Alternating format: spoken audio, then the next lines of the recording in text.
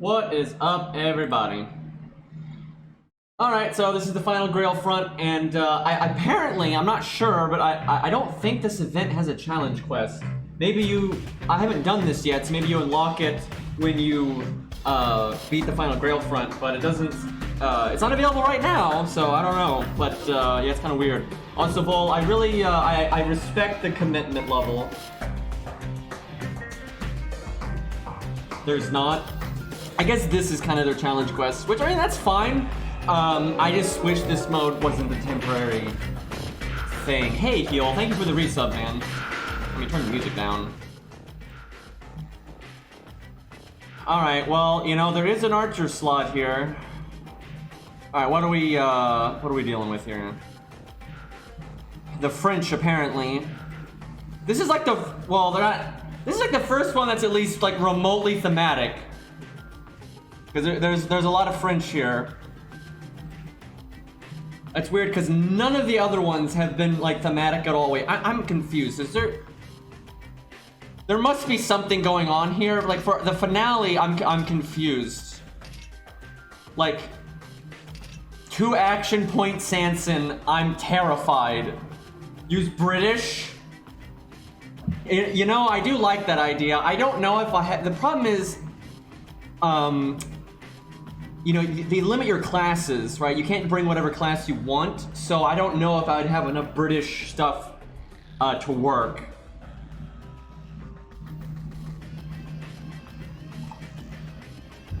Let me see. Greeks, British, and Celtic. Well, let me look. What do we got in the British department here? Does like Arthur and Mordred count? Because, you know, it is British legend. Let's see. Yeah, I would say yes. Besides, otherwise we're gonna have like nothing to be able to go with. We used Arthur last time, so we'll use Mordred this time. I don't think there's any British assassins. We could say that means we don't bring an assassin, but I don't think there's any British assassins here. Well, we got Jekyll and Hyde.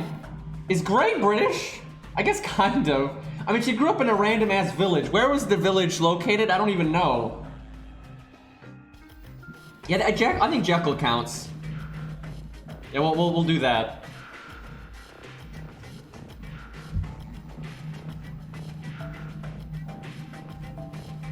Let's see. I guess Shakespeare counts.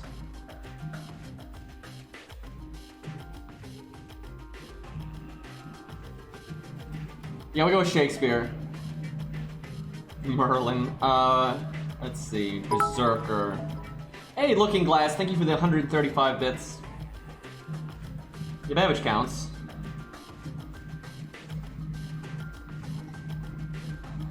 Okay, let's see. Berserker. Not looking so good on this one. Yeah, Lancelot's French. He left his home country, basically. Nightingale is British. Good enough. The problem with that is the team cost, though. Oh my god. I'm gonna say, MASH on a technicality that this is not VR MASH. Like, VR MASH wouldn't count, but regular MASH got the Galahad thing. We're gonna say that counts. Also, I just want to have no team cost because, our team cost is insane. Wait, who was born in Italy?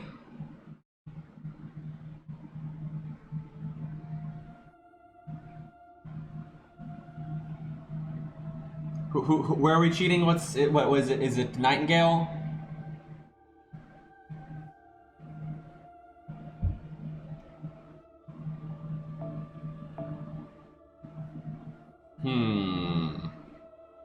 I guess Boudica kind of counts because she's like pre-Britain, like not exactly British, but led to British. Yeah, we'll do. Well, I think Boudica works. That's fair enough. We're not gonna have any room for craft essences, this is fucked.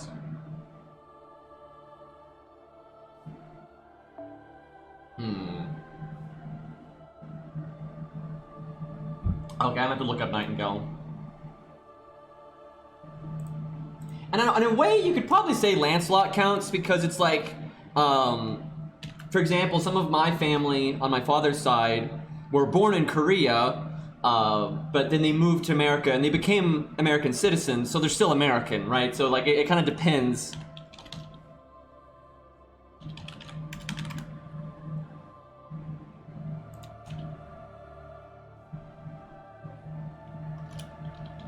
I'm gonna look some shit up here.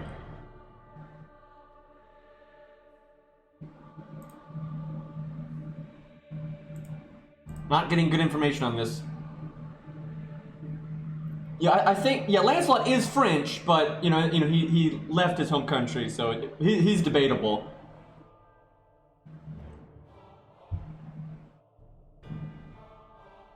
She was born in Italy but immigrated. We'll say that counts unless we see something else that we just think is way better. Because I will say her team cost is killing me, but I don't think we have anything else that's really British. We have some proto-British stuff again, but she was born in Italy, but her parents were British. Okay, that's good enough.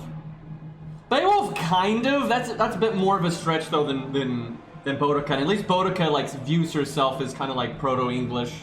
Yeah, Frankenstein's not leveled though. I mean, Beowulf kind of works, but yeah, it's way pre-England. We could skip Berserker, but I mean, I think Nightingale, I mean, her parents are British. She just happened to not be born in Britain, so she's still British. The main issue is just the team cost. Let's see. I have so many max level Lancers. Look at this, it's ridiculous. Anyway. Yeah, I guess Gareth. Honako is not British.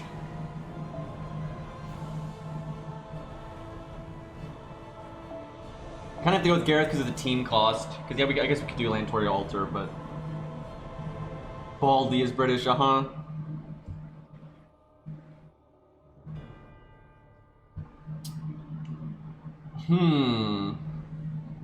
Robin Hood kind of works. Like, his origin kind of predates England. We actually don't know his exact origin of the legends, but a lot of the stories did move into England and continue on there, so that kind of works. I don't see what else we could even use anyway. Yeah, we'll go with Robin, that's fine. Okay, so we're at 61 out of 61, and we have no craft essences. There is no way this is right. Like Little Kelly, I'll try to use him for something, but not British. Well, actually, in his mind, everything, literally everything comes from, you know, him and his country, so I guess in his mind, he's every nationality. This is fucked. Like, I'm telling you right now, what you should do, even if you're going to use these servants, you should cut Nightingale, you should cut,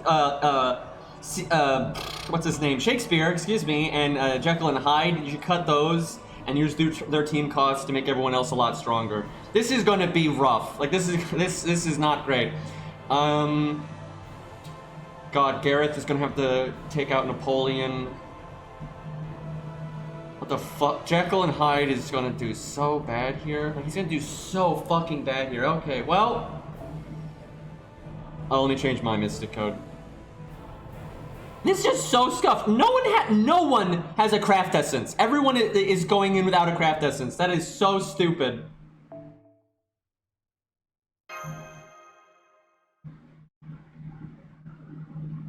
All right. Yeah, we might do, if this is a fun stage, you might do Celtic stuff. I have a lot of Celtic. I have basically every Celtic character in the game other than like Mev. Which, if I'm gonna be missing one, that's probably the one, right?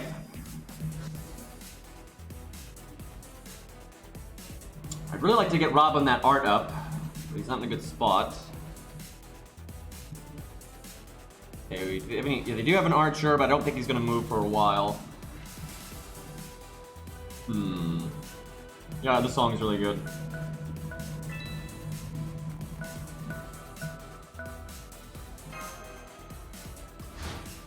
Kind of need to see what they're doing. Okay. I don't really like the idea of Garrett. By the way, I didn't even mean that, but that's funny. Where's Guinevere? That is pretty cursed. I don't like her odds there, though. I think we're gonna have a repeat if we just fight him head on.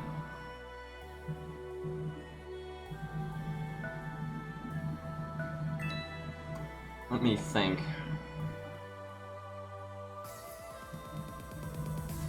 I should have sent Nightingale first, because we really need Gareth not to, like, exhaust her resources right now, because we don't really have anyone else that can deal with Napoleon. I think I have to back up a bit. How many movement does he have? 2? Okay, that's not too bad. There we go. Alright. I probably should have sent Boudica to get that, but,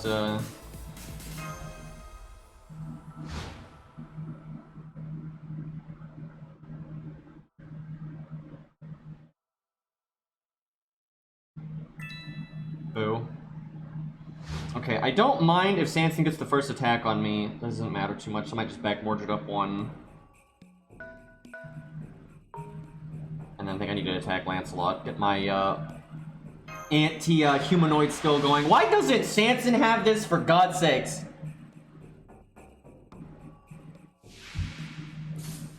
Okay. It's all about that burst damage.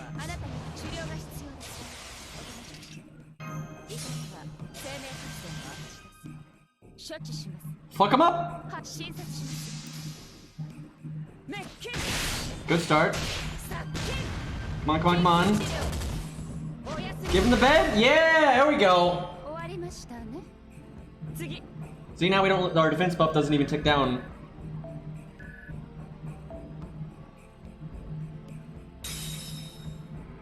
Now, let me think. If we attack him here, we won't quite be able to kill him and he'll get to counterattack us. If I skip, he'll attack us, and we still won't kill him, and he'll attack us again.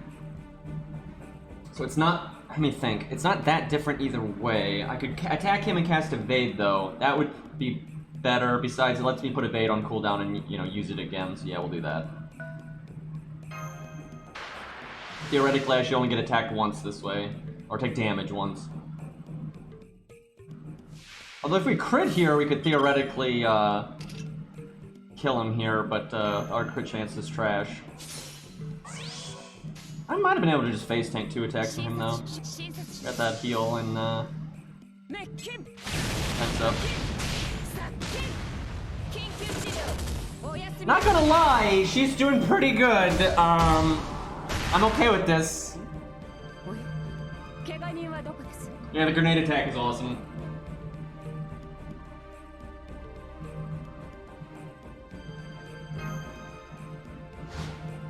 Mordred's not even close to taking on Booty Lancer, which is unfortunate.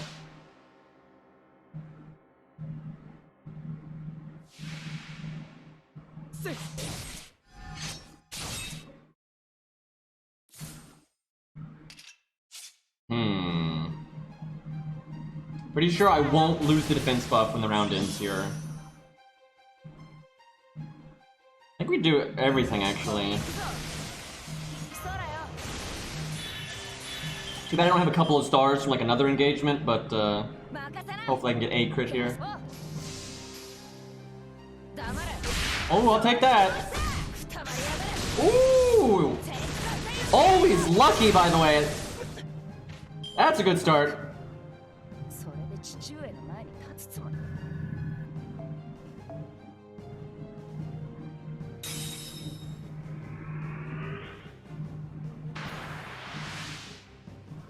It's so weird that this is like the first level that they made thematic. None of the other ones were thematic. Okay, so I got my defense buff, so I didn't take too much damage.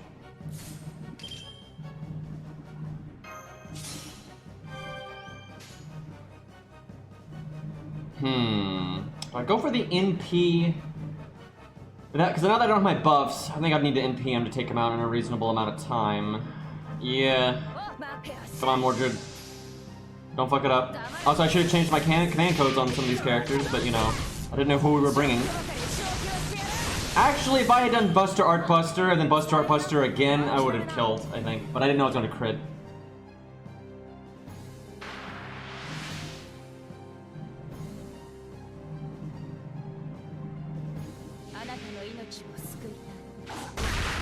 Oh fuck, I forgot that she was close enough for that.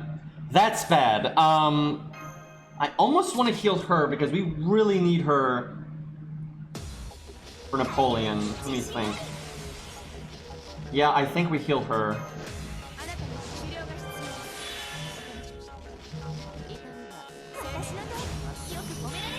Now he's gonna attack again. I don't want to use Taunton. Actually, no, he's going to die. Excuse me. So I do taunt then. It's hard to attack when you're dead. Kill him with Gareth. I need BMP gain, unfortunately. So guys, remember when Lancelot tried to save Guinevere and he was gonna kill Gareth, but then Nightingale threw a bet at him? I'm pretty sure that was in the story.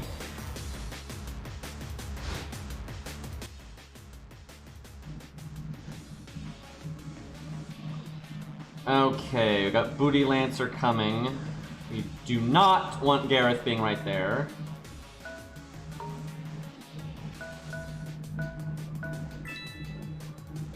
You know, as nice as that was to grab that, I think I should have attacked Sanson.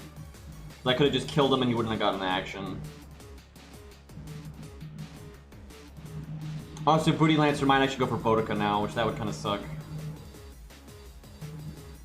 Yeah, that wasn't quite worth it. Because just killing Sanson and not letting Sanson ever get another action is just, that's good value, you know, you don't lose health.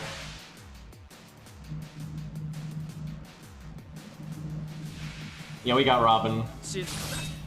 Unless you're meaning the Monty Python one, in which case, unfortunately, no, because, you know, GW's cowards and they didn't add that.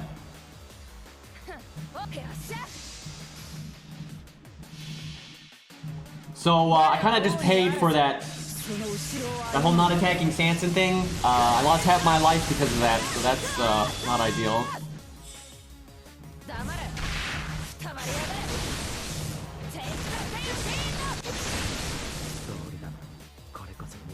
Feels bad.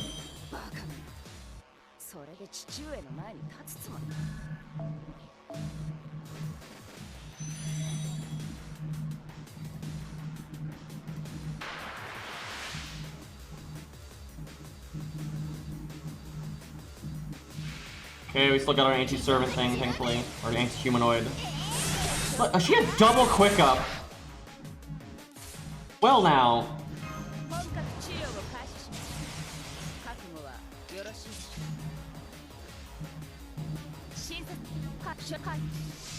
Would you care to crit? Negative.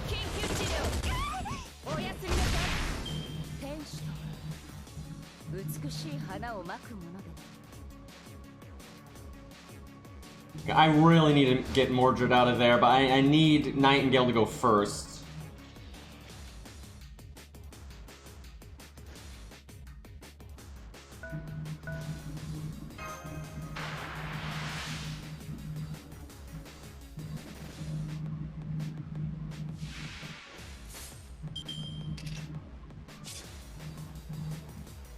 It'd be nice to cast my NP, but I don't think I'd be able to kill if I did. If I did Buster, NP, Buster, Extra. If I had my anti-servant thing up, yeah, I think it would work, but because I don't think I can afford to.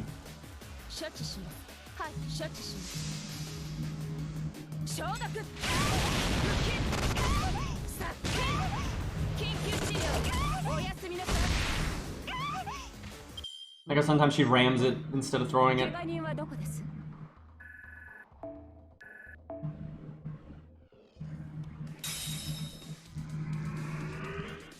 Let me think. So if I attack, I won't kill her. I'll hurt her, then she'll attack me, and then kill me. And then she'll attack me again when I'm on my next life. I think it's better if I let her attack me. And besides, I need the action points.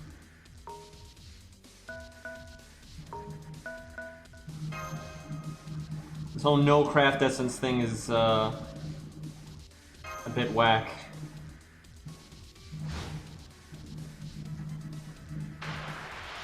Like, it sucks that this interaction I'm not gonna get to attack, or if I attacked I would, but overall I think this is better.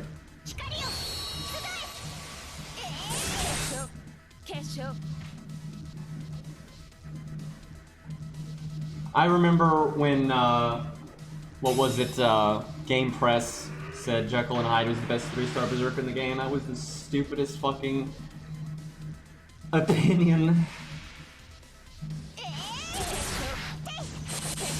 Crap! Oh, that's bad. That is so bad. God damn it. Well, that was a lot of value out the window.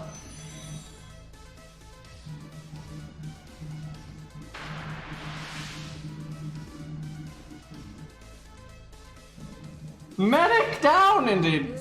Fuck! I hate that system, dude. I wish you could, like, decide if you join in or not.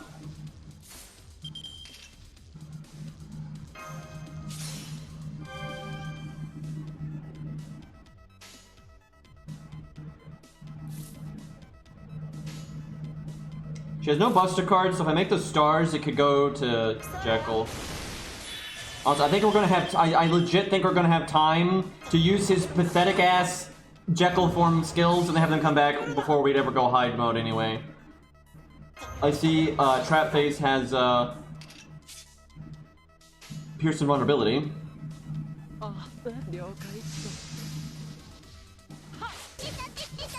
You couldn't crit once. You couldn't crit at least once.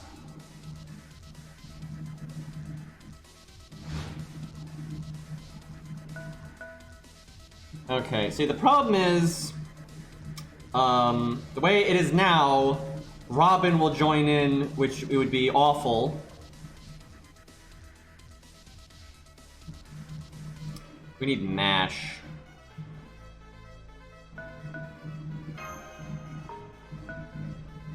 Okay, that sucks, but gotta do what you gotta do.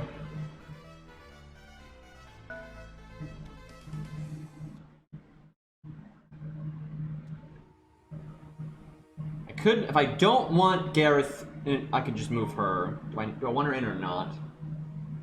Thinking we don't. Okay.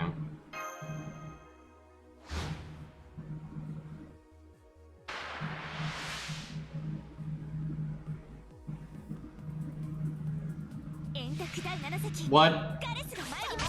Must have been those stupid diagonal spaces.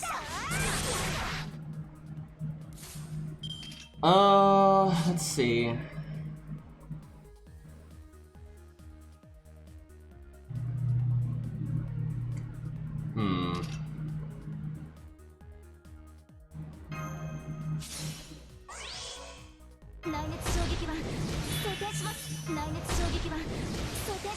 Oh god, we're VR MASH. I just realized we're VR MASH. We're not British! Get off the team!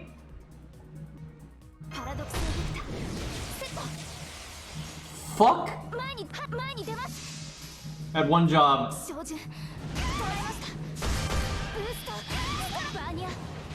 She lied on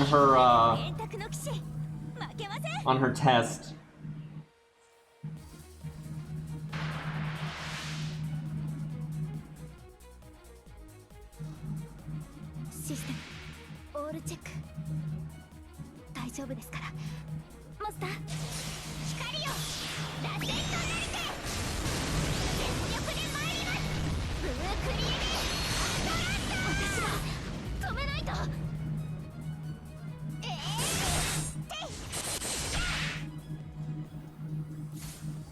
Oh my god, she procced the stun on MASH. Let's see how much damage Gareth can do with 2 attacks and all of her buffs going here. Hey, Bolus, what's up, man? 32 months. Thank you, man.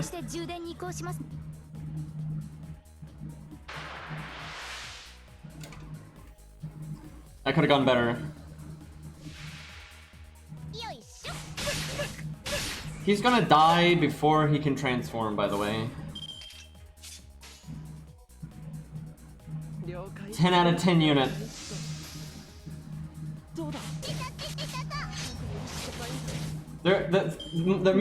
For the people that don't like her, it's mostly because of the just kind of obnoxious in-your-face fan service, and then her voice. And then everyone else just forgets she's even in the game because she's a pretty forgettable character, to be honest.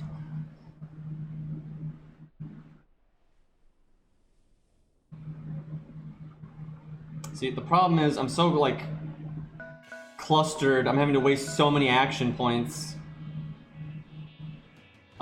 Just not making the game screw me over. Now, Mordred being up there would be good, but they have to wait until next turn.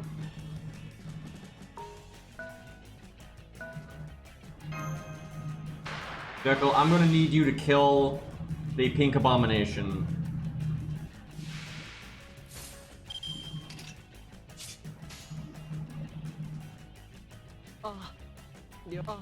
If you'd care to crit, remember all those like pretty high crit chances you had earlier?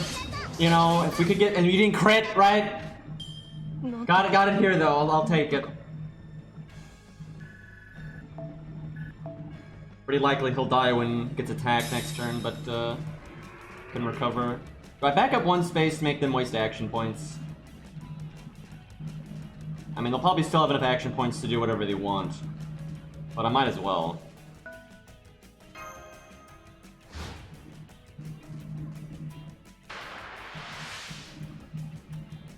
I don't think I've even killed Booty Lancer once, and it's because, no, we have, okay. That's not too bad then. Can you stop critting? I want to heal her or Gareth later. I think we heal her because we need to do well now. Like, the sooner we use it, the sooner it comes up cooldown, blah blah blah.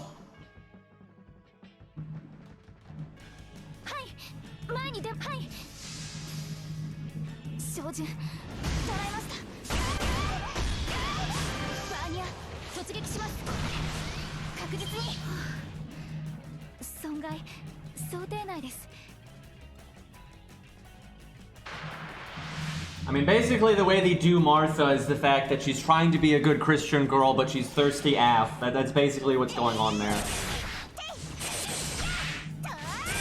Fucking God! Why did she do so much damage? I just healed for so much. I got one shot again. Why is that happening so much? Good God!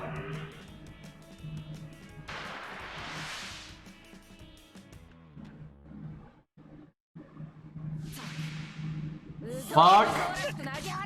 I always forget that's a thing, and it's so bad.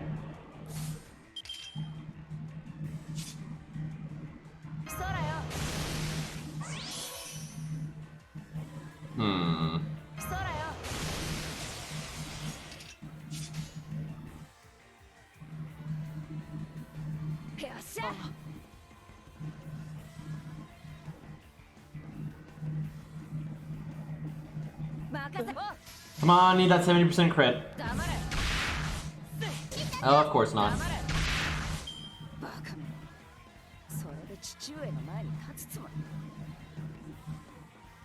I mean, I feel very confident in saying there are many people that find Booty Lancer's voice really obnoxious, and they also find Nero's voice really obnoxious. And that's how I feel, so these things are not mutually exclusive.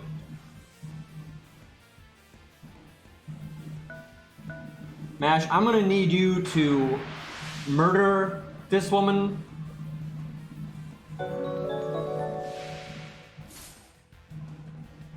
Oh, thank you for the Twitch Prime, my due, I guess. I'm sure I, fucked that up as usual, but what do you want from me? I'll do that.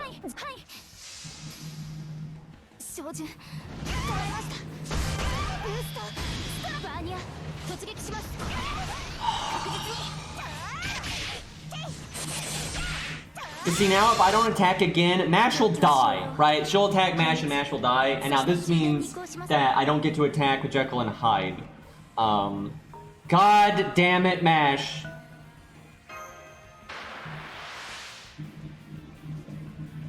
Yeah, no CE. This is what I'm saying. Look, so many of my units I'm not even using, right? And I knew this was going to happen when we started this, right? So it would have been, you know, obviously better to have not brought those units and then just brought CEs for the units, you know, you're going to use a lot.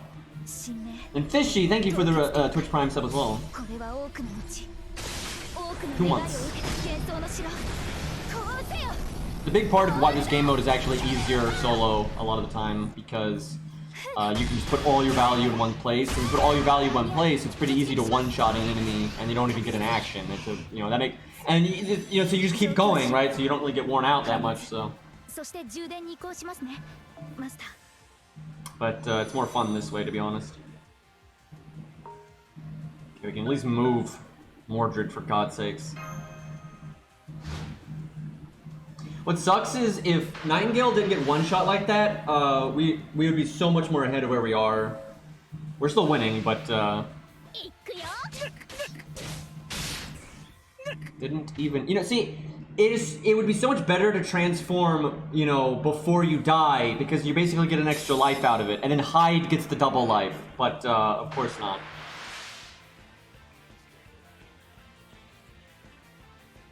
And if I transform now, I'm not going to like, get any value out of it at all.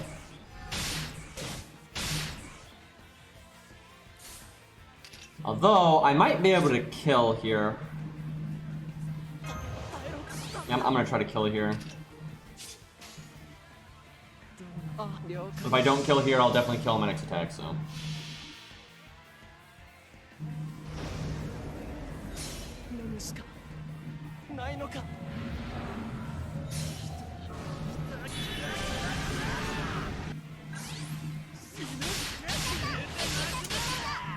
Oh, it's so disappointing.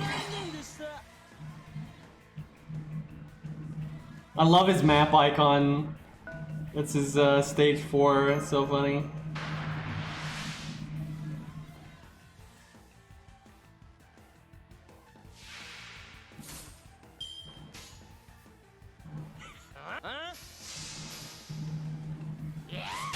Okay, at least he defeated the Pink Abomination after much effort.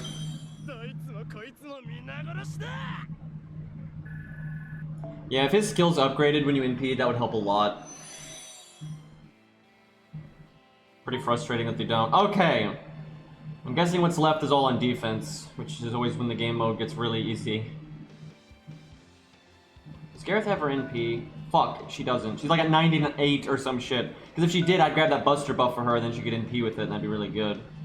Robin's gonna probably fight Dion. I guess we give Garrett the Buster up anyway.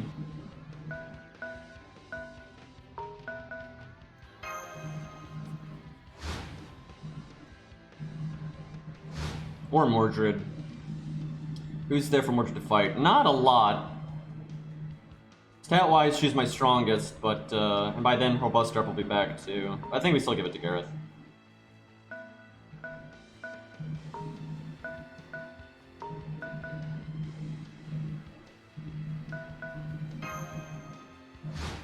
This mode gets so much easier when they're like attacking units are dead, because then you literally have as much time to organize as you want. It's kind of silly.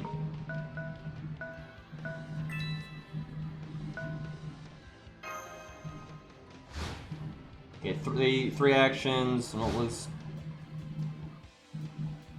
3? They're all 3 actions. Okay.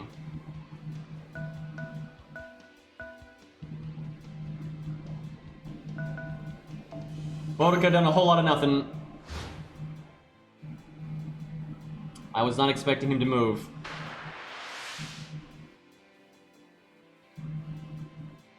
And now Robin's in the wrong spot. That was not a good move on the AI's part there. If only these were Romans.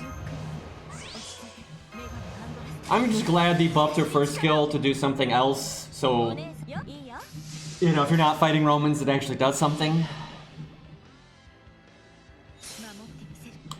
By the way, that's not a chariot. That is a series of wheels.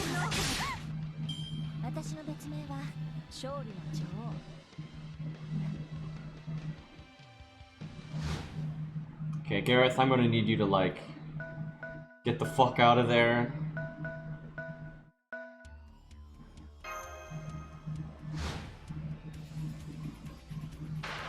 I should not have casted her art up. I could pretty easily get Robin in the same fight with her and have her give Robin the art up. She is getting absolutely melted.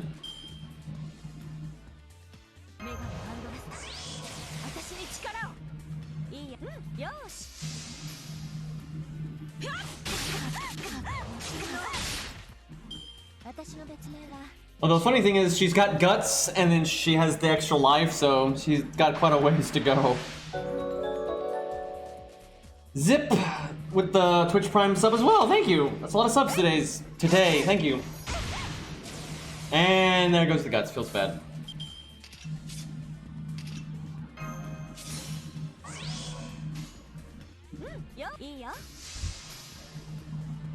I just want a Boudica animation update, honestly. Like, she's good enough now for, you know, as a budget art support. Especially if you know, got Romulus going on or something. But, yeah, her animations are terrible.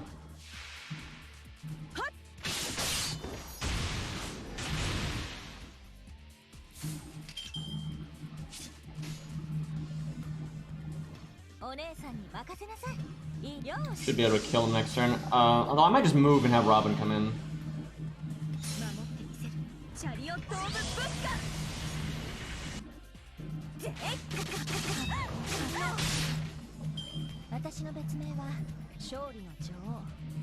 Yep, day one saber animations, yep.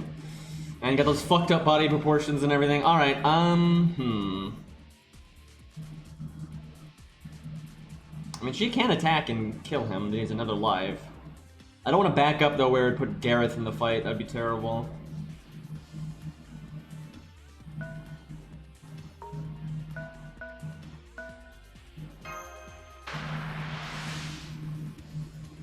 I mean, Yagyu's animations are fine. They're way better than the day one stuff. And Chrono with the resub for 3 months. Jeez. I don't know what's going on today. I guess just cycles lined up. Day one FGO was a mess. Alright, let's see. I may not be able to kill here, depending on... Let's see.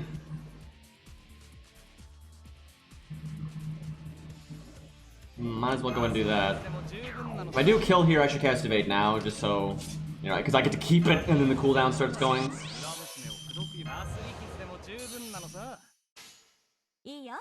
No, we should kill him. We got 70% crit chance on both of these. Should be fine. Oh, yeah. I'm surprised how slow they've been about animation updates. It's obvious that, like, especially for the day one characters, because they're so bad for the game. Like, it's not a good look. A lot of people get those servants when they first start. But, yeah, they just haven't really seemed to prioritize it much. So if he's smart, he'll go after Boudica still. Nope. That'd be so much. Because if we went after Boudica, it would bring Gareth in, right? That'd be so bad for me. But the AI in this is terrible, so.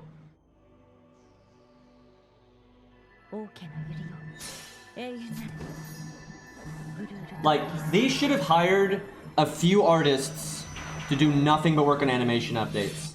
And they easily could afford that. Now, that may be up to Aniplex, because, you know, they may not, you know, give them the budget to do that, who knows? But that's blatantly what they should have done. And it definitely would have paid for itself. Like, you really want to put your best foot forward when people are trying your game out. Also, freaking attack down, feels bad.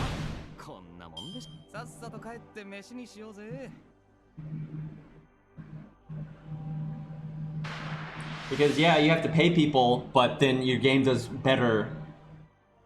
Also, it means your other artists can put more time into making new stuff look better, right? It's you know, generally games like this, you know, put in the effort with their artists because it's worth it.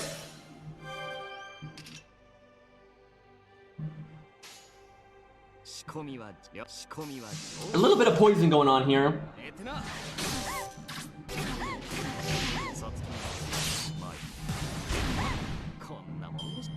It doesn't, I don't know if it procs though. I haven't paid attention. Because the way the game ends the rounds, I'm not sure how often you're actually going to get the poison ticks.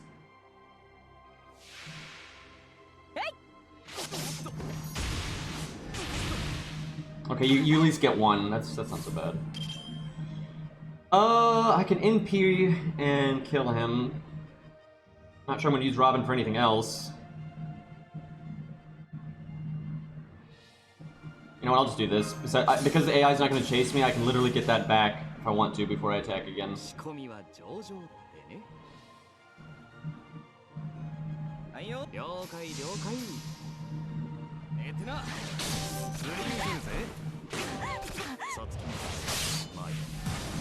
Gotten that a bit closer than I would have liked.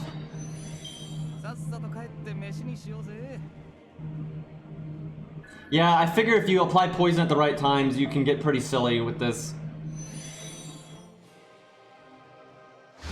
Now we've had basically all of our classes have like not lined up the way we wanted at all.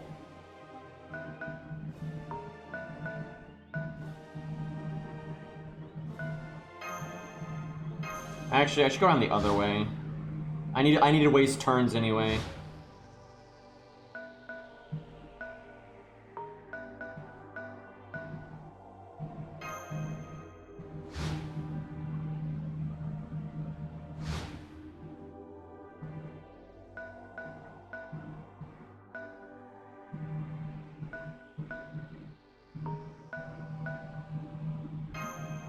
I like how Shakespeare did nothing.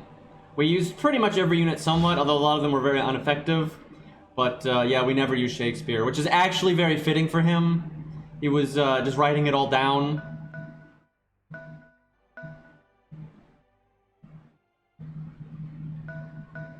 What really sucks is I should have given her like evade last time I used her, because she'll get attacked and die, even though she's counterclassing. They might go for Gareth. I don't understand why he wouldn't go for Gareth here.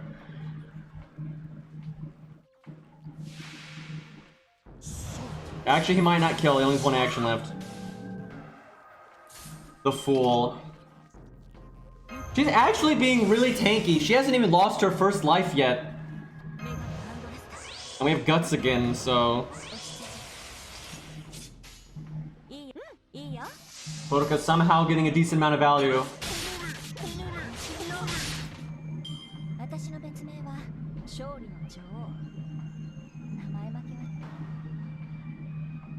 The Epic of Gareth. He did it again. Okay, well he'll well, no, he won't kill here because of guts.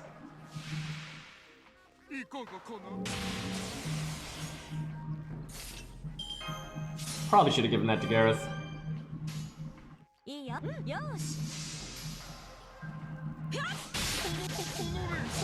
Oh man.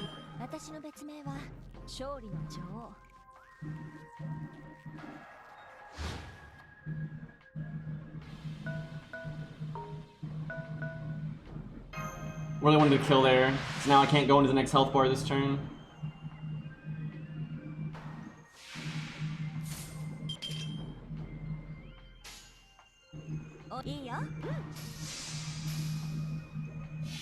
Nice damage nerd. She even had double art up. Although she did not have her attack up.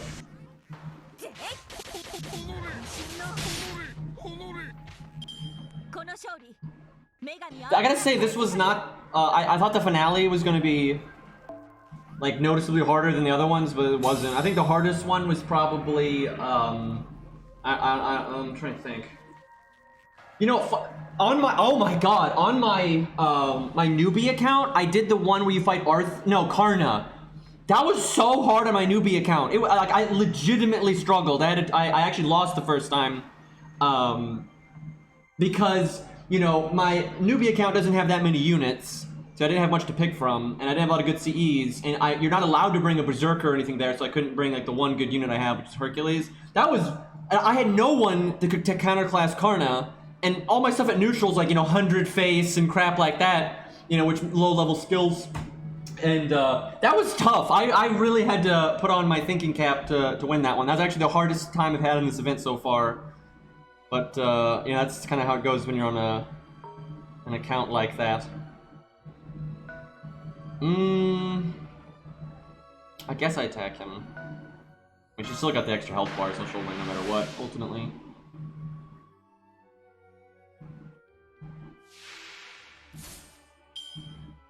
I did not even realize you could use command spells in this mode. I had no idea. I just now realized that, because someone said something. I thought you couldn't even use them here. I never even thought to pay attention to that.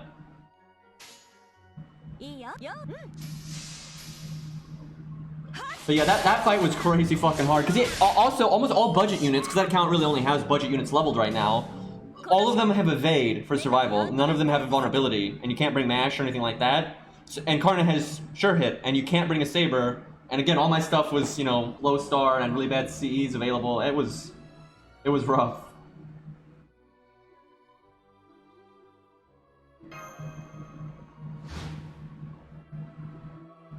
That'd be cool if the enemy used command spells, like they do in Lost Belt. Hopefully I don't die here, but I might. Oh god. He's a caster! He's a goddamn caster, and he just casually double crit me.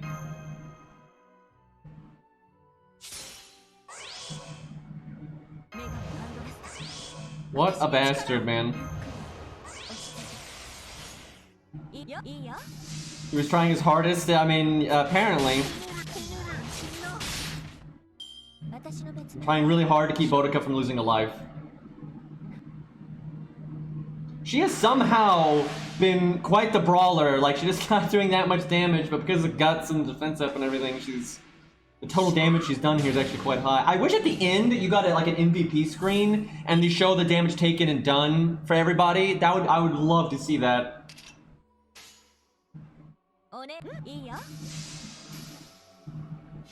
And you can even get like really detailed and have damage mitigated as well, because you got defense up and stuff. Boudica is way better than Castergilius though in terms of on the player side.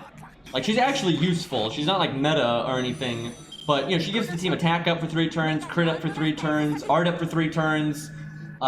She gives the team the anti-Roman buff now. She gives the team defense up. She has guts at least, so she's not gonna fall over dead in 2 seconds. Like overall, she does a lot for the team. It's not like there's other riders that are generally better. So rarely is she gonna make the cut. But she can actually be useful to a degree, where Castergilius, the only thing he has, and this is something, but like in an AoE challenge quest, he's in the long run is going to get 3 stuns for you, which is nice. You don't know when, so those stuns might not be that helpful, but stunning an enemy is always good. They won't attack that turn, so he does mitigate damage for you. Like, for real, if you're in an AoE challenge quest, you're probably going to eventually get 3 stuns out of him. That's okay value, but his damage is trash, his survivability is trash.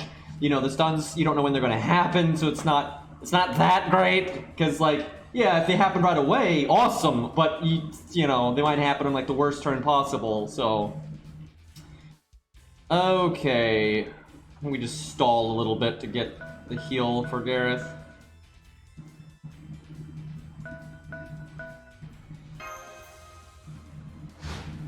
I don't remember how many turns it had.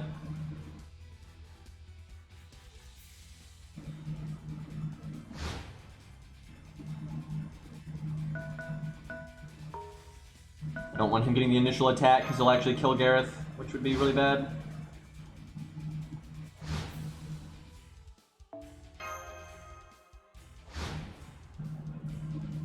Although with the way this AI is, I kind of can't do anything about that because he won't move.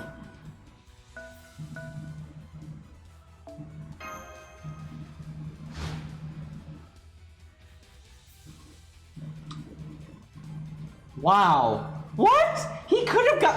I don't understand. He could have gotten the initiation on me there, but not only did he not do that, he moved to a spot where now I can get it on him. If he had just stayed there, I couldn't, right? I literally, if he stays in this spot, no matter what I do, I would never be able to get the initiation on him, right? The best I could do is get right up to his face, right? And at that point, obviously the AI would attack you. But so, I moved into his range, and instead of him taking it, he just moved into my range and then didn't do anything. Like, what the fuck? Good job, champ. Alright, let's, hopefully that was enough turns to get my heal back. Otherwise, I'm gonna be, unhappy. Okay, we're good. Oh, I can't, that's right. I have a battery skill, so I can NP right away. Well, that's a good start.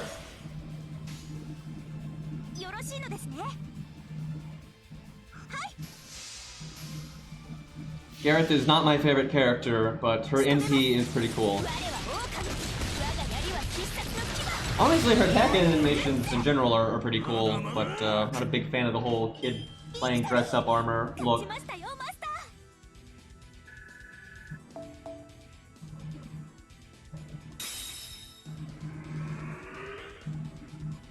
Yeah, if you actually try to abuse the AI in this mode, it's pretty sad.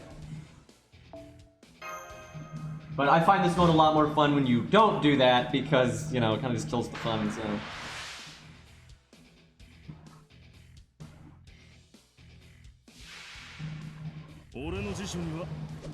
It's funny, many years ago, because they had actually confirmed, they ginger bent Gareth long before FGO even existed.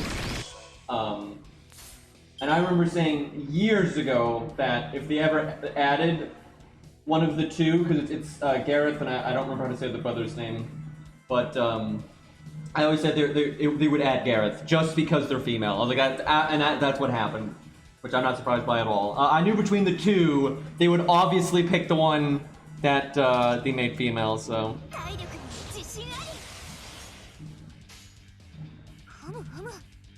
Just the way of it.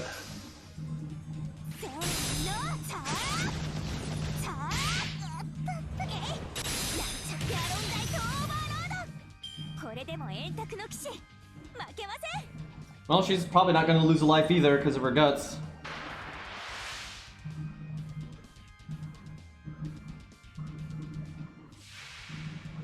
I gotta say, a Grailed Gareth would be pretty good in this mode because it's pretty... Guts in general is really good in this mode because it's easy for it to come back a lot sooner than normal just because of the way cooldowns work here.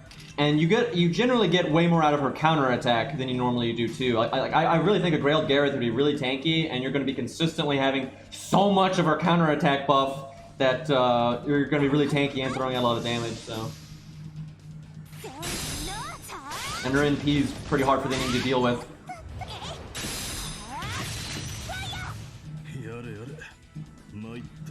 Well, Napoleon was beat by a, like a teenager in armor.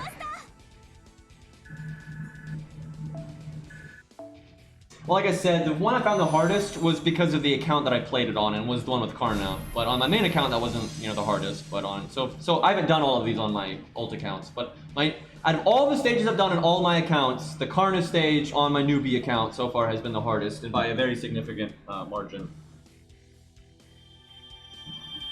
I get the Grail now. Any chance Dyrmid's...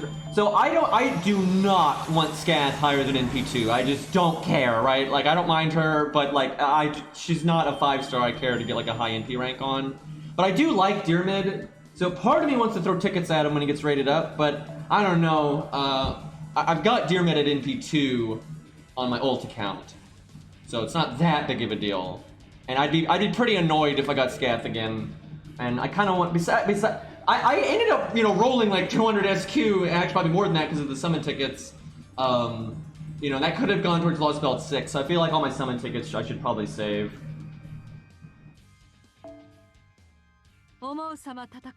Grail though.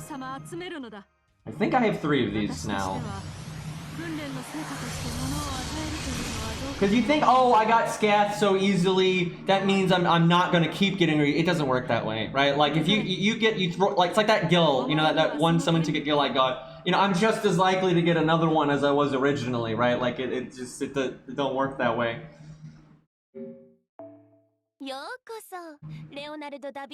Okay, let's see how many of those I got.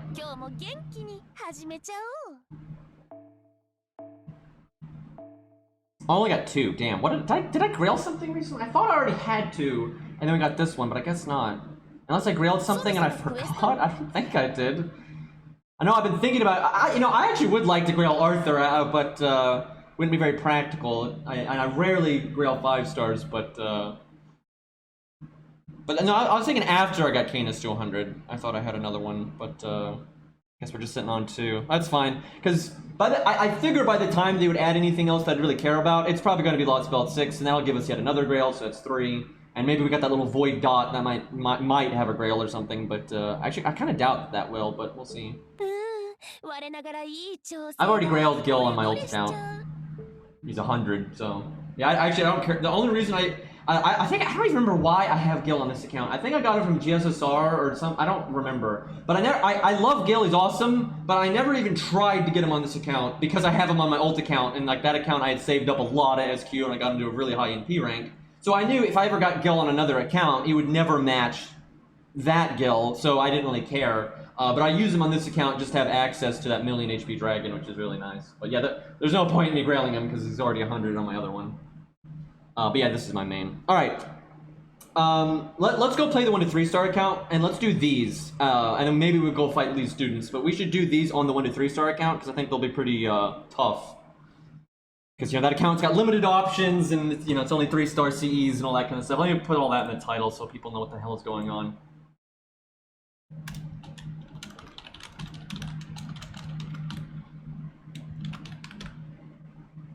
There we go. I've actually already got the 1 to 3 star account ready. It's already up and going, so this shouldn't take too long to switch.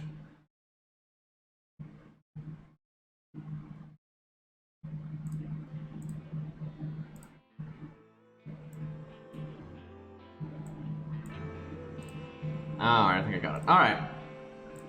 There we go. Okay, let's see. Have I done any of these at all? Wow, no, I haven't done any. I thought I guess I've only done them on the newbie account and my regular ult. I've done some on that, but alright, well, let's get going.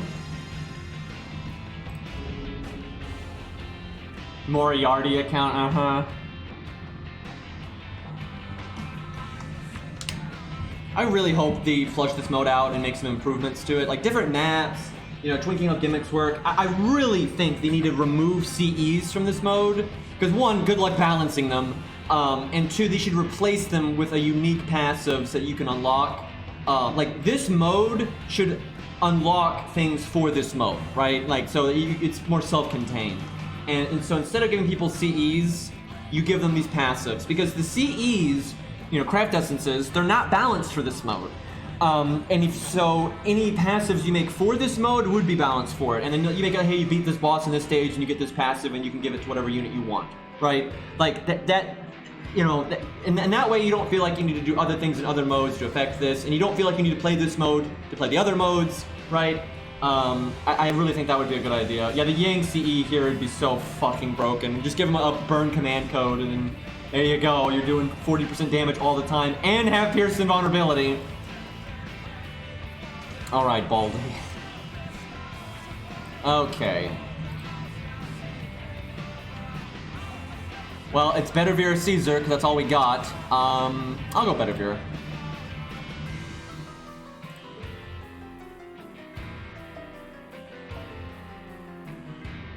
Ushi, definitely. As much as I like Mori, and normally Mori is better than Lu Bu, I think Lu Bu is better for this mode. Because he has defense up instead of defense down. It's, quite a bit better. Okay, let me look at the classes again. Lu Bu's pretty important, but I don't know if there's a way to really get a lot of value out of him with 3-star CEs. He absolutely must kill Carmilla, pretty much.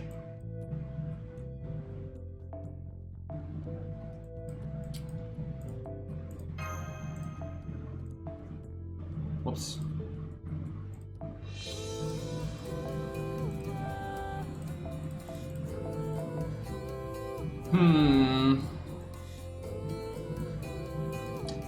If this was leveled more, this would be good just because of the attack stat, not so much the NP effect.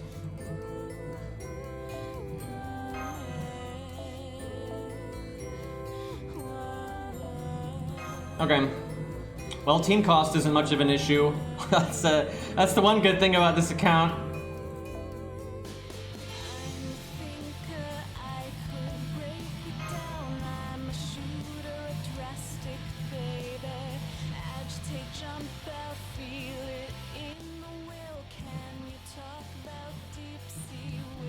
I don't know why we're loading so much.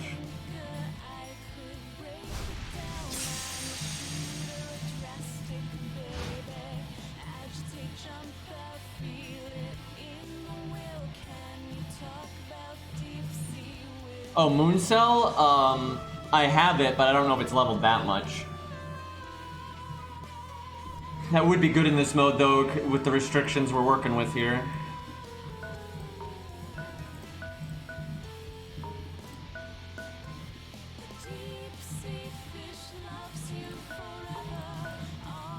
Yeah, Thinker, which is the song, the remix of Thinker, is really good. How on Armored Core 6 really bad, man?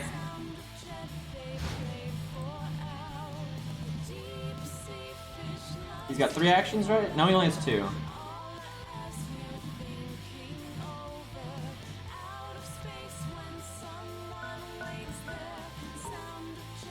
She's got 2 as well. They're going kind of baby mode on you in the first one, I guess. I shouldn't have done that. Because now they're both gonna be getting one that close was good, but getting both that close isn't good because I don't have the action points for that. Well, I gotta favor Lu Bu because Bedivere can weather the storm a lot better because he's a counter class, proper one.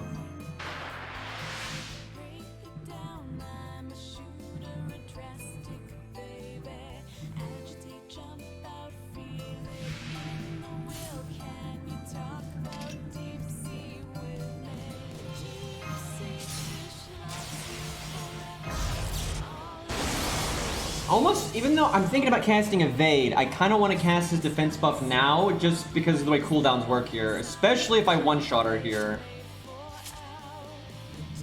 Not sure he's gonna one-shot her though. You know, 3-star CEs aren't exactly amazing.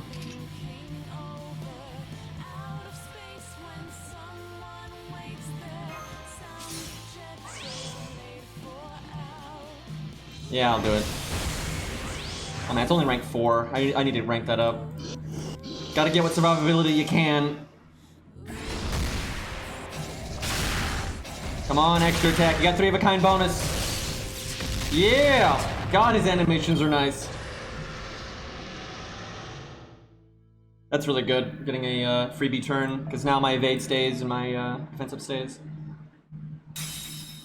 Now, if I attack her again, I am probably not going to kill her. Unless we crit, but let's see, that would mean she would attack me twice, probably. See, if I attack her, I'm gonna lose my evade that turn, and then she'll get to attack me and I won't have it. But he might attack Bedivere instead, because this AI. Yeah, I'll go for it. Besides, he's still got his other life bar, so. And if I do crit, we could kill her here. 30% chance for glory. Ooh! Well, Carmilla had a bad time. And I still have a fate. This game mode.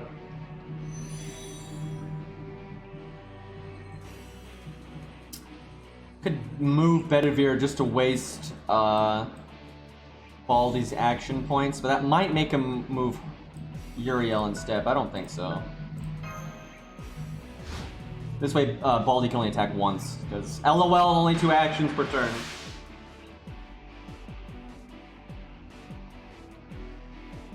Double quick me, Baldy. Double quick.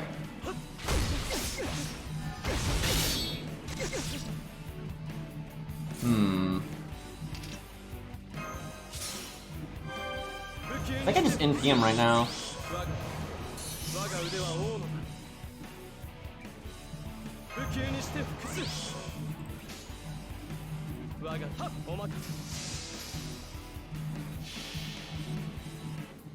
That worked out quite well.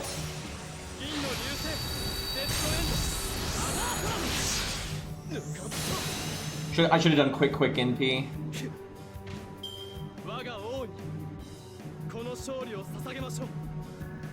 That Lubu Hog Champ emote. I'm sorry, Swift Rage, excuse me, getting my emotes names confused.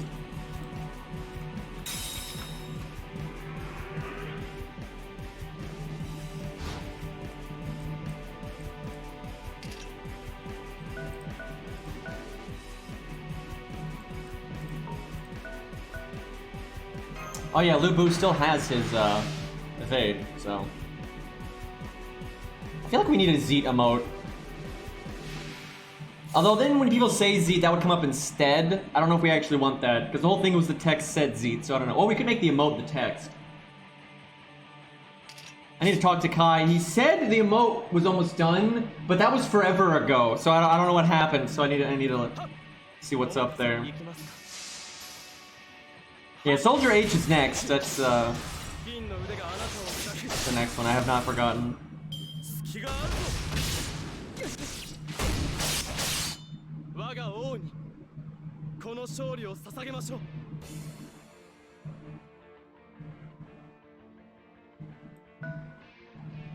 That's gonna make Lubu join in. It's actually bad. I thought he might go for Lubu, but I shouldn't have done that because the AI is an idiot. Right, I keep thinking the AI might do smart things like going for Lubu there, but the AI won't do that. Like, the AI will always attack, like, what's right next to it, like, always, so I just wasted my evade right there. It feels bad. At least the evade went to use, though, because every attack went into Lubu, but, you know, I could have just made this attack not happen, so... Although I do get NP gain out of it, which isn't too bad. But not enough NP gain.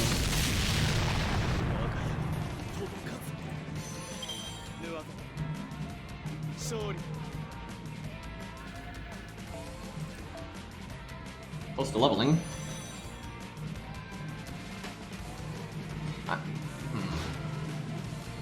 Okay, let's see.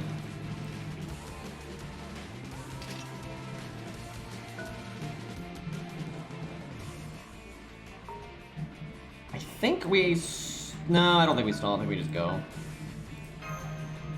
That sucks though. If that had not happened, I could have double attack up right now, which would really help with one-shotting her, which is like what you really want. Although we gotta deal with the, yeah, okay. That's unfortunate. I think we have like 4 emote slots, because Finn went insane and gifted us so many subs. It's 3 or 4. I'll check later. But we're definitely gonna get, you know, the nursery rhyme, you know, D-face emote, and then Soldier H for hyper, and then we'll go from there. And then we're gonna remake some of our emotes, like our wave emote. No one uses that. Like we need to remake that one. Our salute emote's good. That one's good. The sip's good. I'm really happy with sip and nom. Calculate's pretty good. Cards is good. Might redo the Billy one. Probably the Billy one and the Coup one. Those I think need to be. They need an animation update. See, if I could have killed there, that would have been so much better, because then she'd be dying this turn, because there's no point in NPing when she has so little health. I do want a Zeet emote, but I feel like we'd have to call it something other than Zeet, because that could mess up chat, and we don't really want to do that. Unless we made the emote the text, like a lightning text of Zeet, that would be pretty good. Make that an FFZ emote so anyone can use it. I kind of like that idea. It'd be hard to make that fit, though, in the emote size.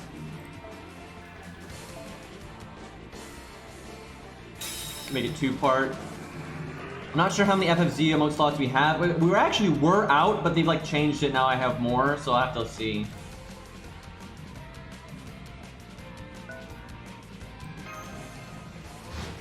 I'd actually rather she go for Bedivere. Damn.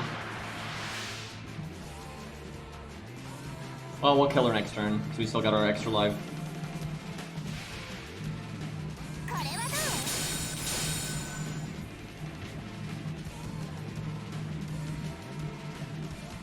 I actually haven't really looked at Uriel's animation update because it's Uriel. I wonder how much effort they put into it because, you know, she's a 3-star, but she's a popular 3-star. But I haven't paid it. From what I'm seeing here, it kind of looks like they're not reanimating her. They're having her like literally stay in the same pose as she travels around, and you know, because she's quote unquote flying. But that's kind of an excuse to not have to actually like reanimate her body parts. But I'm not really paying attention, so I'm not sure how much effort they put in.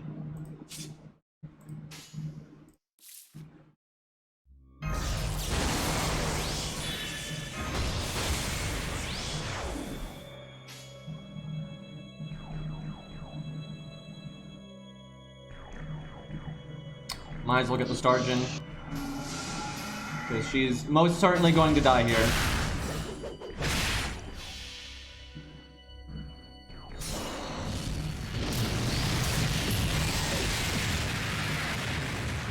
I swear I had that set to always go be in slow-mo, but apparently not on this account.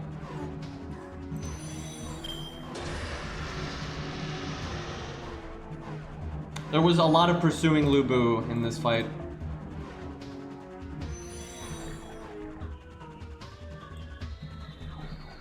All is left is Babbage. I know this stage is like objectively the easiest one, but like we're pretty handicapped, and my god did they do poorly, like our enemies.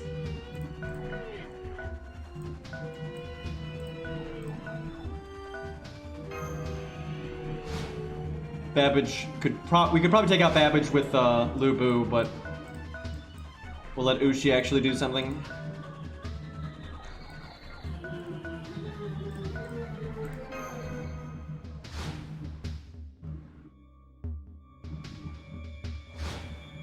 We could pretty easily kill the Master without killing Babbage, but I'm gonna try not to do that. How many actions does he get? 3. He's like the only one that gets 3. We'll see what he does this turn, and if he doesn't do anything, I'll move up.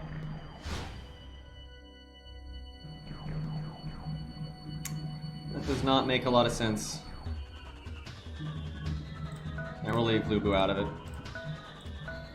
Will he come out? The smart thing for him to do would be to attack me here, but of course not. Wow! Wow! That is so stupid!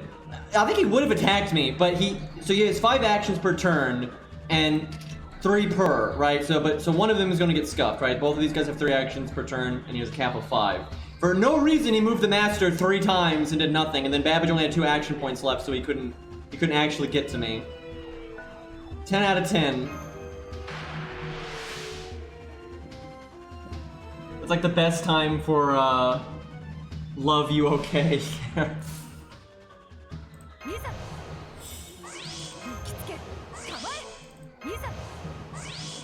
Fire everything.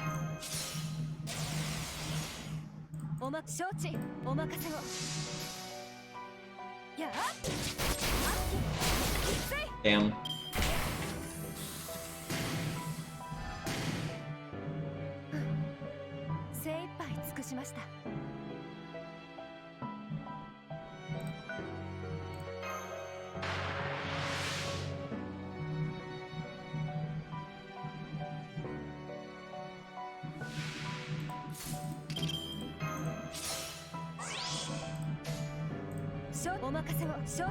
Man, Babbage does not have a chance.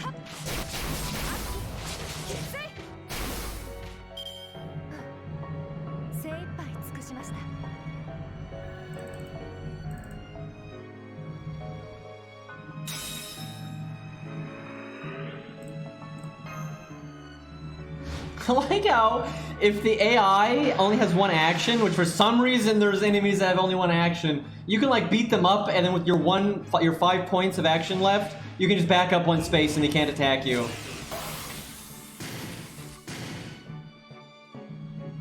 The hell did he miss? What?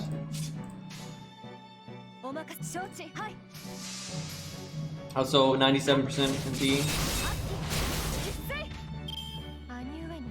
Could have won that turn, man. Now I'm gonna take damage.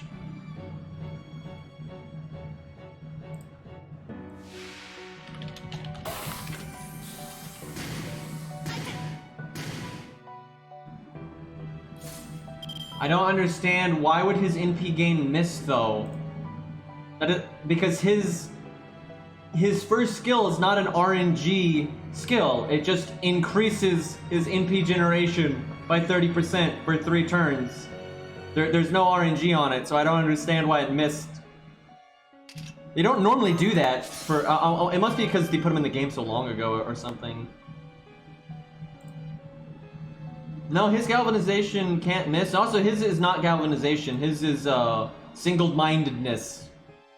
And yeah, it does not have RNG on it. It absolutely does not. So I have no idea why the AI version does. And I've used Babbage enough. I have never had Babbage's NP skill fail, and I'm literally looking at it right now. It does not have a fail chance.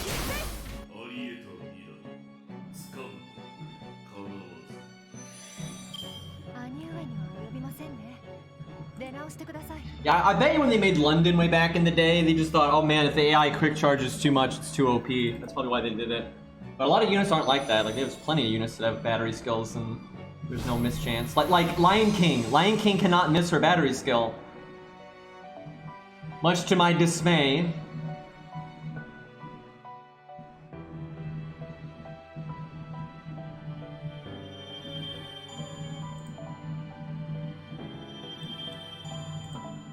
Yeah, but the AI interprets it that way though. Like, you know, it's one tick. But I guess it's because there's no way to translate a long-term gain, right? Like because it's not like they're gonna give the AI a tick every turn for 3 turns, right? So I'm guessing that's why they did it that way, especially for, you know, Frankenstein and whatnot.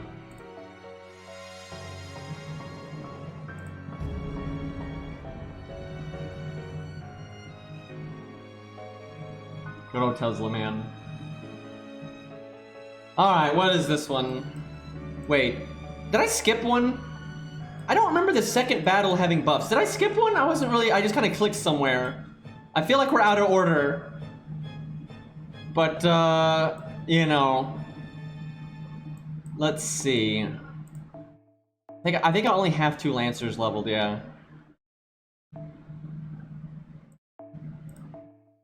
Yeah, we'll get the one we skipped after this. I figure we're already here, so... Oh, right.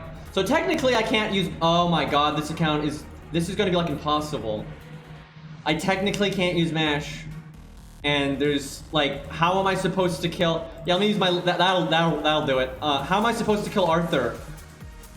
How the I'm so fucked! I am so fucked here. Like, you normally have MASH take out Arthur. Oh my god. That's not good. There's no way my assassin is going to be able to deal with, like, everything. Like, that... What do we even got? I think we got, like, pretty much 100 face is the best. But Arthur is sure hit. Do we do Fuma? Fuck, I haven't done Fuma's upgrades, though. Oh, this is bad. Why did he... Because, see, MASH has invulnerability. See? So the sure hit's not a big deal. But 100 face is going to get destroyed. This is not good. I might have to make an exception here, but we'll try it first. I could level Antonio, but he wouldn't do that good either. And I'm not sure if it's worth leveling him, because I'm not sure this account's going to use him much. I mean, what's his Ascension mats? Because XP is not a problem, but... Well, we might level him for Mothman. He doesn't have any survivability though, so I'm not sure. I don't feel like he'd be that great there. His Ascension mats aren't too bad.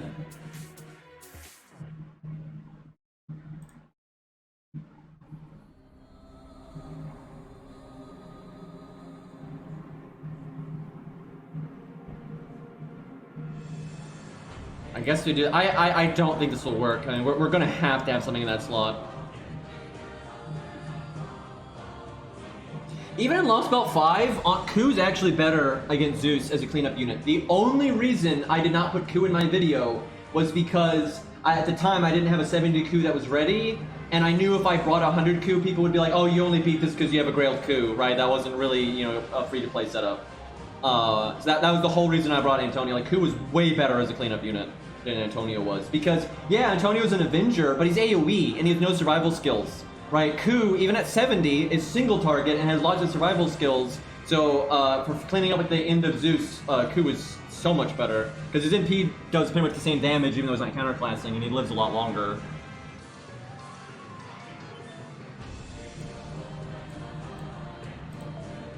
Let's see. If Necromancy was a 3-star CE, I would use it here. I'm not kidding. That would be my best out. RNG.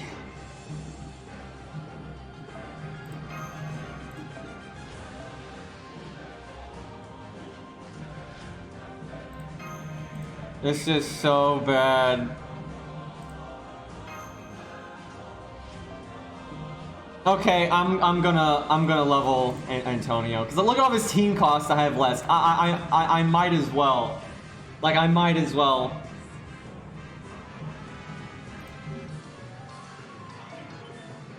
Yeah. But I don't want to put too much resource into him because I legitimately do not think a 1 to 3 star account is going to use him much. It just doesn't really work out. Hold on, let me actually grab some XP cards. Have like I need to play this account so much more. I should be spamming this account in this event. I just haven't been, and it's mainly because of the sleep apnea thing, but like this account will benefit from this event more than any of my other ones, and like this account needs the most help right now.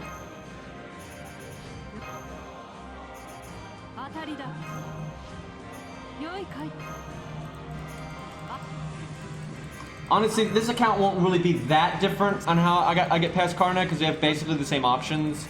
I actually though forgot I forgot what strategy I used. I had to do some big brain shit to beat Karna on my newbie account. This account is actually slightly more prepared than my newbie account because my skill ranks are higher, but we pretty much have the same units, and the CEs won't really be any different. But it's probably going to take me a minute to remember what I did.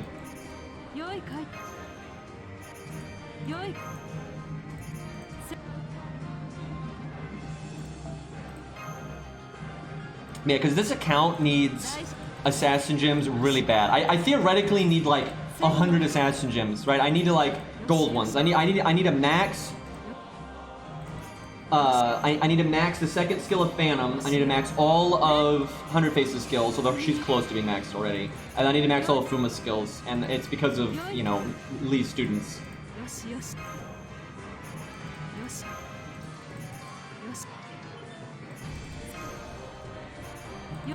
We may have to green light mash for this mode, just because there's just... Like, the fuck are you gonna do otherwise? I want to say the newbie account actually used mash to help with Karna, I think. Can't remember. Maybe, I don't know if he actually got mash in that one. I don't remember.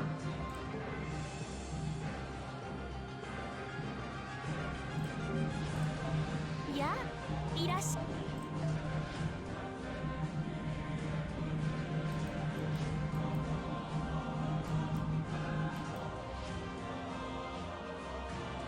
Alright, I need to level a VC Braun in this account. We're gonna have use of him for sure.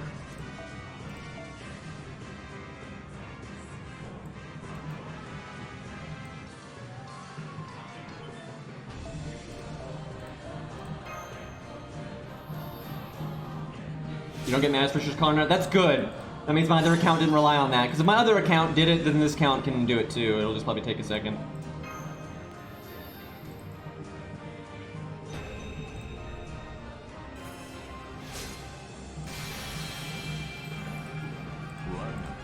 No, I mean, MASH is a 4-star, and like I said, we'll probably allow MASH way later in the playthrough, like when we get to like Lost Belt 5.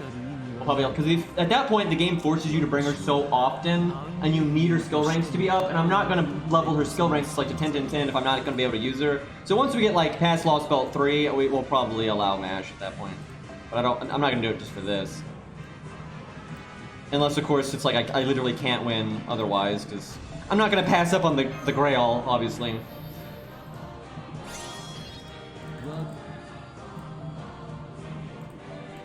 Antonio's gonna do so bad against Arthur though, because his health stat is not very good, and you can't use evade, so.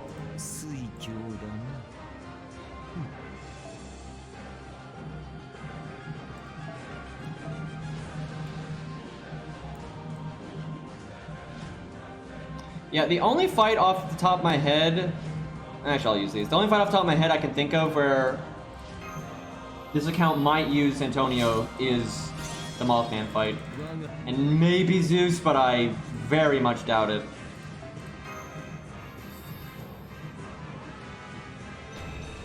It's Camelot when she becomes a 4-star, and it's not just, it's, I think a lot of people don't realize this.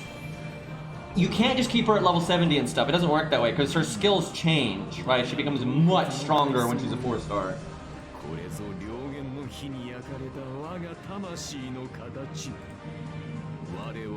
I wish you could just keep a 3-star mash, man.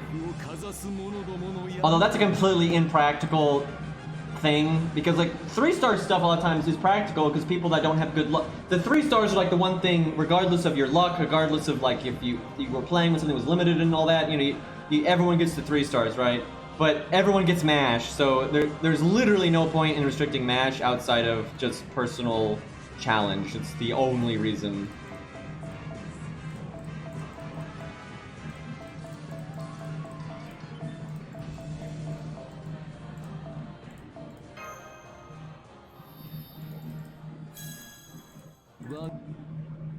I need to check my Phantom. I don't know if I've given him foe items yet, because we're gonna need Phantom to be as strong as possible for when we fight these students. Yeah, having another version of MASH like in your inventory that was a 3-star version would only be for personal challenge. Literally, like because you said, you know, no team cost. You can summon a 3-star MASH from the support list, but it doesn't really help in this kind of situation.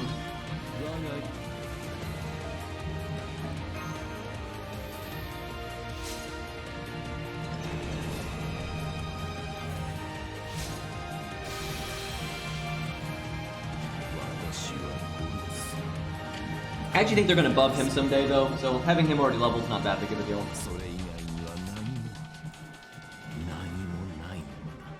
There are some challenge quests that he's good for, but this account mostly does main story stuff, so I just don't see a lot of use for him. This is a long ascension line.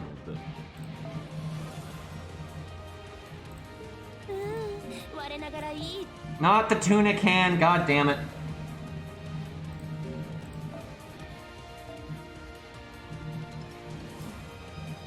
It's crazy how little this account has leveled and how far it's gotten.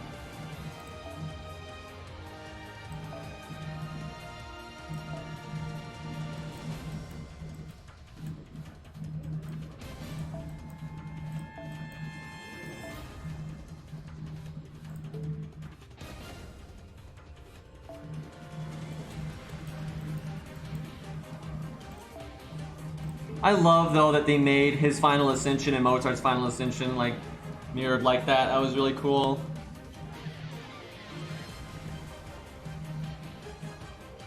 Alright, how is Phantom looking right now? Okay, he is 1k, 1k. Oh, I gotta remember to start bringing Phantom. When I'm farming the lottery, I gotta bring Phantom. I need to get his buffs. We're gonna need those for the, student shitheads. I would just buff his NP. Like, Antonio's damage is just not good enough, generally. Because first of all, normally when you need an Avenger, you need a single target one. You don't need an AoE one. It's very rare that you need an AoE one. And it's not like, he's not like Edmund, where his stats are so big that he can, like, you know, just work against whatever the fuck for, like, AoE situations. And so he's having to, like, he's constantly having to stand in for when you need a single target Avenger. But then he's AoE and non-upgraded, and even in AoE situations, he just doesn't hit hard enough.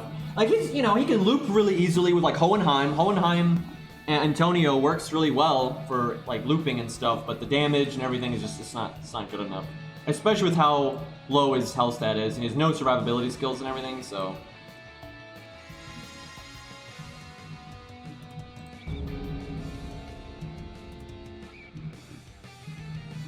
See you, Red.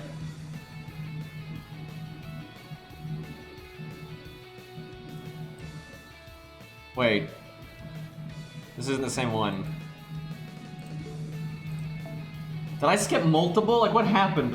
Where the hell did I click?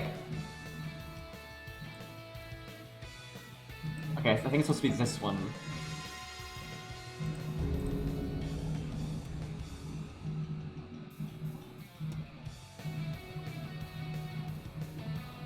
There we go, alright.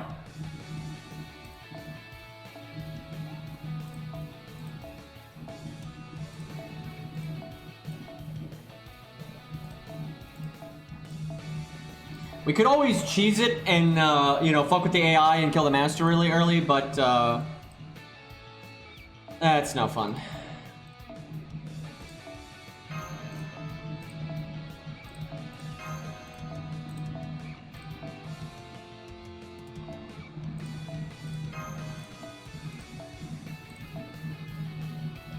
I almost want to do that. I don't think that's enough.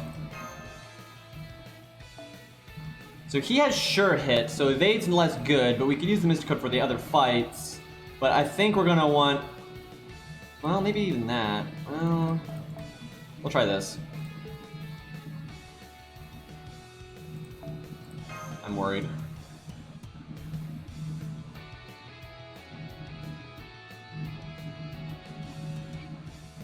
I mean, in terms of reward, this event is amazing, right? Like, the rewards from this event are fantastic. You know, not only does the lottery give really good stuff, but the stages have dropped really good stuff.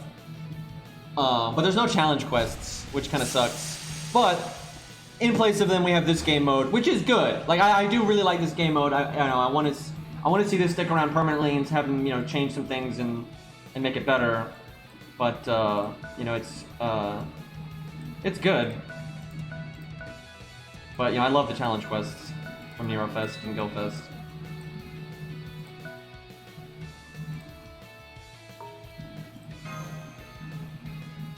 We're gonna need that guts.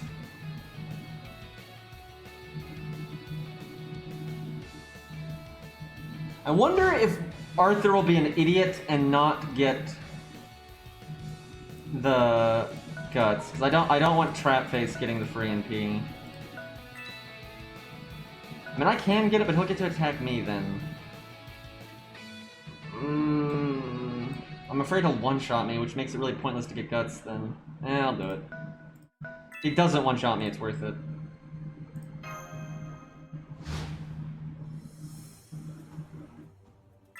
Oh, right. He, like, always does that.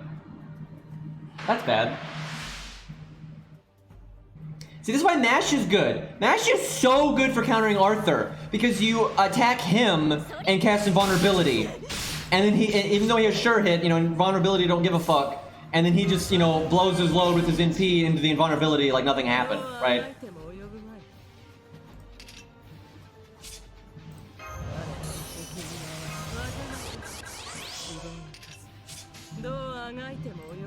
If we can kill here, that'd be great, because then we save the evade.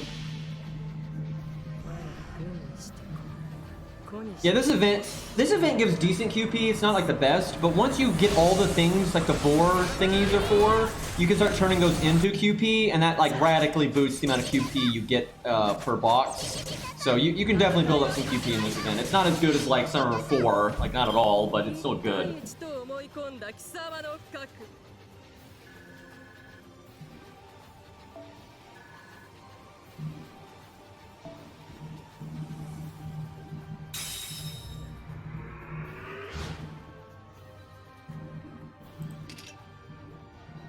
It's so unfortunate that he has sure hit.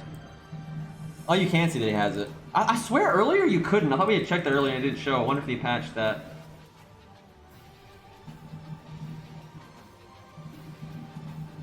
I'm afraid Arthur's gonna start going this way if I don't move Antonio closer. Which would be super bad because then there's just two Lancers and that's that ain't gonna work. But I'm afraid if I move here, then Hot Wheels will go for me instead.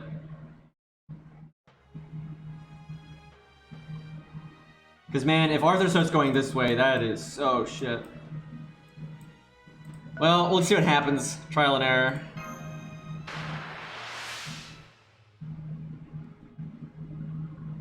Yeah, I know they fixed the friendless thing. That was so messed up. Can I kill here? If I'm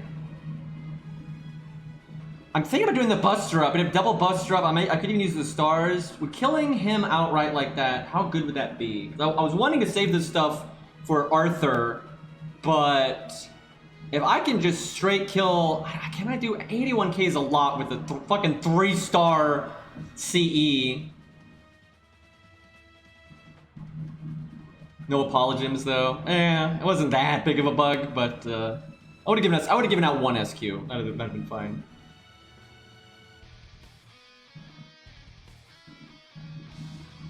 Huh. Like we crit, got the art down and the art up, and double Buster Up. I mean 81k for an assassin. I'll try it, why not? Because we'll probably crit with all 3. 90%.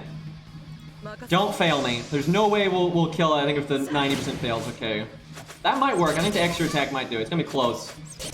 No, that's not enough. Damn it. Fuck.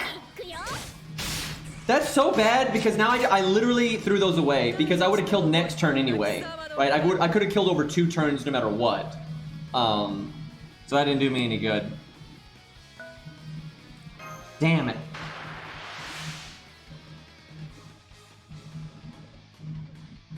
If only we had Art of Death. Can we get a 3-star version of Art of Death that's like 15% or even 10% against humanoid or something? That would be swell.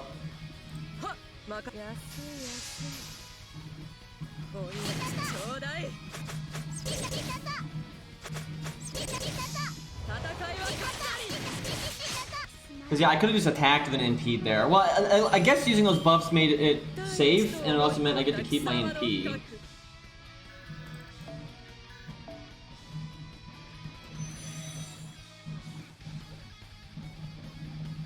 I want the Buster Up.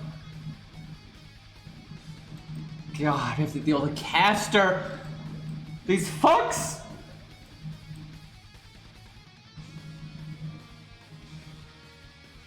I kind of want to move here just to make sure Arthur comes at me.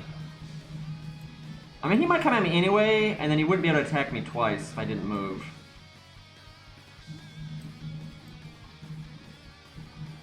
I think I'll save the Buster Up. I don't want Waver to start coming at me.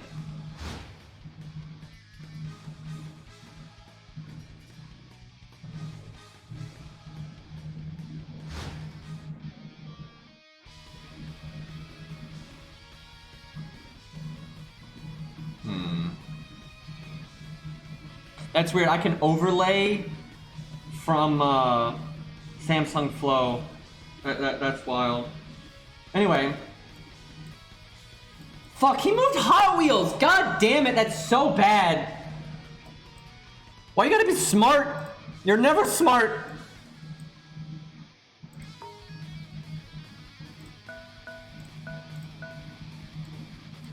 Oh, that sucks.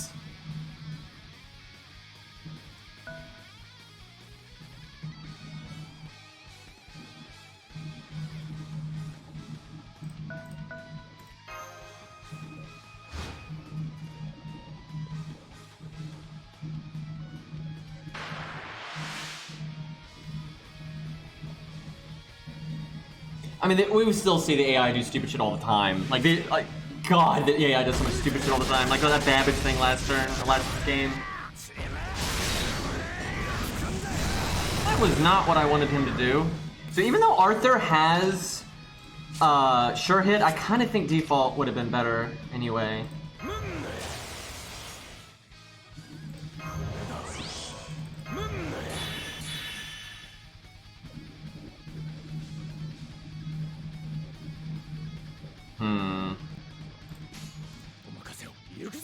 I could do the art chain.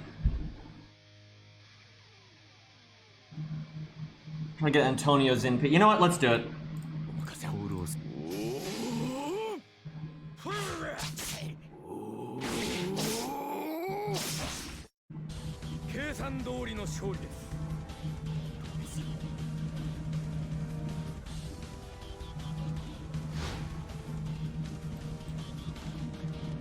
Arthur's making this so complicated.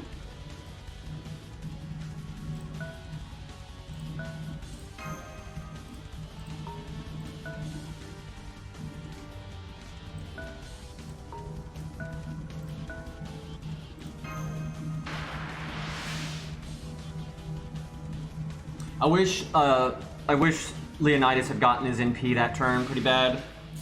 Maybe I should have put his art card last.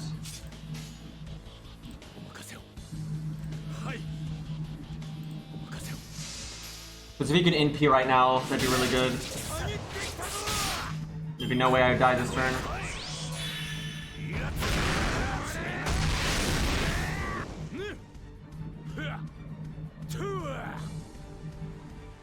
Oh, I'm gonna turn off Samsung Flow for a second here.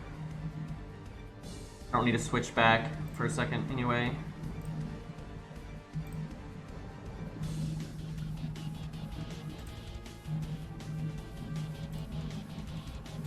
Okay, we're back. Yeah, this sucks because now he'll get to attack me and I'll probably have guts go off.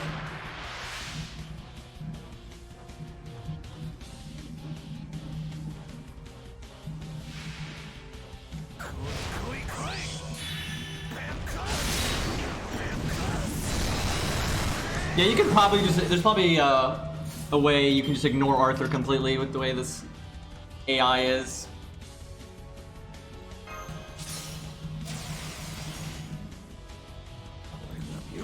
Can we get a 60% crit with the Buster Chain and Buster up?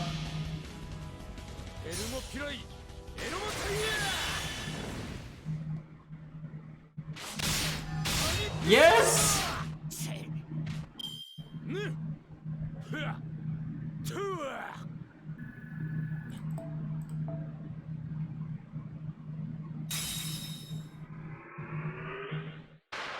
This is good. He's gonna use his NP on like nothing. He's actually gonna heal me with his NP.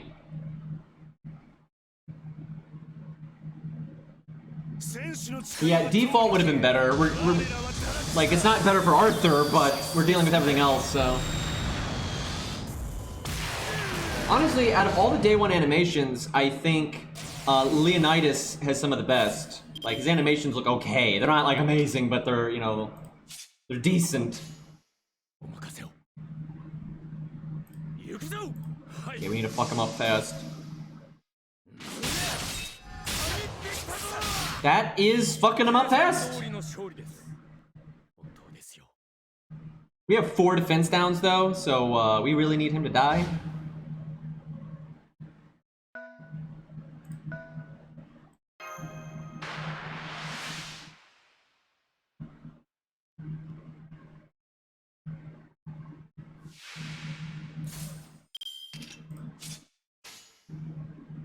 Let's go full damage here.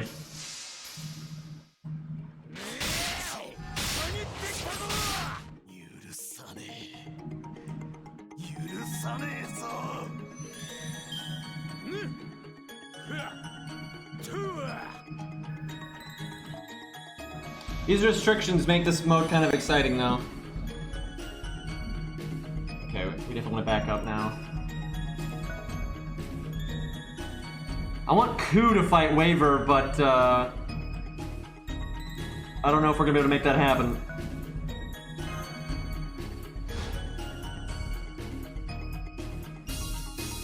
Shit! I forgot he had that many. I thought I only had 2.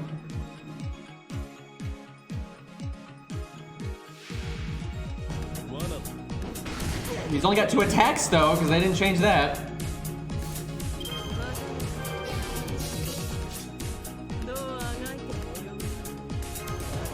I'm literally about to NP a fucking caster.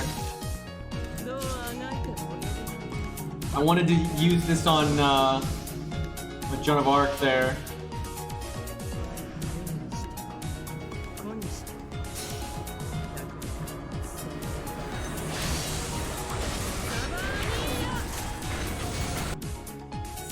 See, this is just Tristan with the wig on. Honestly, that was respectable damage, considering the context. This is the Mabinogi login theme. Fuck!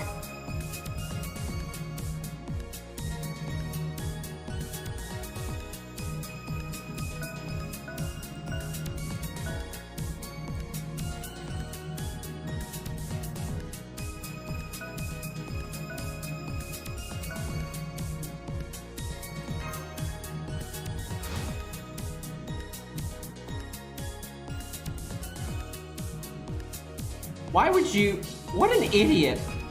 What an idiot. He could have done what he just did with Waver and then moved Arthur 3 times. Right? He could have put like Arthur right here. But it's like, no, I need to move back and forth with the Master a bunch. Great move. Okay. We really need Waver not on 100 faces. It's not how he wanted that.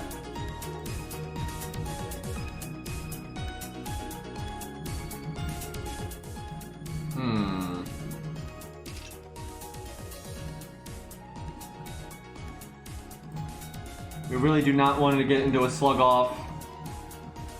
Like, I need to save 100 face. Like, that, it was already really bad, like what happened there, and I can hit the enemy master, but I don't think that's worth it. This account doesn't even have Little Gil.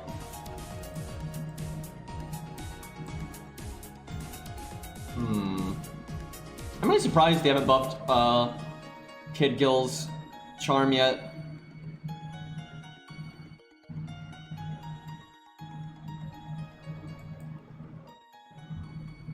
Everyone is in the wrong spots. I needed 100 face on Arthur, and I needed, you know, Antonio on Arthur, and then the Lancers on Waver, but that's all backwards right now.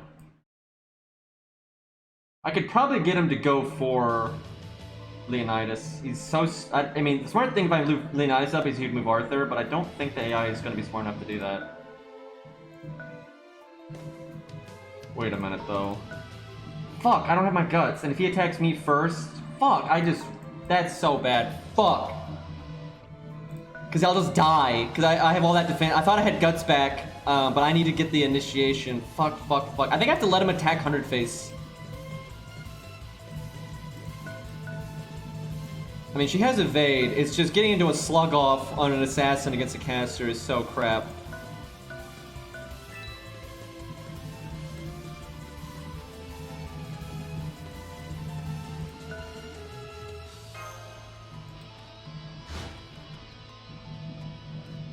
What is he doing?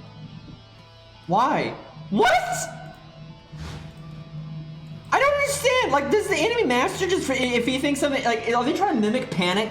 Is that what they're, is like are they trying to mimic panicking? Like, he's wasting so many of their actions.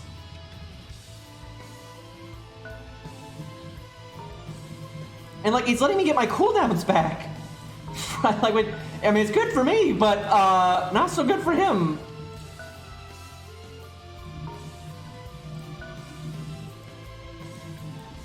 I don't understand. Like, why wouldn't he move Arthur? 1v1 me nerd, indeed. I actually do not mind if he attacks 100 face, but I don't want him to be able to attack me twice.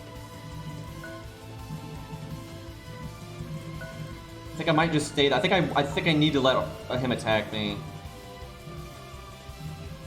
Oh, see, if he's smart, he'll go here, because Leonidas can't get into him. If he's dumb, he'll go there.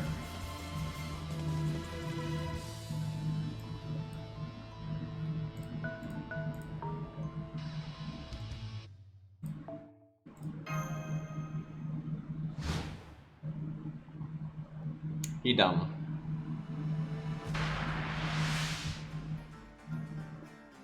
And Shiro just ran at the enemy.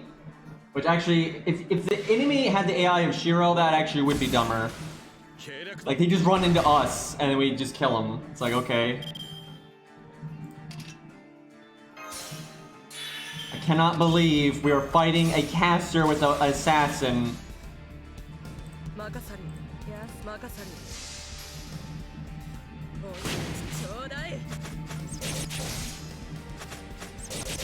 I mean, she's doing respectable.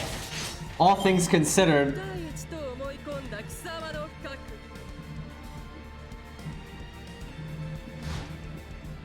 Okay. I think we switch to Leonidas now.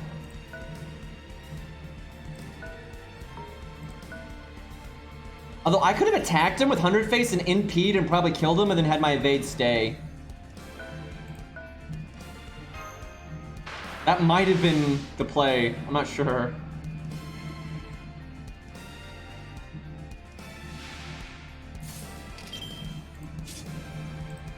I think I should have waited. I think I should have stalled more. So I kind of need guts back from this. We just need Leonidas to at least take out this health bar. Not necessarily this turn, but like before, you know, dying. Oh yeah, he still has his extra life. That's right, we lost guts earlier. Okay, that's not so bad then. Although what's bad is he can attack me. I could back up. They need to go for 100 face though, and I don't want him to go for 100 face. Yeah, I think we just have to bite it here. It sucks, but...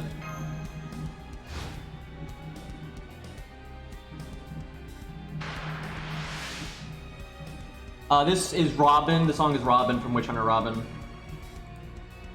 Oh no, excuse me, no it's not. That's a different song. This is Flame from Witch Hunter Robin. Excuse me.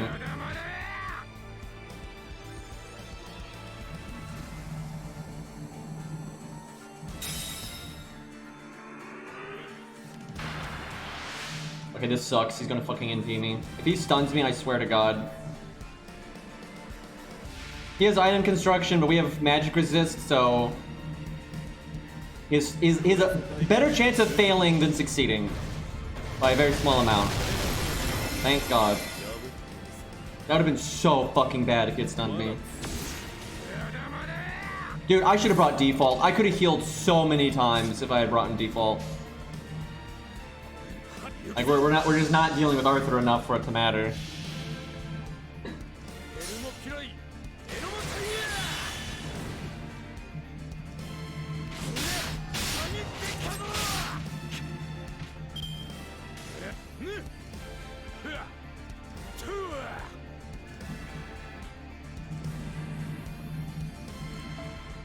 Very few decisions Shiro makes,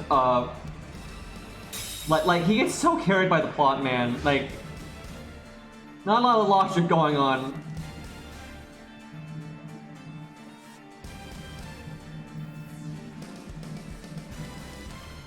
I would not really say Shiro has bad luck. I'd actually say he's godly luck. Like, he's a normal human.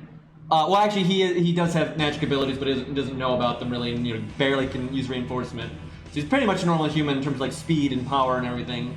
And he runs into Ku, which, I mean, overwhelmingly should just be, yeah, you're pretty much a regular human, you're just dead. It's a servant and a really strong one at that, you're so dead. You get stabbed in the fucking heart, and then Rin just miraculously happens to be there, because almost no other master would have saved him, but Rin happens to be there, she happens to have a crush on him, she happens to have a gym that can bring him back to life. Like, this is already like A+++++ luck, right? Like, it's ridiculous. I mean, and then he happens to have Avalon in it. Like, the boy is lucky as fuck.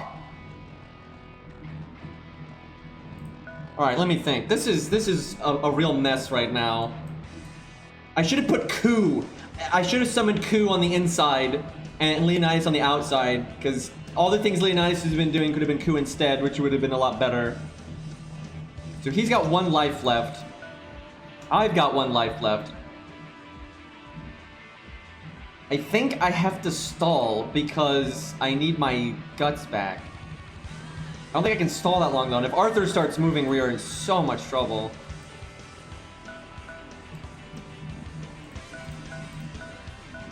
I'll do that. I think he'll come forward. As long as Arthur doesn't come at us, it's not too bad. I'm hoping moving 100 face there is going to make the master freak out. Taiga route win, I know, right? Yep, there's the brilliant tactician right there. I think my Mysticode Guts is on like a 3 or 2 turn cooldown right now. There's no way I'm gonna be able to stall that much though. Maybe I should have moved. Maybe I should have moved Ku this way and just switched out. Because the thing is, I have to still be able to kill Joan of Arc, or have enough units left to, you know, get around her and just kill the Master. Which that's probably not gonna be too hard to do.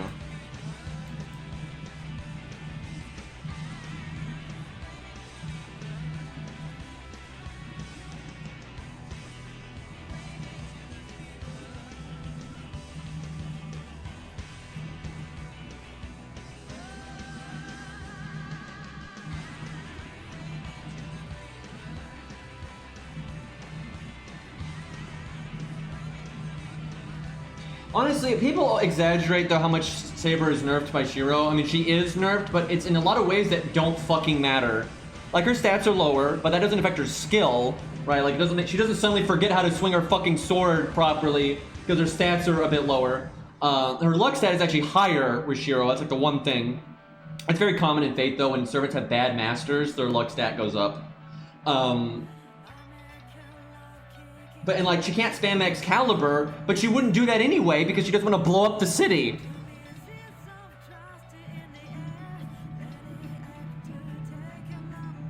Now, like, the Kozuki thing had nothing to do with Shiro. And like, if you read the visual novel, it's pretty obvious. That was purely because she did not understand, you know, his fighting style.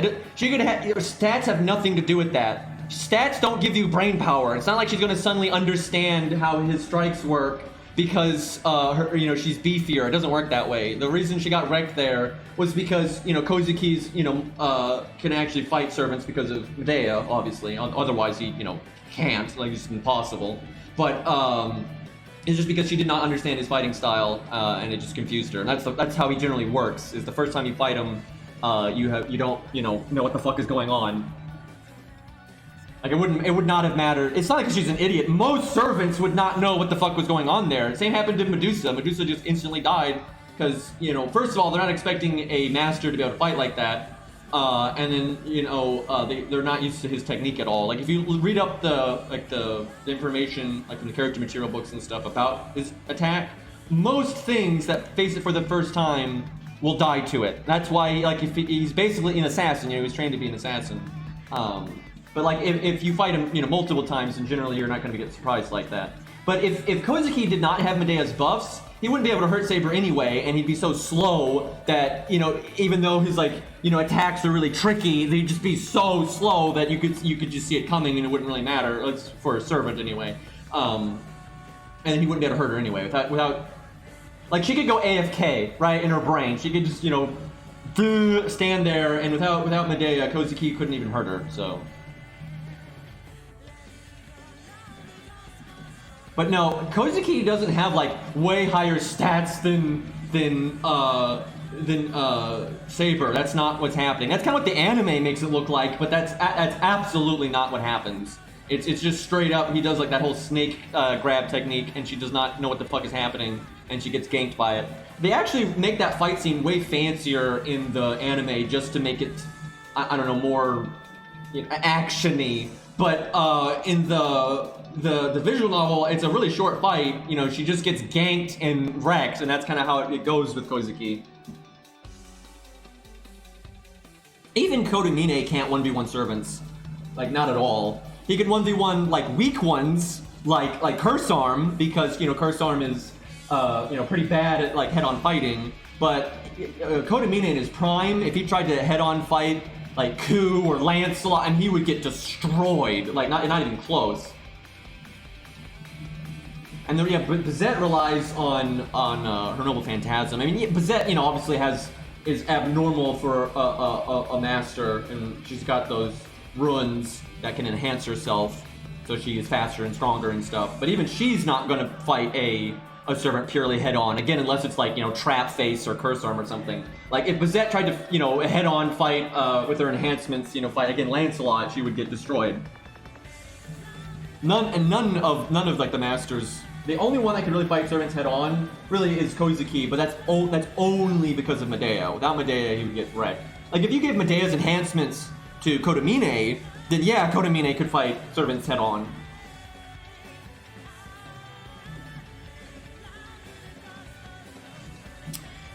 Oh god, I really wish I had put Ku where Leonidas was this whole time. I have no idea how I'm gonna... It's like, I can't have Antonio fight Waver, that's not good.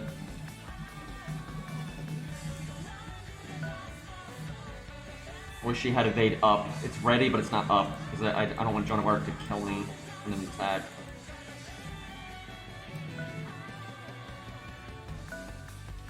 I literally did not want to move there. I was trying to click off to switch units. God damn it. Well, at least that means he can't attack me twice. Well, no, yeah, he can. Shit. That was bad. Backing up there has, like, no purpose at all. I just wasted action points.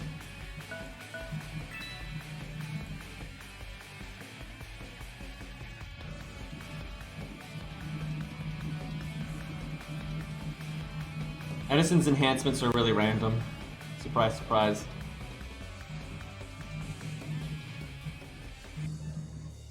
I mean, the banding with Bazette is her Noble Phantasm. Like, that's the main reason she's able to do as well as she does. She's not gonna, like, fight Lancelot in a melee fight and win. Like, that's not gonna happen. Yet, she'll do better than a typical Master will, sure. Oh, hi, Fury. I didn't realize you were here. Shit, man.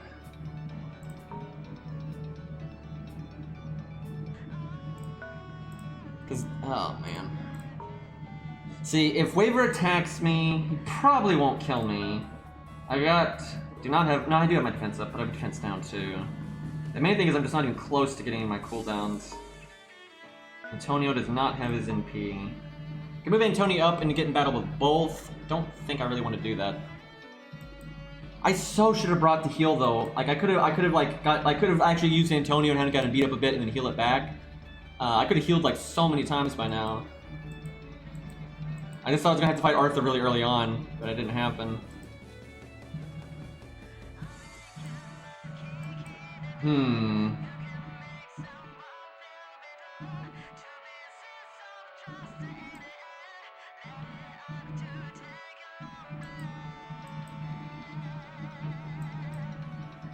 I might have to bait Joan of Arc and just hope that doesn't kill 100 Face.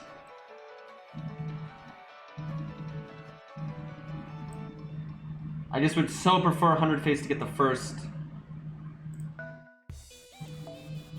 action. If she can get the first action, she'll do really well here. Don't move 3 times, you idiot. What the fuck? I'm over here worrying and the enemy's just an idiot. Like, why would she move? Because he doesn't have enough action points then to get to 100 Face or to get to Leonidas, right? Like, way to go, champ. I still don't think we have guts, but I think I have to go now. Wait, if I go now, though, and I attack him, and then he attacks me, then he'll get to attack me again, and I'll die. He'll go for my master if I don't do anything, because they're so... Like, that's just how they are.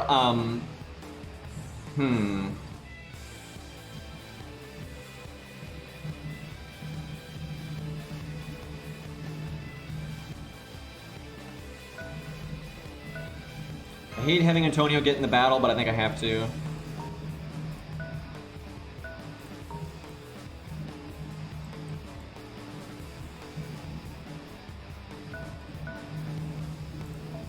This is such a mess. Why? Well, hey, that time, that was, what? Okay, that's just throwing, now I get to use Ku. Thanks, Guy.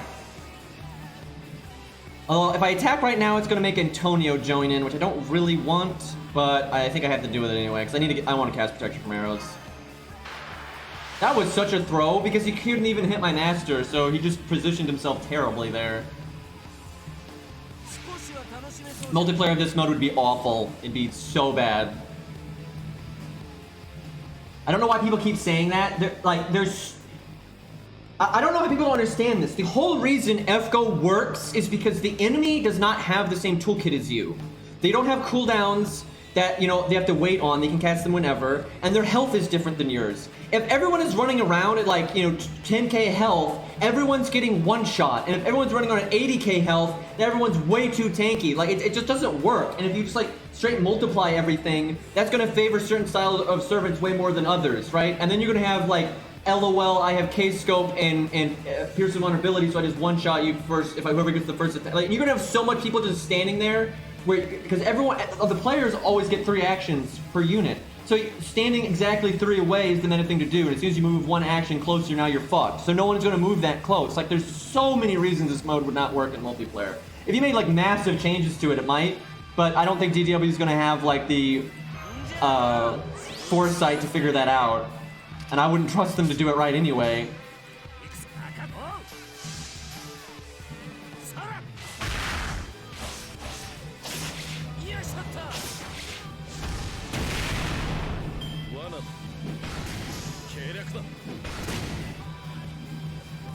Did he just... Okay, I think he... Yeah, I attacked Ku once. God, I wish I'd brought in the heal, dude. I want to save my NP for Arthur. But getting rid of Waver now would be nice, but I don't think it's worth it.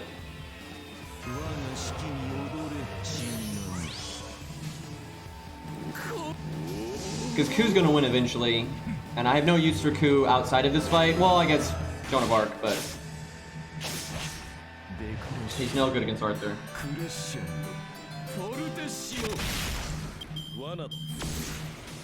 I mean, I wouldn't really say Emiya, like Servant Emiya, is weak. He's not good in stats, but because of...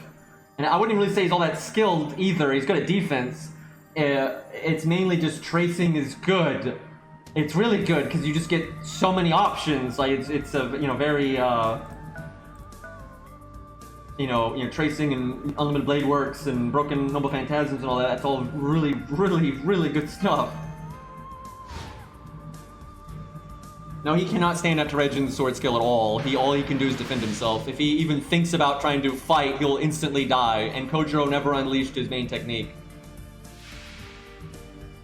Like, that's not standing up to Kojiro, that's turtling. That's not really the same thing at all. And then Emiya instantly retreated when he realized he couldn't win. Like, if he kept turtling, Kojiro would kill him eventually, and if he tried to actually fight Kojiro would instantly murder him. And if Kojiro decided to use his main technique, he would also instantly die. Although I don't know if he actually knew about Kojiro's technique, so I don't know if he knew that was a thing or not. But, shit, he attacked, Antonio. I thought he would attack Ku because that's where the master is. That was actually smart of him. I think I have to NP now. That sucks, but yeah, I don't think I have a choice.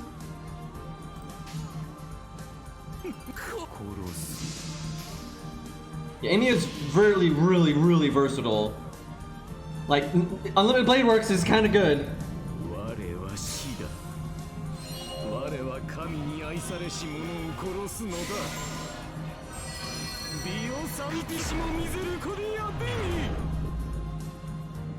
Well, the thing is, his timeline wasn't the same as Shiro's, so I have no way of knowing that if in his timeline he, you know, saw Kojiro's, you know, his shtick or not. I would assume he probably did. That would explain his, you know, his decision making throughout that whole ordeal and why he retreats and everything. But we don't know that for sure, unless he said so and I forgot. I have not read the visual novel in an ungodly amount of time, so. Alright, whoever attacks gets pretty much a free turn off their cooldown. Probably Antonio, and Antonio needs the NP gain. So I gotta set up before Arthur gets here. I also have to make sure Guts isn't gone.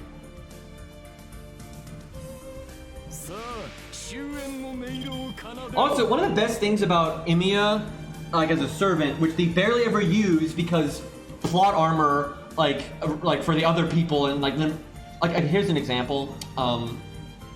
In Mecha, generally main characters are not going to die to stray shots from like a ranged like mech.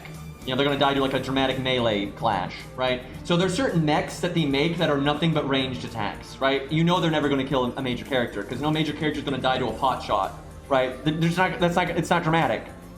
And that happens to Emiya too. Like, the only time we've ever seen Emiya be really smart is against Caster Coup, and that's because they knew Caster Coup had a toolkit that could survive it, right? They don't ever have Emiya, like, use his snipes like that. Well, they did it in Fate Hollow as well. That's the 2 times Emiya's been smart. In Fate Hollow, because they had loops, so Artoria dying didn't matter.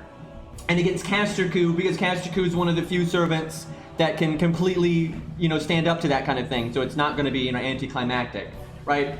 That's like the most serious I've ever seen Emiya is against Caster Coup. You know, he fires hunting, or, you know, hunting really, but like, you know, that thing, which basically you have to be able to head on block it, otherwise it'll just, you know, snipe you forever, and you're, you know, you can't like dodge it forever, you're fucked, right?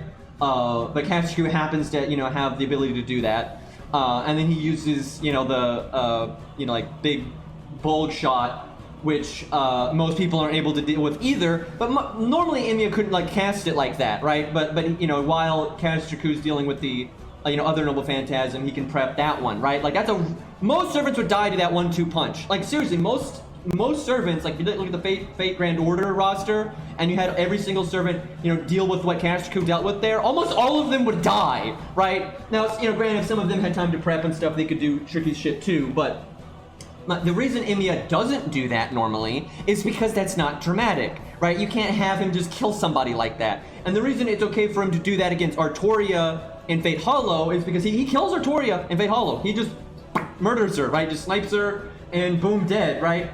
She didn't really have any answer to that. And yeah, and eventually they get around it, but that's because they have prior knowledge of the loops. They've died to it before, and so they like preemptively know they need to use a command spell and all that. No one would know that ahead of time unless you have clairvoyance, right? But so you normally wouldn't be able to use a command spell like that because you wouldn't have the time to know that the attack is coming. But as such, for some reason, Emiya doesn't fight that way most of the time. Also, people always say Emiya took all those lives from Hercules without using Unlimited Blade Works, and that's bullshit. I have no idea why everyone says that. I have read the visual novel, and I've read the character material books. At no point does it say that Emiya never used Unlimited Blade Works against Hercules. It does not say that. It doesn't say anything, because they don't describe that fight. It happens off screen.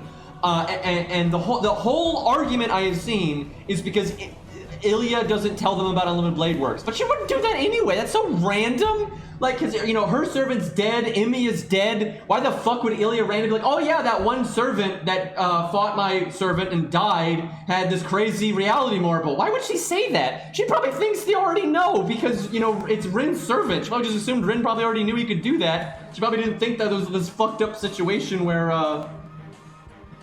you know, where she didn't know her own servant's abilities. Yeah, well, I would say this: if he did not use Unlimited Blade Works against Herc, it's because he couldn't, because Hercules wouldn't let him. Because, you know, Herc's pretty fast and puts the pressure on, right? So if he did not use it, I would say it's blatantly because Hercules just did not give him the time to do so, which is pretty believable. If there's no plot armor, right? And that was kind of a side fight, so there's generally less plot armor there. But I don't know, you know, maybe he did, and that's where the 5 lives came from, or maybe he traced something wacky, and that's where we don't know. We know he killed him several times. We have no idea what happened in that fight. Not a damn clue, right? I've always said it makes sense that he cast Unlimited Blade Works, but I also, I see the other side of it where it makes sense where he wouldn't be able to, so I don't fucking know. Like, I agree, it doesn't make a lot of sense for him being able to take that many lives without Unlimited Blade Works. It doesn't make a lot of sense, but, you know, dramatic stuff too, right? So I don't know. Oh yeah, fuck, Ku's here. That sucks. I really didn't want Ku to be here because I wanted NP gain on Antonio, but I guess I just grab it on Ku. It's not bad to have it on Ku, but...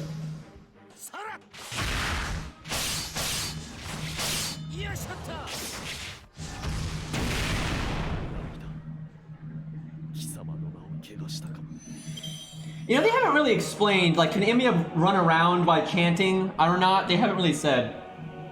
No, Mind's Eye does not work worth a fuck against Hercules. Like, the way his strikes are, you can't, like, just nimbly evade his strikes. You'll get, like, blown the fuck up. Like, you need to be moving a lot more than that. Also, Hercules has Mind's Eye. Alright. This is a mess, because Arthur is coming, and that's not good for me. Because I can switch with Ku, but that's really bad. We could just sack Ku. I would hate to just sack Ku because he's my favorite, but I don't really need him anymore. Although I do because I need to kill Joan of Arc. And we probably can kill her with what we have. I mean, Antonio can actually wreck Joan of Arc now that I think about it. I could just go for I could just go for the win. Well, I'm gonna have to do that if I like it or not.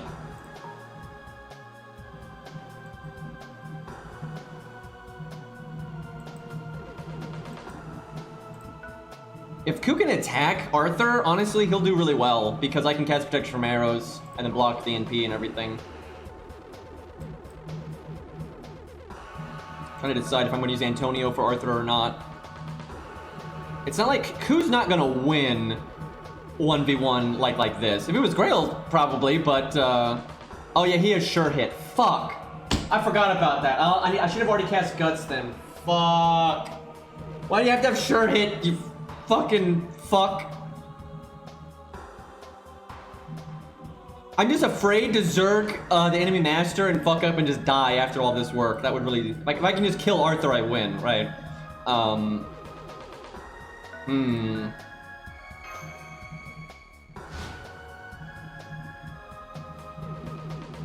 Why is he so stupid?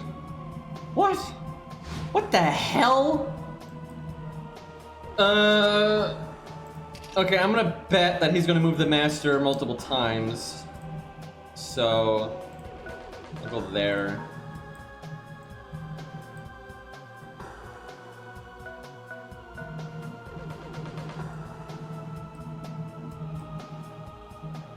This is so whack.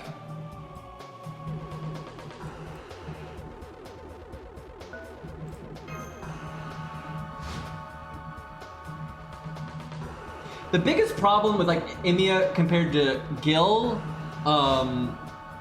this didn't matter when he fought Gil because, you know, or Shiro, because Gil was an idiot, but is the fact that Gate of Babylon is not limited to blades. Now, you can trace, they straight up say that Emiya can trace things that are not blades, but their mana cost is massive, and Unlimited Blade Works won't store them, so you can't get them for free. So you have to, you know, trace them one at a time, and their mana cost is massive. So like if Gil wants to beat Unlimited Blade Works, he just literally throws shields at him because he can do that, and use, you know, the weird things that aren't blades, like that fucking perfume bottle that explodes, and maces and clubs and that kind of thing. Because he can't. To trace those is extremely expensive. And so out now, that's just for the Gil mirror fight, like fight, you know, Unlimited Blade Works versus Gate of Babylon. But against other things, it's the same thing. You know, Gate ultimately has significantly more variety. So let's say Gil's fighting, you know, Bob the Builder. His options are much greater against Bob the Builder than Emiya's options would be against Bob the Builder. Because first of all, Emiya doesn't have, you know, Unlimited Blade Works hasn't seen every sword, you know, ever. It's seen a lot. But it has, you know, unless Gil uses it, he doesn't automatically get it in Unlimited Blade Works, and he'll never automatically get all the shields and maces and clubs and that kind of crap, and airships and, you know, spaceships and all that nonsense too. So his total options against other servants are much lower, but they're still very high. There's a lot of blades with all kinds of wacky effects and stuff. So. Also, Gate of Babylon basically has no mana cost because, you know, it's bullshit. I think we start fighting her head on. I think that's okay because I can get a really good turn here.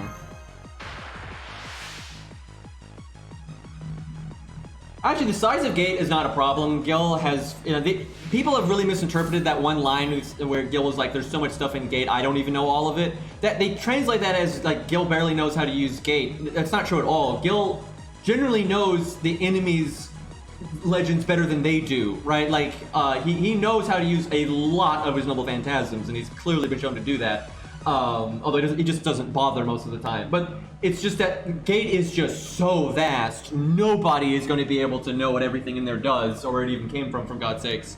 but he still has a, you know, he obviously favors certain things. And we've seen him like use that halberd out of gate so many times and a lot of the other stuff. You know, he just favors certain things. The fact that it's so vast isn't really a problem for him. Now, I guess that might be a problem for like a normal person. If a normal person suddenly had Gate of Babylon and it had all of Gil's treasure in it, that would be so overwhelming. But you know, Gil's, you know, not normal. He's got that noble phantasm that gives him clairvoyance and all that kind of stuff. So it's generally not a problem for him. It's just that there is so much shit in there that like no one is gonna know all that stuff.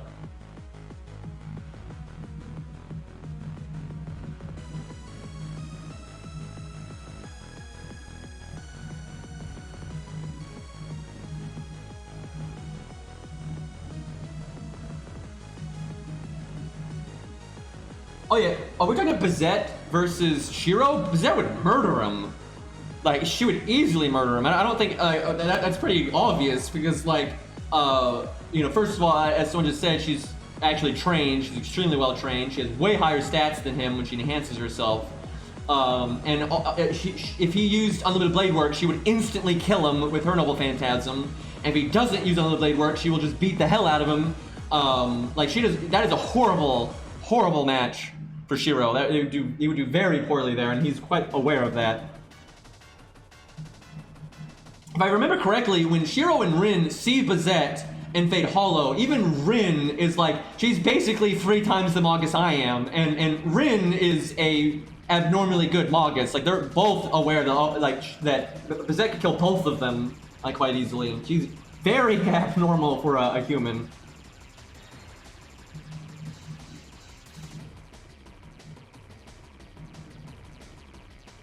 I'm thinking about healing. I could give myself double art up and double NP gain up, but healing right now would be pretty sweet. I need long-term. This is complicated. Double art up is so tempting, and double NP. I mean, dude, 100 face normally can't have double NP gain up. I will get my NP back like no matter what if I don't use my heal, even if I miss the art up. But if I don't heal now, I'm not gonna have the chance to heal for a long time, really. I don't know how the fuck you say that chick's name from Tsukihime, but she would win most likely, just because she basically can't be killed by normal people, and her stats are bullshit too. She's said to be one of the strongest humans. Like, it's hard to say because, you know, what would count as her trump card with Bazette's thing and everything, but overall I think Bazette would lose that just because, no, not Arc, Jesus. That's not, okay, hold on. I almost want to just go for pure burst here, and that would mean don't use the heal. The fuck are you all talking about? It's literally in chat.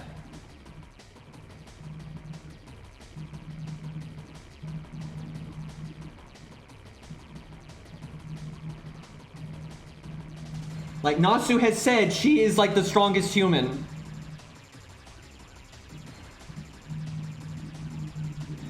Okay, we're gonna just go mad deeps. Oh, thank God we landed the art. This is so weird. You normally can't do this with 100 face. We have double art up and double NP gain. That's normally like impossible.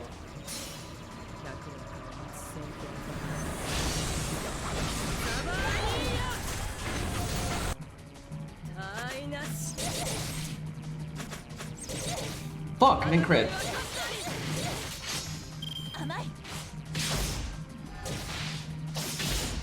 Oh my god, and she resisted the art down. If she hadn't resisted that, I think I would kill her this turn.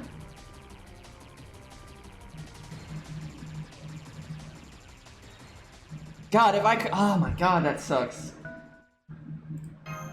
I could still kill her this turn, I think, if I use the Buster up.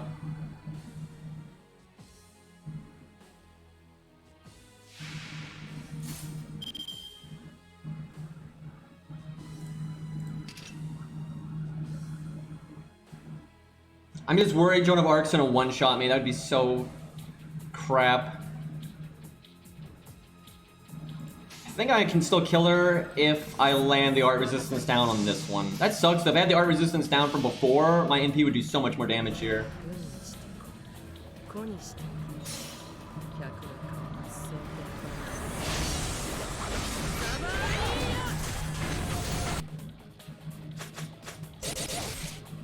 Oh wow, that...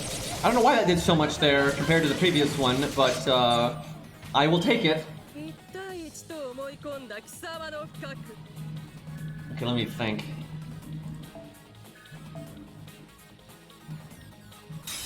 I think I back up one. Because he's gonna be stupid with the master. I just don't want him to attack me twice. Actually, he's not being stupid for once.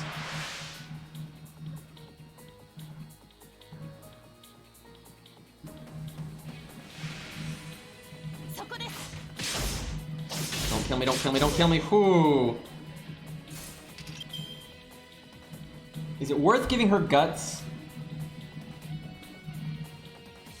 I don't know if I need to save it for Antonio or not. I mean, I'm set up to win. Yeah, I'm gonna give her guts because I can just kill the master. If she wins and is in a good shape, I can just kill the enemy master and forget Arthur. I mean, Gilgamesh versus Guadia kind of depends on a lot of context because, you know, does Guadia have 3,000 years to prep? If he doesn't, then Gil would definitely win. If Guadia has 3,000 years to prep, Gil would maybe still win. The problem is, I don't think Gil would do what would be necessary to win because he would like murder everyone to do it. Like the level of this is a real problem with Gil, and Gil's normally not. It's not like Gil's an egomaniac. It's not just that. Like he would take Guadia seriously, obviously. So that's not a problem.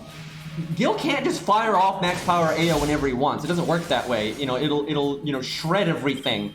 It's like, guys, I saved humanity by blowing it up. You know, it doesn't work. So, if he's not able to go, because the thing is, Guadia has no handicap. Guadia is happy to kill everybody, unless we're talking about Guadia, I guess, after the 1.0, because I don't think Guadia is willing to kill everyone anymore. He doesn't want to do that anymore. But if it's like Guadia from 1.0, he's totally happy to, you know, fire off his NP and scorch the earth, and it's all good. But Gil's not willing to do that. So in that context, I don't think Gil could win. If Guadia and Gil fought in outer space, right in the middle of nowhere, then I think Gil would win because, you know, Gil not only has AO, which is blatantly stronger. Not only is it blatantly stronger than Guadia's, but it's officially been said to be stronger than Guadia's because, you know, Guadia's NP was possessed by Solomon, who is a human. And they straight up say out of all the noble phantasms that humanity has ever possessed, Aya is the strongest one. But that's Aya being used at its max. You can't just fire off Aya at his max, you know, you'll murder everyone, right? And if Guadia gave a fuck, his would be the same way, right? If Guadia was like, you know, trying to be a good guy, and Guadia was fighting, let me think, with somebody with a really crazy NP. I don't know, somebody else with some fucked up, you know, big boom NP, Guadia couldn't just fire off his NP to defend against it because he, you know, incinerate everyone. It's just, you know, generally Guadia is a bad guy, so he can't do that, right? But, you know, Gil, even when he's an antagonist, doesn't want to, you know, shred the earth and kill everyone or any of that stuff, so...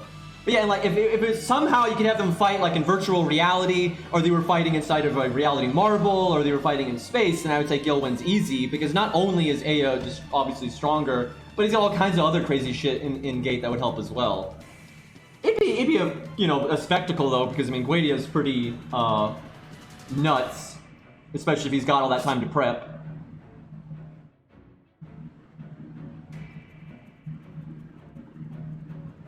Actually, I don't think, I don't think the counterforce could stop if Gil randomly decided to fire it off, because I don't think it would have time. If the counterforce knew it was going to happen ahead of time, it would summon Enkidu, and Enkidu can stop it, because, you know, Enkidu's Inima Elish it always scales with the enemies, how destructive the enemy's attack is. And that's why Gil is willing to use Aya like he does, because Enkidu is there, and Enkidu prevents the world from being, you know, ripped to shreds. But if Gil just flips on a dime and suddenly decides to kill everyone, the counterforce isn't going to have time to stop that. And normally, it's not going to see that coming because Gil normally doesn't want to kill everybody. Also, I mean, the proof is kind of in the pudding. I think people really overestimate the counterforce, and some of it, I will say, is plot armor. But people are always acting like the counterforce is like the perfect defense. It's blatantly not.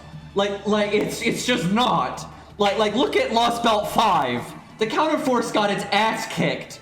Like, and granted, they're fighting some pretty tough stuff, but You think the counterforce is gonna stop if Zeus decided to unleash his like anti-solar system noble phantasm?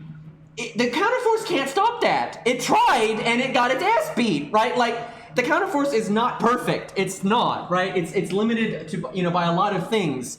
There's a lot of workarounds, which has been shown in like every story ever, right?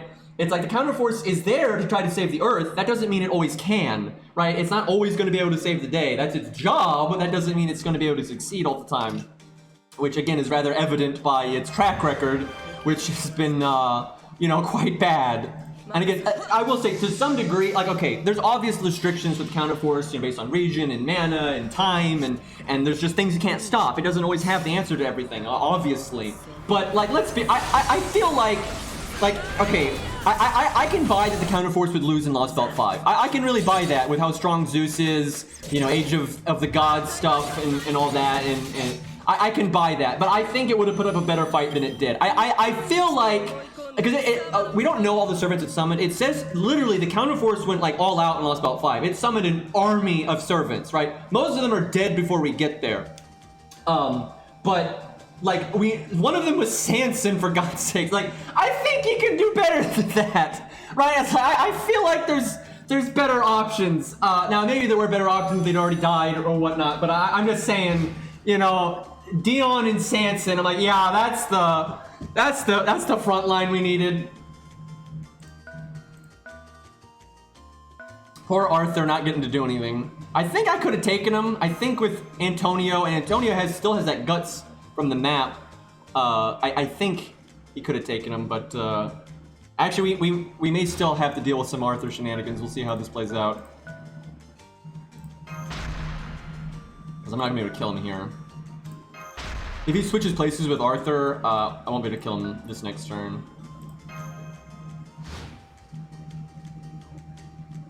Okay, he was actually smart. That was odd. So if Arthur initiates an attack, he's going to NP, and that's obviously bad. He can NP 100 face, but I don't think he will. And I think if he goes that way, he loses no matter what he does.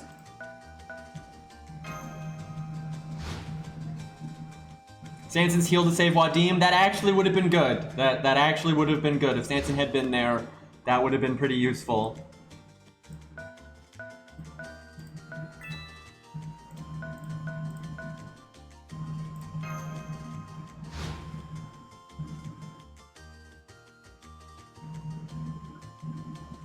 It's like flailing right now. I think it's not like they get to summon what's the enemy at +1. It doesn't work that way. You know, there's a cap. Because obviously they were unable to summon enough servants to meet Zeus's armada +1. That blatantly did not happen, right? It was more like we're like not even half their strength and we got destroyed.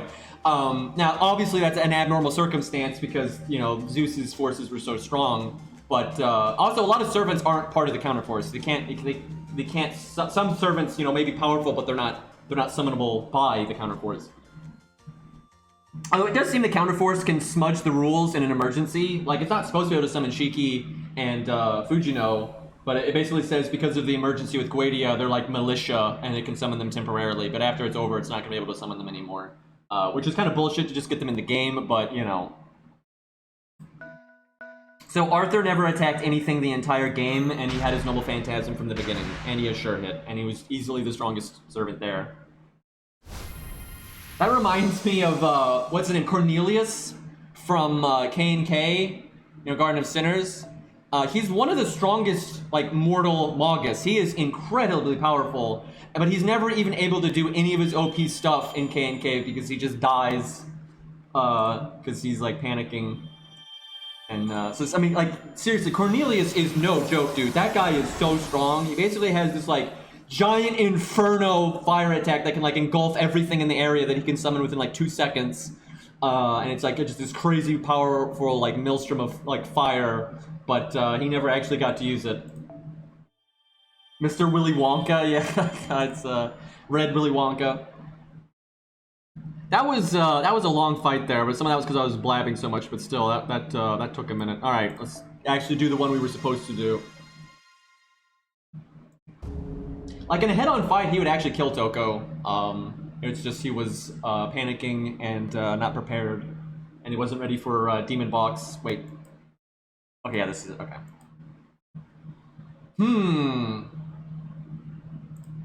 Like seriously, that his main fire attack is just ridiculous.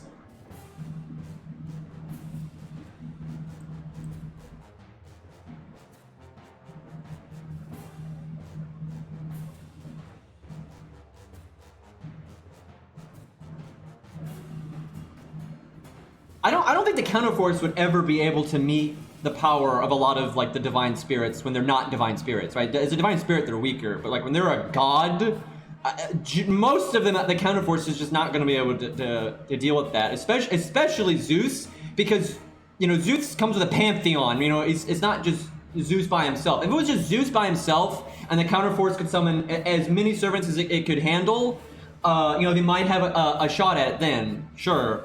But you know, what they were dealing with was Zeus and Aphrodite and Poseidon and Odysseus and you know Canis and you know so much stuff. They just weren't able to deal with all that.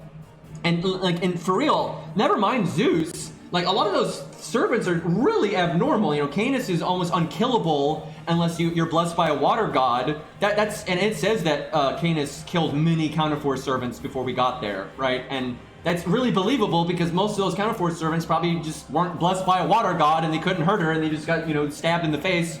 And she's got that giant AoE, you know, water blast, and then Odysseus has got a lot of bullshit as well. You know, and they got Wadim there, and, you know, again, all the gods and Poseidon and shit. Like, that's fucked, man. Yeah, Aya could probably take out a Lost Belt tree, obviously. And you probably wouldn't have to use Aya at such a point that it would, like, you know, wreck the planet, so. By the way, they even bring up Gilgamesh in Lost Belt 5, and they say this is one of the stupidest things I've ever seen in Fate, and I want to see the official English translation, because I've read a bunch of fan translations for it, and I'm hoping there's something else going on, but it basically says the reason we don't summon Gilgamesh is, this is the stupidest thing I've ever heard. It's like, they say like, because seriously, they bring up in Lost Belt 5, we should summon, you know, something like the King of Heroes, but their reason for not summoning him is like because no one has in this era the memory of a servant that strong or someone that strong being around. They literally, and that's why we can't summon him. I'm like, what? Like, what are you talking about? Like, they're just making shit up. Like they literally talk about Gilgamesh in Lost Belt 5, and they're like, yeah, we can't summon him because like people don't know of someone that strong in this era or something. Like, I was like, what? It was the most paper thin, but like, I'll be interested to see what the English translation is. Now, sometimes the English translation honestly changes things and they're not sticking with what is said in the Japanese version. So, but I'm just curious because that's what all the fan translations basically say, and I'm like, that's horse shit. And it doesn't even make sense. I think that was in Lost Belt 5. It might have been in a different one. I know it's in one of the Lost Belts. I don't remember which one. Maybe it was Lost Belt 1, actually, with Ivan. I don't remember. But I'm sure the logic continues if that's why we're not summoning him. But in one of the Lost Belts, they say some absolute stupid crap like that, why we're not summoning Gilgamesh.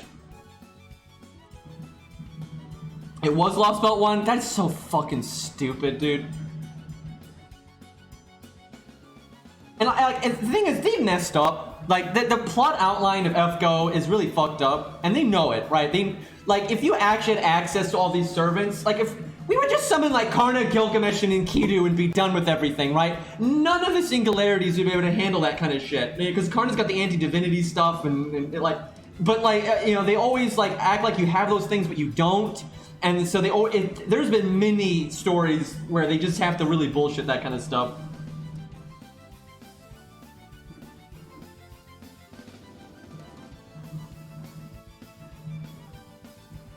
I remember they did talk about guilt somewhat in Lost Belt 5, and it might have just been more of what they said in Lost Belt 1, but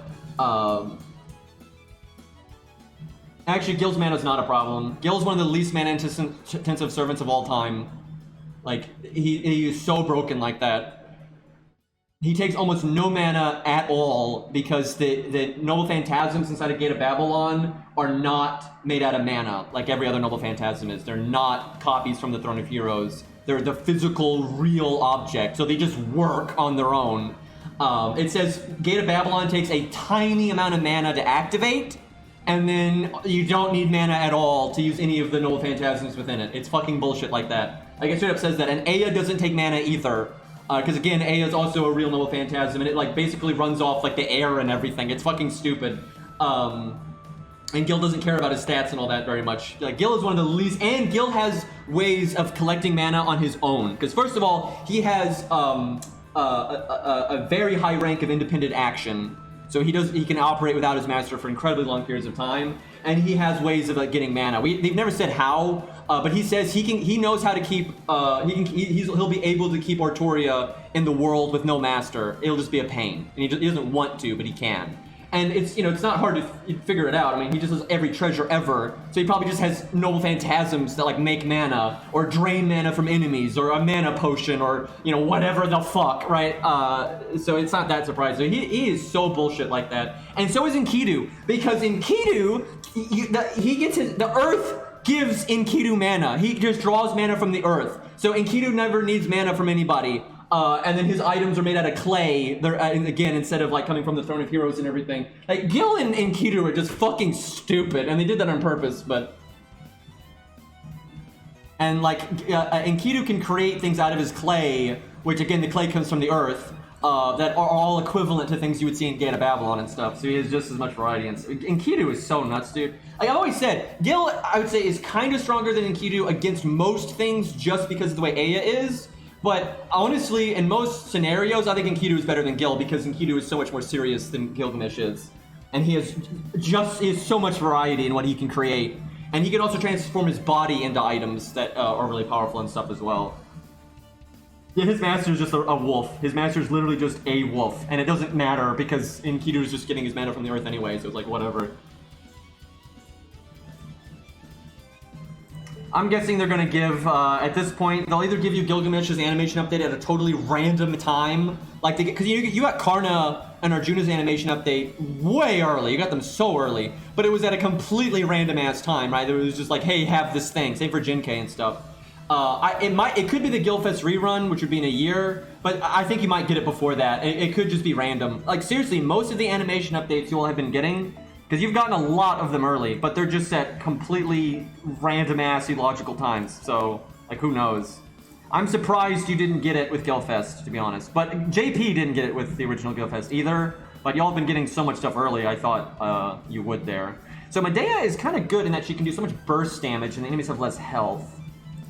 Could she do 87k with a Brave Chain? The NP itself wouldn't, but the Brave Chain might. So I almost want to go with Medea instead of Castraku, but Castraku is more longevity.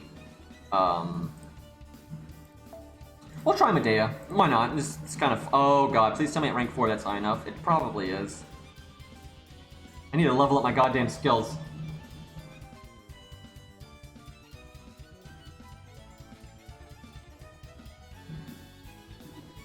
Oh yeah, his original master died. I haven't read that in a long time. That's right. He, did he kill him? I can't even remember.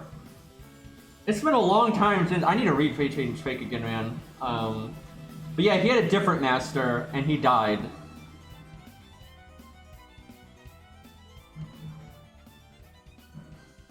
So we don't know what is going on. We literally, to this day, don't know what's going on with Gil's version of Chains of Heaven.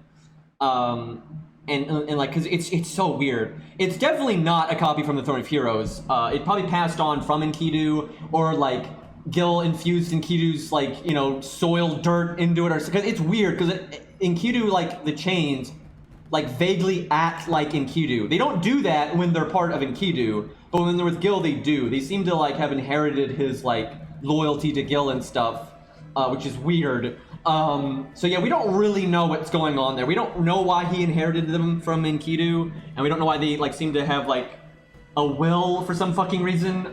We have no idea, and they're probably not going to tell us. They probably want it to be vague and a mystery.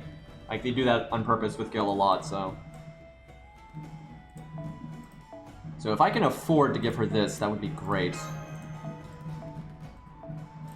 Okay, we're pretty low on team cost here. What are we fighting? The biggest threat is probably Nukehead. Drake's pretty bad too. Yeah, Drake's really bad. Drake and Nukehead are the biggest problem here. I guess we give the CE to him. Okay.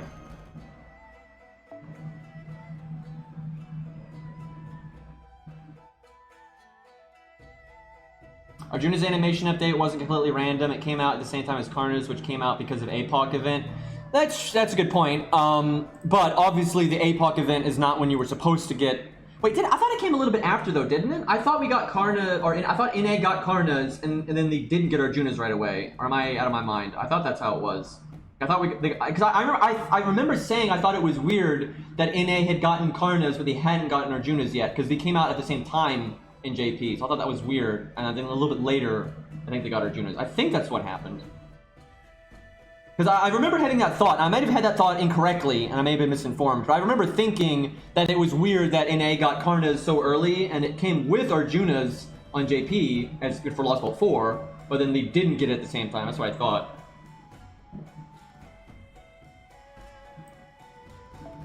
Alright, here we go. But yeah, Arjuna's, I do remember came with APOC, and that does make sense. You know, it is thematic. Even though it's not when you were supposed to get it, it's still thematic. They've been weird with animation updates though, because you got Mordred's when you were supposed to get it. You got a couple days early. Like Mordred's animation update on JP did not come out with the APOC event. It came out a few days in, and I think it was because it was like the character or the voice actress's birthday or something. I don't remember. It was something weird like that. They just all of a sudden, with no warning, in the middle of the APOC event, they raided up Mordred, and they hadn't even announced that they were going to do that. And that came with the animation update all of a sudden. I remember that was a thing. And on NA, you got the animation update just immediately with the event. That's barely different, but it was some weird shit like that. Honestly, I think the best servant to summon would be Enkidu, as powerful as Gil, but much easier to get along with. Yeah, I've always said that. Like, he's so strong, and he's so easy to get along with, and he's also less gankable. You know, one problem with Gil is, unless Gil is wearing his armor and has the automated defense system out, which he's only ever used, like, once ever, you know, then Gil's pretty not gankable. But Enkidu is inherently not very gankable, because, you know, the connection to the earth, and he can have whatever stats he wants. He can be running around with, like, you know, A+, you know, endurance and shit. Like, so Enkidu is a lot safer in general, and Enkidu is just so much more serious, and he doesn't like hold back as much and that kind of thing. Like, Enkidu actually does hold back sometimes, because a lot of times, like in Fate Strange Fate, his objective is not to kill someone. Like, apparently he had a, you know, he had that, because he's working with Richard basically, right? But when he engaged Richard, he didn't want to kill him initially, right? Again, presence detection, so yeah, you don't get like ganked by a lot of shit. Because he basically just knows where things are. But yeah, sometimes Enkidu's objective is not to kill things, so he won't go all out. But he's not very prideful and all that kind of stuff. If he needs to use something, he will. Yeah, I've always said Karna, unfortunately, is a very bad servant to summon unless you're a god tier mage, because Karna is a great servant. He's very powerful. His armor is Karna's armor is so good, like it's so good. But the problem with Karna is his mana cost is insane. They basically say he's worse than a lot of berserkers, because they straight up say this in the APOC book. His armor, the mana cost of it is basically a constantly active Noble Phantasm, right? And that's just brutal.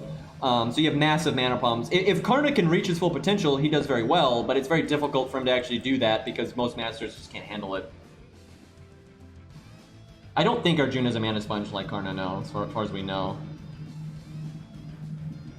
But yeah, Arjuna's gonna be harder to get along with, for sure. Arjuna is goddamn powerful though. His NP is so good. So where I need to go, it depends on who comes first. I think Thinno comes first. So I think it's okay if I move Medea. I think that's right. I think Nukehead comes first, so I'll do that.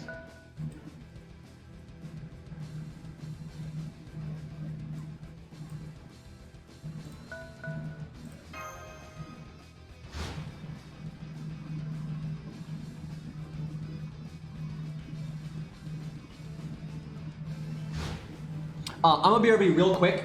I need to grab water. I'm gonna get a snack. But yeah, Arjuna is definitely one of those OP servants that I think people kind of forget about. He's definitely a big boy. Achilles is only horrible for mana if he's using his chariot and stuff. You can use him in a way where it's not going to be that bad, but his chariot is ridiculous. Like, his chariot is just, like, crazy. Alright, I'll be right back.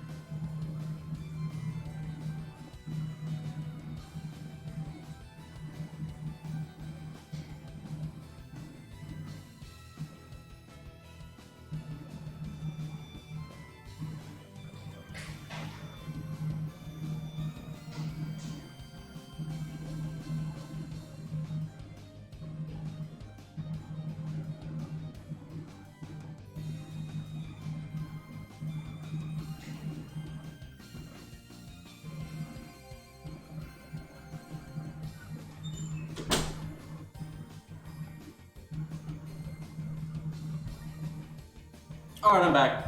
So, Achilles, though, I don't really think would be that bad, because let's say you were kind of a normal master and you summon Achilles, you just don't really use his chariot much, right? You just have him running, because when on foot, he's still like the fastest servant ever. And if you use his comet form, literally the only servant that might be able to keep up with him was Edmund. I'm not exaggerating. So, and he's unbelievably skilled. He's one of the most skilled servants in terms of like melee fighting. And he's got his shield, which does not take mana. It's just a passive thing. You know, blessing, if you will. So he's really safe. Like, you know, most servants are never going to be able to hit him in the heel. It's no good luck. I mean, look, my god. Siegfried is no slouch. Seriously, Siegfried is a pretty damn good servant. And Frankenstein's alright. And even though Frankenstein's not amazing, the advantage in a 2v1 fight is huge. And, I mean, Achilles, without really even trying, beats the shit out of both of them. You know, the anime really downplayed that fight, but in the manga and the book, I mean, he just destroys them. Like, easily. Like, they would never be able to hit him in the heel. Like, good fucking luck. We don't really know how high Richard's speed can go. That is a good point, though. Richard could potentially keep up. I don't think he could keep up if, like, Achilles... I think he could keep up with Achilles when he's nerfed. Like, when he gets his heel shot. Because we've only ever seen Comet form when it was nerfed, right? When it went down, it says it goes from... it goes down to 30% effectiveness, right? So it's 70% worse than normal.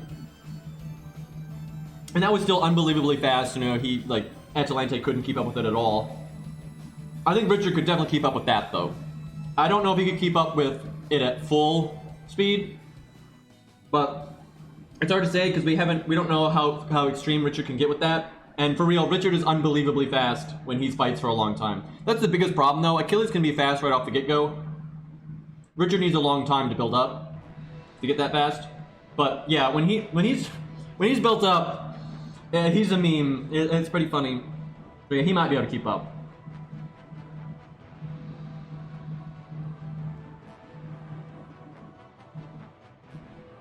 Actually, Achilles does not seem to be that weak against Paris because they fight in Lost Belt 5. And Achilles is already weakened at that point. Like, when you show up, Achilles has already lost his comet form and all that.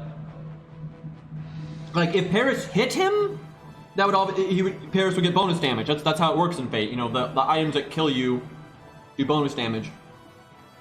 But it's not like Paris, like, outskilled Achilles. You know, he just ganked him. So if Paris does hit Achilles, it'll wreck him, but Achilles wasn't really having a problem with him. He lost about 5. Because in the actual thing, you know, he just ganks him. It's not like in a one-on-one he's going to be able to shoot him in the heel, because he's, you know, facing him.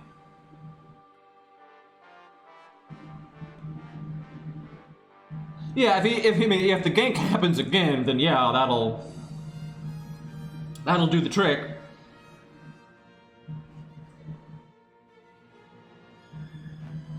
But, I said this last stream, so I'll be kind of brief, but Richard's Excalibur is basically, he can use Excalibur with any item. He doesn't need the actual sword. And depending on what item he uses, dictates how strong it is.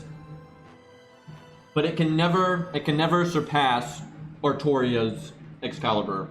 But he can fire it way more rapidly than she can, and so in a way, he can circumvent that and potentially be more powerful than it. When he fights Gil, he's ramped up so much that he can fire it so fast. It says it's basically making a continuous beam of Excaliburs because he's firing it that fast. But also what I said last stream was I don't think he would normally be able to do that. I don't know this for sure, but I'm pretty sure his master is hooked up to the root, and so he has unlimited mana. So I would imagine in most circumstances he would not have the mana to be able to spam Excalibur like that. But we don't know. They haven't detailed it completely. We don't know all the stuff that's going on in Fate Strange Fake yet, so. The writer said Fate Strange Fake is about halfway done. The main reason it's so behind is because there was that massive gap where he wasn't putting any of it out because he was sick. He was very sick for a long time. And I think it was like, what, 3 years where we didn't get any? But ever since then, ever since he got better and has come back, they've been, you know, coming out at a much more steady pace. Honestly, I think it'd be done about now if he had not gotten so sick.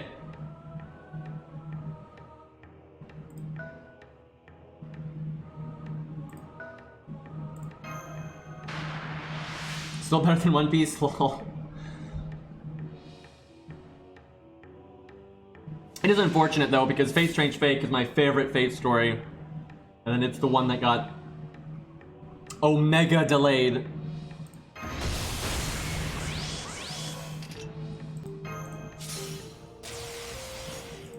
I don't think we're gonna one-shot here. 87k is a lot. If I had a 5-star CE, I probably could, but like if I had a limit over 0, that might be enough. Oh, we might get this. Oh, yeah, actually, that was overkill as fuck. That 3-of-a-kind bonus, when it has the first card buster bonus at the same time, is just... That's ridiculous how much damage it is.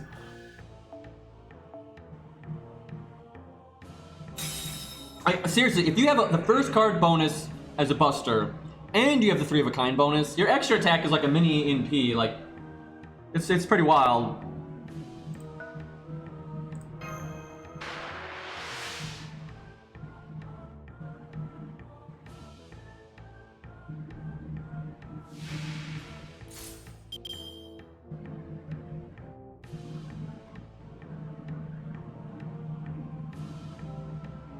So a lot of people think if they did a Fate Strange Fate collab, the welfare would be Jack / Flat. Which I could see that. I'm not 100% sure that's what they're gonna do, but I could definitely see that. And there's a lot of reasons why, because they're probably gonna fuse or some nonsense. So you would basically summon a Flat with Jack, you know, in there, right? So kind of a hybrid of the two. And he's just the kind of character you could see them making a welfare, because he's very popular, and rightfully so, he's awesome, but he's not like someone that they would they're not gonna feel like, oh my god, we're missing out on so much money because we made him a welfare, right? Like, so I could really see him potentially being the welfare. It's hard to say though. There's so many people that could be the welfare, because they don't really have the main character, so it's kind of weird, right? But I could see it. I could see it being him, because although he absolutely is not. He's absolutely not the main character. He's kind of like, you could have seen him being the main character, right? So like I could see it being him. Yeah, I could see them being Sigma as well. It'll kind of depend on what happens with Sigma. You know, his story is, you know, barely been touched on really. So okay, so she's probably not gonna die. She'll attack me. I'll lose evade, and then she'll attack me again. So I'm gonna do defensive now. I won't get the chance to cast it before she attacks again. If I crit, I will kill her. And we have a 20 then a 30% chance. So not good odds. But if we do crit, she'll probably die. Damn.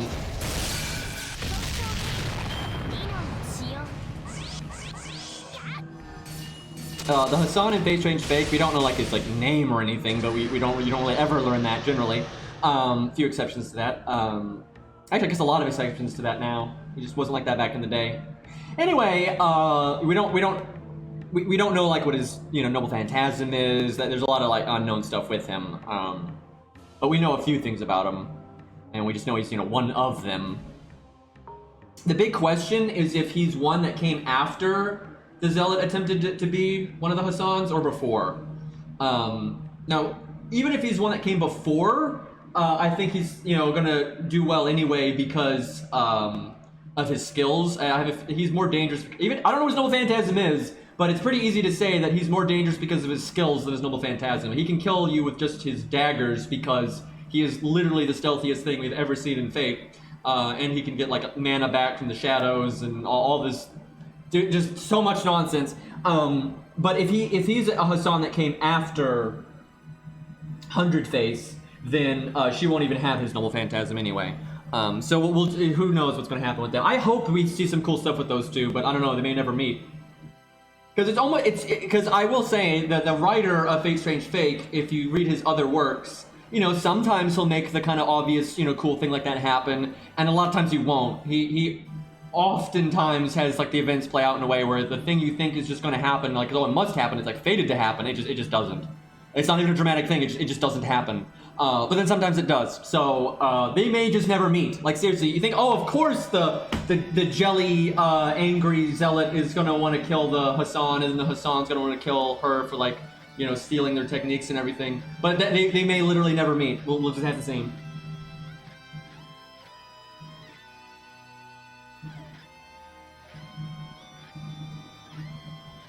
The thing is, we know the order of some of the Hassans, and we know Cursearm.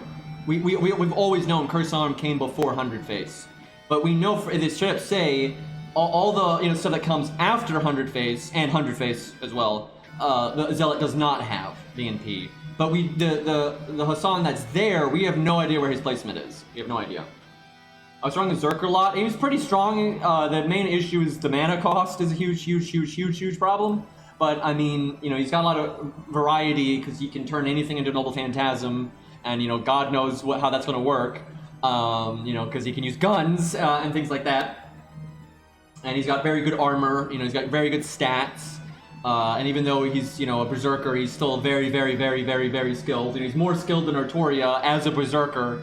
It's kind of wild. But he's got some, you know, holes in his kit. You know, there's certain things he can't deal with. You know, he doesn't have a good answer for like. Gwain's NP, for example, like he doesn't, you know, he's not going to be able to turn a rock into a Noble Phantasm strong enough to block that, and there's no way, he doesn't have his own like defensive Noble Phantasm or anything, so he's like kind of susceptible to big nukes and that kind of thing. But seriously, his stats are so good, he's super skilled, his armor is really tanky, so you're not going to just like stab him with a random sword and kill him. That's not going to work at all. You know, and then Alondite is scary as fuck, so. The main issue is like, you know, he's crazy and he's you know, a big mana hog. That would be the issues there. How many actions does she have? 3. She'll probably not use them all because she's probably going to attack, or he is probably going to attack with Nukehead. So I'll just stand still. Vanilla Roma is pretty top tier, yeah. And not in gameplay, unfortunately, but in lore, he is disgustingly strong. He is so basically there are servants like that the Moon Cell considers so strong and dangerous. Wow, she fucking one-shot me even with my defense up. That sucks. That super sucks. And she can attack again and one-shot me again. And I have my EMP. She's got no health. I can easily kill her. That is so. I really thought, generally with your defense up, you won't get one shot, but I think she busted me in there. Wow. Got two. Yeah, she double busted there, and she got her buster up. That is so shit. Anyway, so there are certain servants that are so powerful that the Moon Cell like puts them on the far side, so you can't normally get access to them. And Romulus is so strong that he is one of those. So that alone, and so is Gilgamesh. So that alone tells you how messed up Romulus is. But then as for the stuff they've actually confirmed that he has and can do, first off, he has Imperial Privilege EX rank, and he does not have the migraine problem that Nero does. And he can use that to seal his divinity if he wants to, but then he can unseal his divinity if he wants to. So he has the option to have divinity or not have divinity, which is really good because if you're fighting Achilles, you want to have divinity. If you're fighting Gilgamesh, you want to not have divinity, and things like that. So that's really good. And then Imperial Privilege on its own is good. It's not, people overhype how good it is dramatically. You can only get a certain kind of skills from it. You can't get anything. You can't get protection from arrows and things like that. But Imperial Privilege at such a high rank still gives you a lot of options, and you can pick skills that are going to help you in the circumstance that you're in, right? And then his Noble Phantasms are just crazy. So his tree Noble Phantasm is as strong as Excalibur, all right? Which people a lot really do downplay how strong Excalibur is because it gets outclassed by things like Karnas and Gilgamesh, but that's because those servants are beyond abnormal, right? A++ Noble Phantasms are very rare, and they will beat most Noble Phantasms. And the tree Noble Phantasm is A++. It's tied with Excalibur. That is crazy. And then he has another Noble Phantasm, which he can summon a castle. It's a castle Noble Phantasm, but if he wants to, he doesn't have to summon the whole castle. He can just summon the walls of it. And it says he can summon the walls so quickly that they can decapitate servants. So he can just be randomly summoning these giant Noble Phantasm castle walls all over the fucking place that can decapitate you. Well, then he has his tree stuff, and he's got some other stuff too. If I remember correctly, it's been a while since I've read his character material book, but if I remember correctly, he can boost Roman servants up to absurd levels. He can make them crazy powerful. That doesn't normally matter because normally you only have your one servant. You're not necessarily going to team up with other Roman servants, and there may not even be other Roman servants. That's really niche, but that's a thing he can do. And he's got some other abilities that I literally don't remember because I just haven't read his character material book in forever. But that's the main stuff that's really scary from him that I can remember. Well, I think the pillar thing is one of its effects. I may be wrong, but I don't think it has the same kind of power as Rongo Bongo. Now, I may be wrong, and it could be some FGO bullshit where he's weaker than normal because of FGO, because they do that so much in FGO. So that could be, so maybe his tree thing is normally higher than A++, but as far as I'm aware, it is a pillar of the world kind of thing, but I think that's more of just its effect and stuff, and its raw damage output. I don't think it's as strong as Rongo Bongo, but I could be wrong.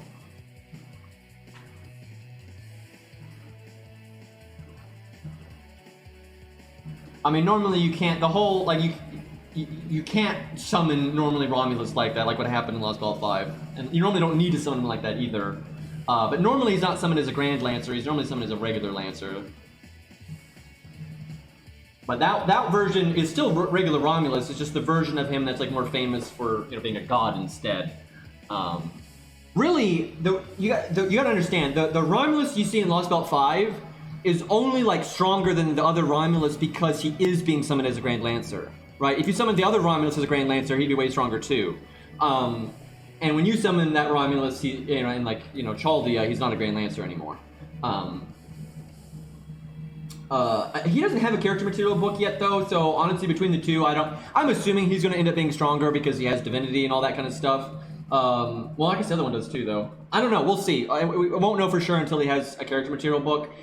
But he probably is going to be stronger, like Lancer. Well, I guess they're both Lancer Romulus. What do you even say? I guess God Romulus and optional God Romulus. I don't even know. I have no idea what would happen with Romulus and Gil. I mean, I think Gil would still win because, yeah, Romulus can seal his divinity, so Chains of Heaven don't get him and that kind of thing. But I mean, Gil is just so bullshit. And in CCC, Gil can use A at much higher levels if he wishes because he doesn't care about fucking up the virtual world, right? He doesn't give a fuck.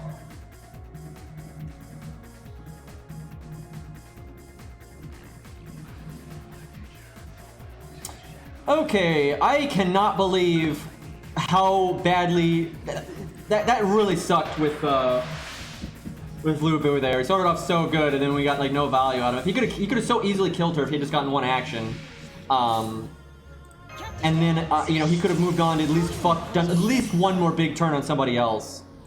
And now we have to hope Billy can do way more damage than he can possibly do because he's being counterclassed.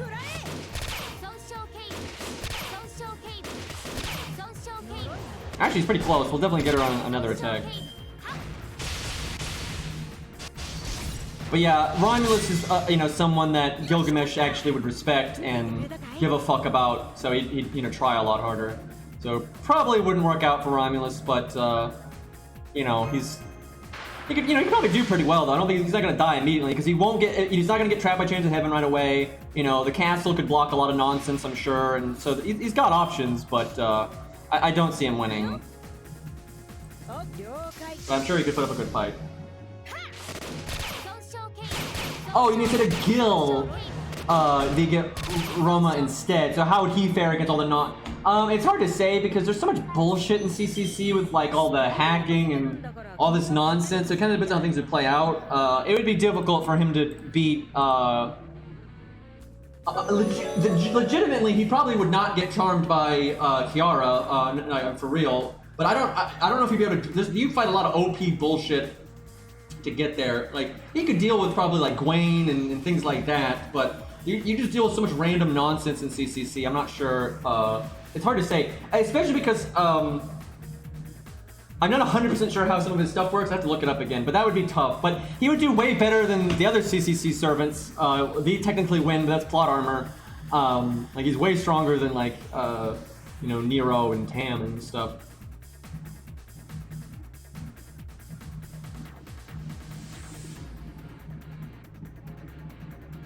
I mean, I don't think we can retcon him though, because it's been so hard canon that he's got divinity and he can seal it and stuff.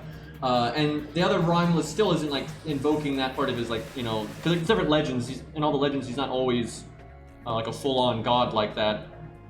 But they might, you never know. They've retconned things before. They normally don't retcon things. I actually really can't think of almost anything they've retconned. They normally either forget things or they introduce a new thing to like counteract the other thing that they want to get rid of. That's normally what they do. When they want to bullshit something, they normally just make up some nonsense. Like rarely can I think of a time where they took something and they're just like, okay, this is going to do something different now. Like, you know, there's, you know, plot armor and overplaying and downplaying things and that kind of thing. But let's see. Okay, I need to fuck. Because now he's gonna have 3 actions, so he can actually attack with Drake. So I have to back up. That sucks, because then I'm gonna have to move Medea. You're in the way!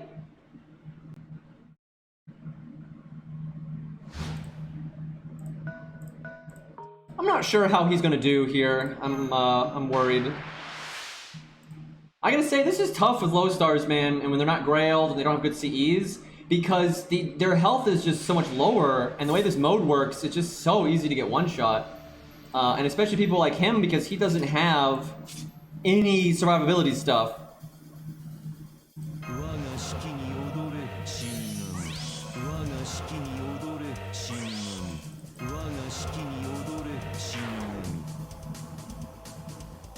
Yeah, Meth lore-wise is really scary, actually. I remember on stream we actually we read his character material stuff, we went through all this stuff, and my god, he is so much stronger than I thought. Like, he needs a little bit of time to like set up his domain, but if he does that, it is fucked, man. Like, he has like these insane booby traps that'll just murder you. He can directly attack your spiritual core, and so he doesn't have to do like armor and shit.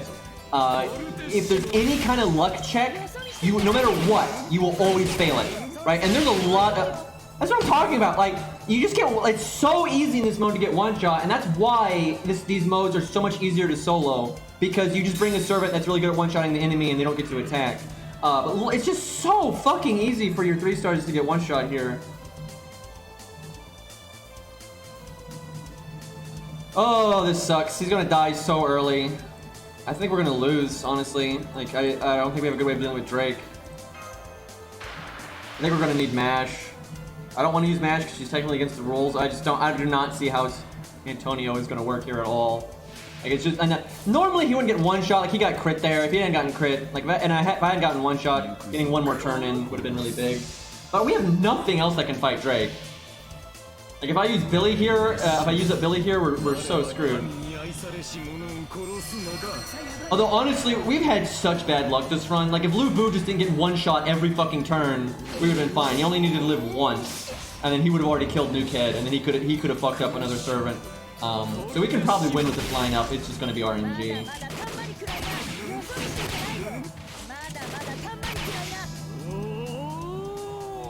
Like, if I hadn't died earlier, I could do my Noble Phantasm again. But, yeah, we've lost. I'm going to reset. There's just no way. Like, we're so fucking behind now. But I think this lineup can work. We'll just have to get lucky. God, why does that button even exist? Like, I don't understand why it's there. Because in no other thing in FGO do you randomly have the option to go back to the menu. Why would you even need that? Like, because you can cancel out of it anyway, and then you can always just close the app. It doesn't make any sense why they did that. And it's not like it's a standard thing they added to every game mode. Wait, I think this is the wrong stage.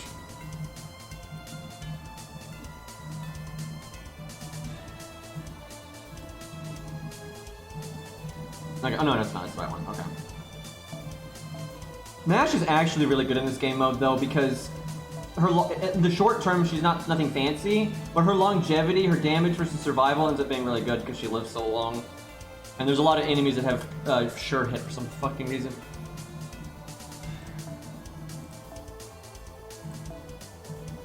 I wish I could bring Mash, and then I'd have her fight with Lu Bu so she could give him the defense up. That would be very helpful. I could go with David and try to make that happen, but that adds so much RNG into this. I don't really want to do that. I might go David, because his normal card damage is better than Billy's, and he has charisma. Yeah, I like that better. Now, I could guarantee that Lu Bu is able to do what he did last time, but finish her off, because I could do this. I'm gonna try it. I'll just give it. Generally, I like default better, but we'll give this a chance. We need that upfront value.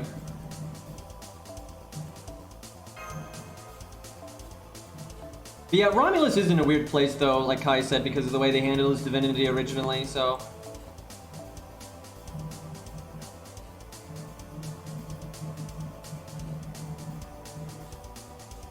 Hi, Rex. But it's not going to be a 24-hour stream. I would never want to do that anyway. Like, I don't ever want to do a 24-hour stream.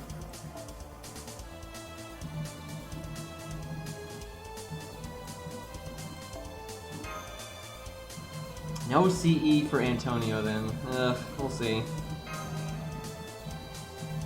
First of all, most people that try to do 24-hour streams fail. Like, overwhelmingly, they almost always like stream for like 17 hours or 16 hours or something. It's also incredibly unhealthy, and it's not good content. You know, once you're that tired, your content sucks. Like, I don't know why anyone does it, to be honest. It's not hype. I guess it's because the perception of it is hype. But I don't think most people watch that stuff, and when you tune in late and they're already super tired, it's not fun to watch, right? So I don't see the point of it.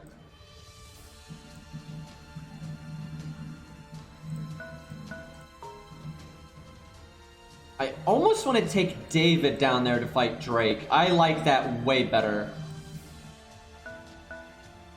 I should have done that with Billy, to be honest.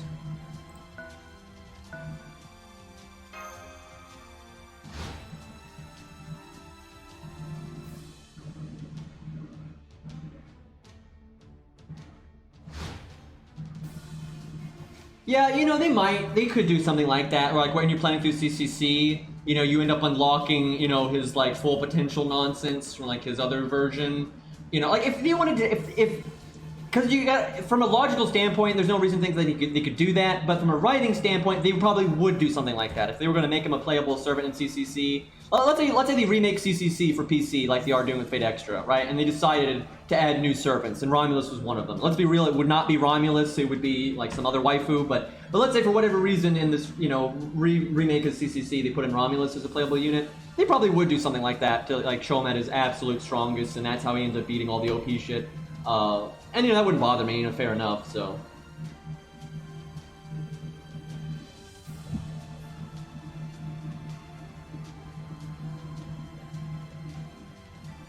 Wait, what about Medusa and demolishing? What?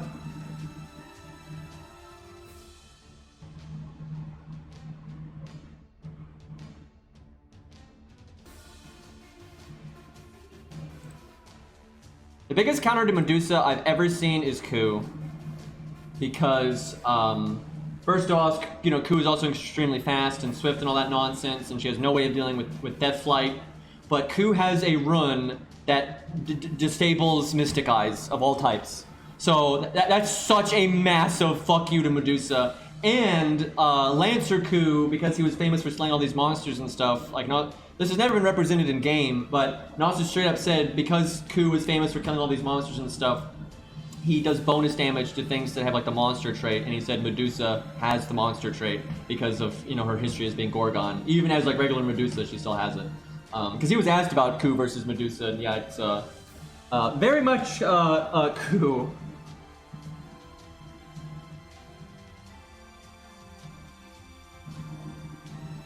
Yeah, David's second skill is the one you want to get to 10 ASAP. David's a good servant to 10, 10, 10 though, like especially if you're doing budget stuff.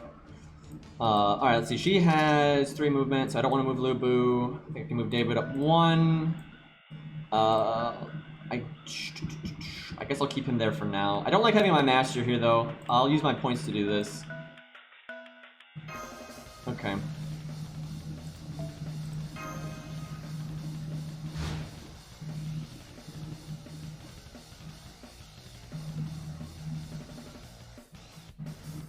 So who chat? I lost track. What are y'all talking about? I was out of the loop. I'm seeing Medusa name getting thrown around and Nobu and demolishing and what the fuck is happening?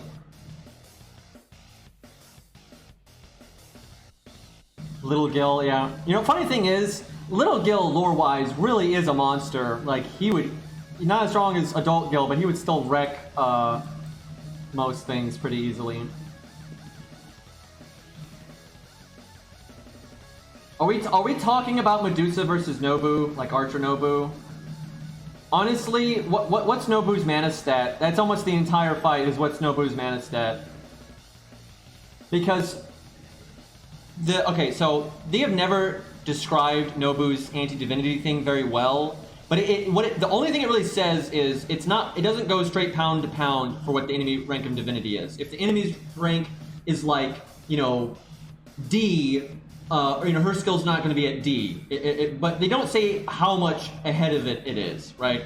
But it can be anywhere from, you know, E- to EX. So the thing, I see so many people act like if the enemy has like B rank divinity, that must mean she has a EX rank of her thing. No way. Like, because it has to be able to hit every rank from E- to EX, right? And if you get to EX by B rank, like where the fuck is all your other ranks, right? So like Medusa has what, E- divinity, so I don't think I don't think Nobu's anti-divinity thing would be strong at all. It'd probably be E rank instead of E-, right? You know, maybe some weird thing like it'd be D- or it'd be, you know, D+ or E+, you know, we don't know how the math works out on it. But it's not going to be strong at all against Medusa. It'll do almost nothing. And if Nobu doesn't have a good mana stat, she'll just instantly get wrecked by Medusa's Mystic Eyes. Let me look at Nobu's mana stat. I have no idea what it is.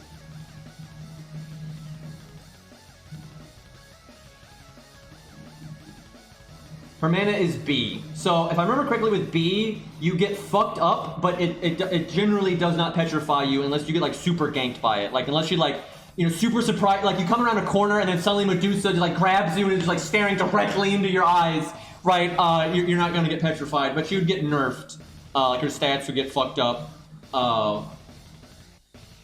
which would be bad. So at that point, it's a pretty weird fight, honestly. So Nobu's gonna be nerfed a good bit. But, you know, she's gonna get a slight bonus from the divinity thing, but because Medusa's E-, I really don't think that's gonna help much. So it comes down to, like, her NP and her skills versus, you know, the horse and, you know, how fast Medusa is. And Medusa is seriously fast. Like, she's, basically it says she has, out of everyone in Fates Tonight, she has the highest top speed. Ku has the highest acceleration, but she has the highest top speed, and then her horse is even faster. So it's a pretty weird matchup, to be honest.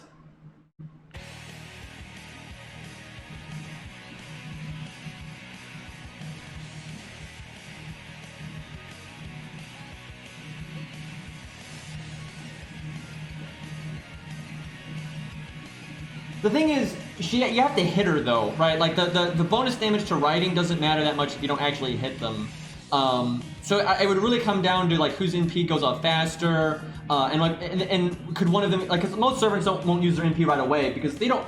Nobu's not gonna know what Medusa's stuff is, and Medusa's not gonna know what Nobu's stuff is, right? So most servants don't like blowing their Noble Phantasm immediately and giving away their identity, and especially because if oh shit, I'm fighting somebody that has something like, you know, a defensive Noble Phantasm and now I just wasted mine, right? You normally won't do that. Some of that's for dramatic effect, but some of it also is you generally don't want to just give away your hand like that. So yeah, I don't know. I mean, like, if they were I would say if they just fought in like regular servant fighting, no Noble Phantasms, I would say Medusa would win, especially because of her Mystic Eyes. Also, especially if the Bounded Fort is up. Because Medusa is seriously as dangerous as fuck when she doesn't have Shinji for a fucking master. Like, you know, she's not Lancelot or anything, but like, you know, she's very strong because she's got a very high strength stat, surprisingly strong. She's one of the fastest servants, right? She's incredibly fast, and she's surprisingly strong, and then she has the monstrous strength skill. So she's a very, very strong servant, and she has the monstrous strength skill. So in terms of like fighting without Noble Phantasms, I would say Medusa would win. Pretty easily, honestly. But if they did use Noble Phantasms, I don't really know how those would link up.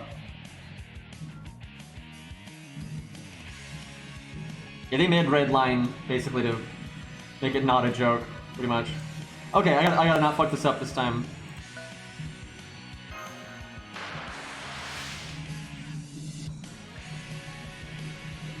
Actually, a lot of servants don't give away their identity. You know, some do, like, you know, Iskandar does, and you know, like Gil does sometimes, and things like that. But a lot of servants don't blurt out who they are, even in the books and shit. Like, yeah, I want to see Asterios fight too.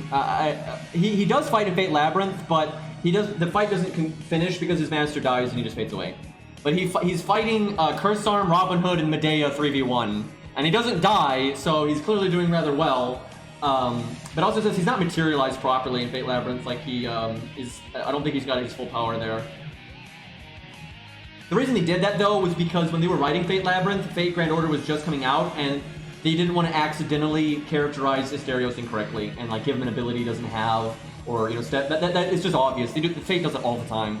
Like, and when it was released, they did not want to like, they didn't want Fate Labyrinth to like characterize him before FGO could, and like, you know, limit their options of how to create them and that kind of thing. But I think retroactively, if they made like a Fate Labyrinth OVA or something, they'd probably just, now that Asterios is done and everything, they'd probably just put regular Asterios in it instead of him being like only like half summoned, because there's no need for that anymore. It's just like, you know, they retroactively put in a lot of FGO bullshit into the APOC anime.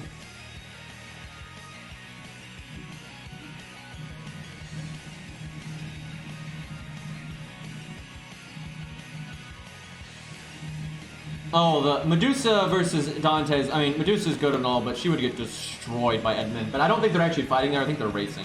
But she would get just annihilated by Edmund. Do I even need to talk about why? Like, that is so bullshit. Like, the Edmund literally is going in and out of dimensions and is, you know, unbelievably fast, can, you know, literally soul kill you and shoot Dragon Ball Z blasts, and if you kill him, he comes back to life stronger. Like, there's no way. Like, she has no fucking chance. she could never even hit him with her Noble Phantasm. He would just go out of the dimension and reappear, behind you, nothing personal, kid. Like, there's just no fucking chance.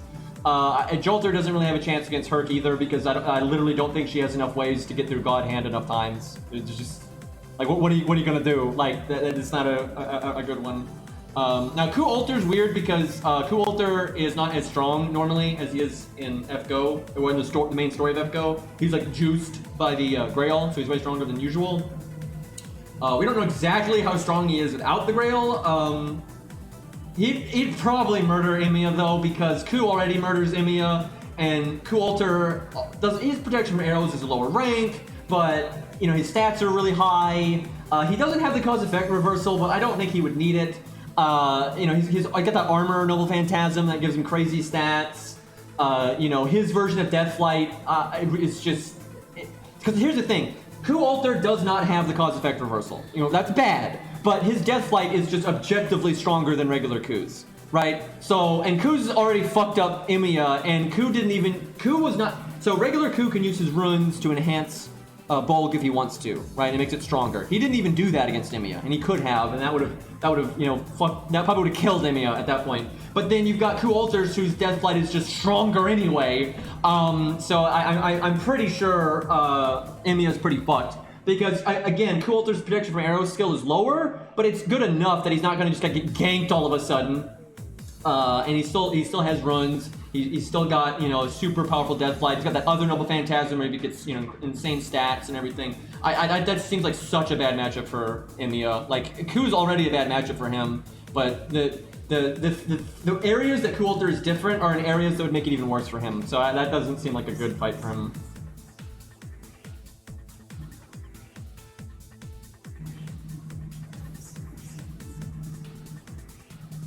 So Beowulf would actually wreck Medusa in a wrestling match if he tried, because obviously she's got the really high strength stat with monster strength, but he actually has an ability where he can get his original, self stats back temporarily, like his, real life, legendary self stats, like his true self. And that's gonna make him so much stronger than a heroic spirit. But, if he's having a normal wrestling match, I don't know if he would do that, because he probably would say that it's cheating, to be honest.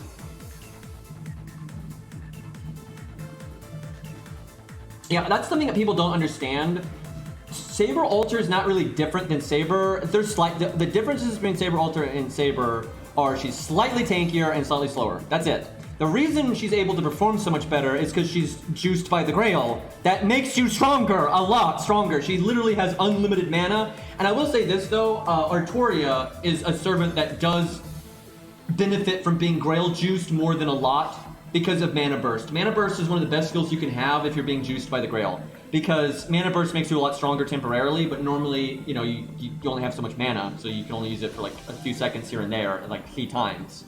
But it says that Artoria Ulter is able to have Mana Burst active 24/7. It's just always on.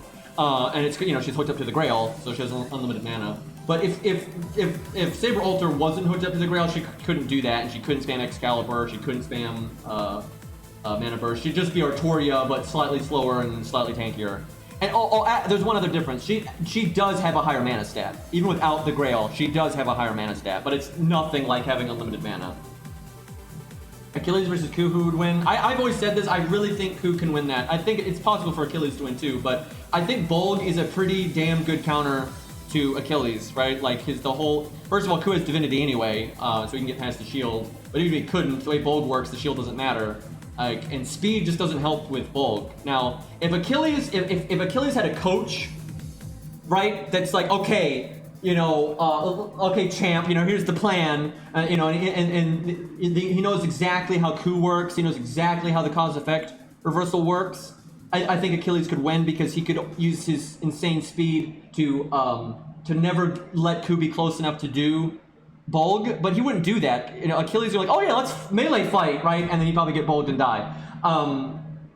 Also, Ku still has a chance, even if Achilles is trying to kite him and stuff, because Ku's got his runs, and he's got the one where you can't leave the area, and that would really limit Achilles' speed dramatically.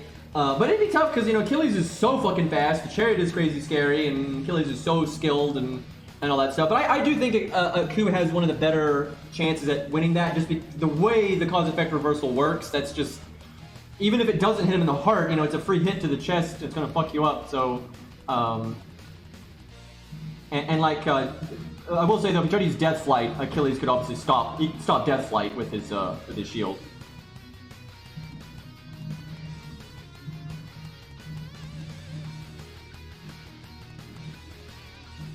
Well, they'd probably get along really well. It's obvious that those two would probably get along really well, so.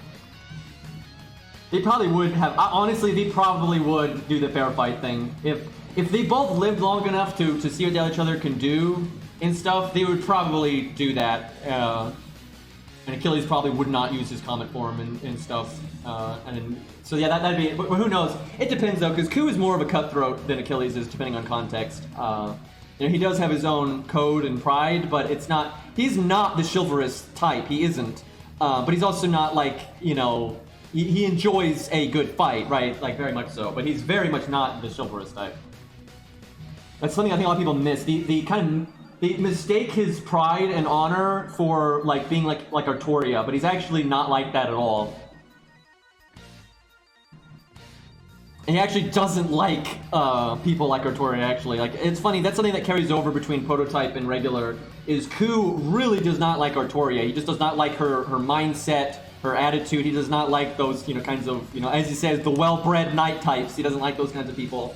And it's the same with Proto Ku and Arthur. They're just, you know, they're not on the same wavelength. If anything, from what I've seen, from what they've detailed the Fate Prototype, it seems actually worse with Arthur and Proto Ku.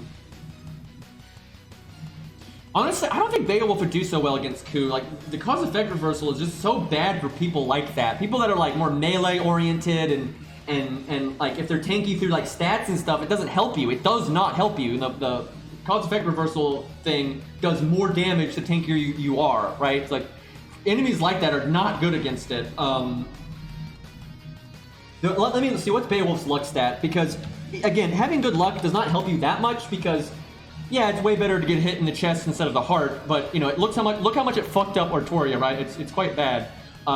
Okay, his luck is A. That's not great though, because from what they've described, even with high luck, you normally don't, like, Artoria, what happened with Artoria was very abnormal, right? Even with her super high luck stat, that normally wouldn't happen.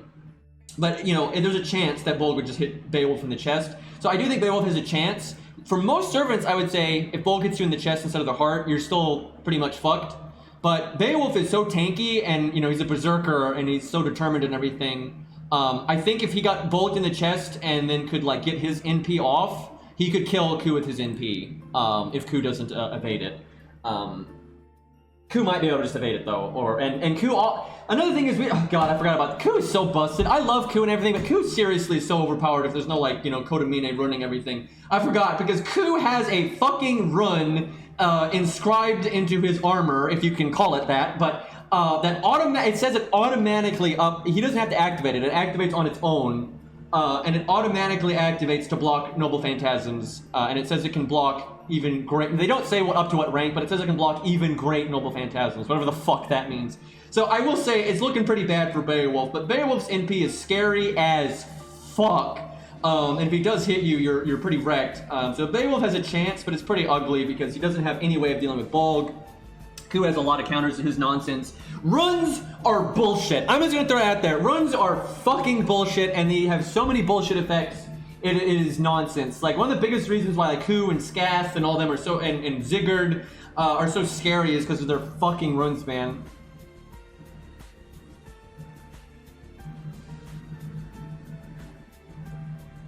I don't even know if Karna could face tank it, but yeah, Herc. They literally say in Ku's character material that Herc is like the best thing for dealing with it, because it would kill him, but he's just, because it kills him.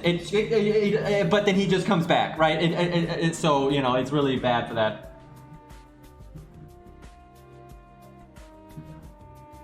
But yeah, I don't know, because Karna would get hit in the heart because his luck is not very good.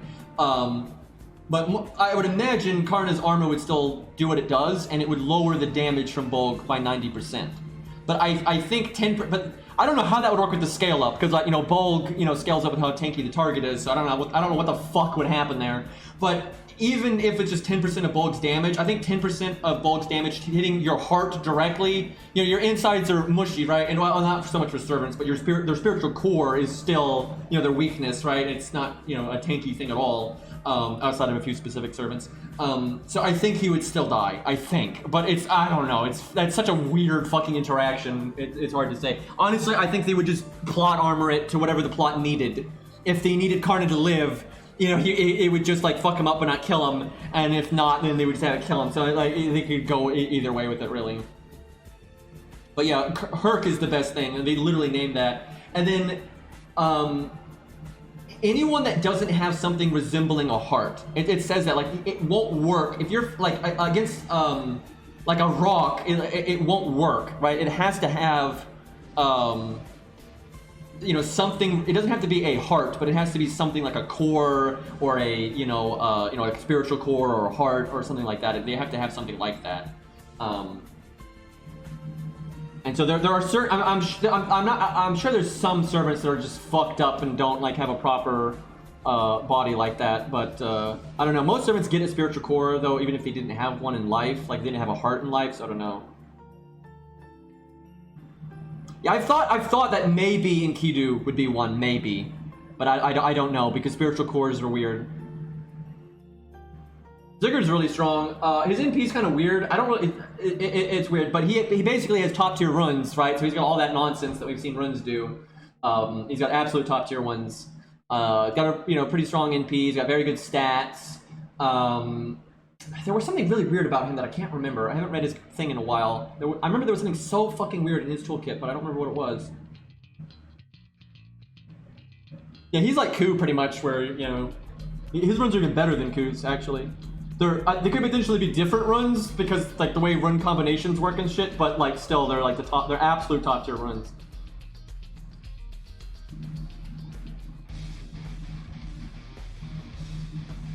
Like, it doesn't have to be a heart, like a you know, pumping blood type heart. It has to be some kind of core, you know, like a power source, that kind of thing.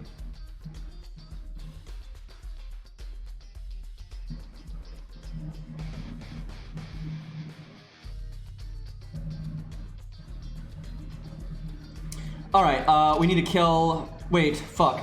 This man. I've been so distracted. This is a. I think we use Buster Up, and then we use the stars on the next round. I'm pretty sure that's the play here. And then if we get a bad crit spread, we'll use our third skill to shuffle them.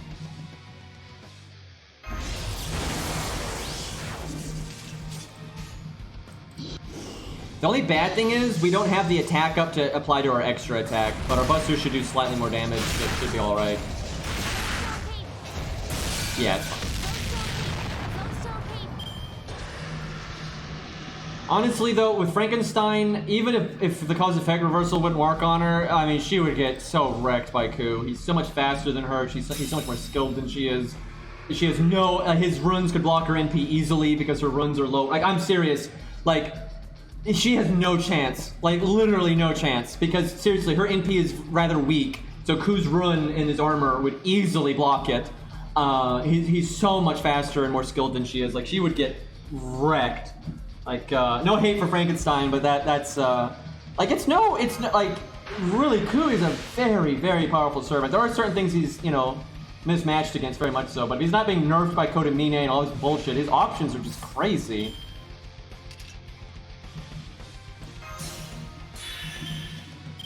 Okay, we got 20, 80, 80.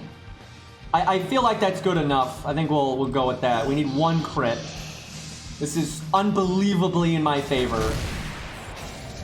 Oh my god. Whoa, don't scare me like that. Fucking 80%, dude. When I saw that 80% miss, I just heard Hans laughing.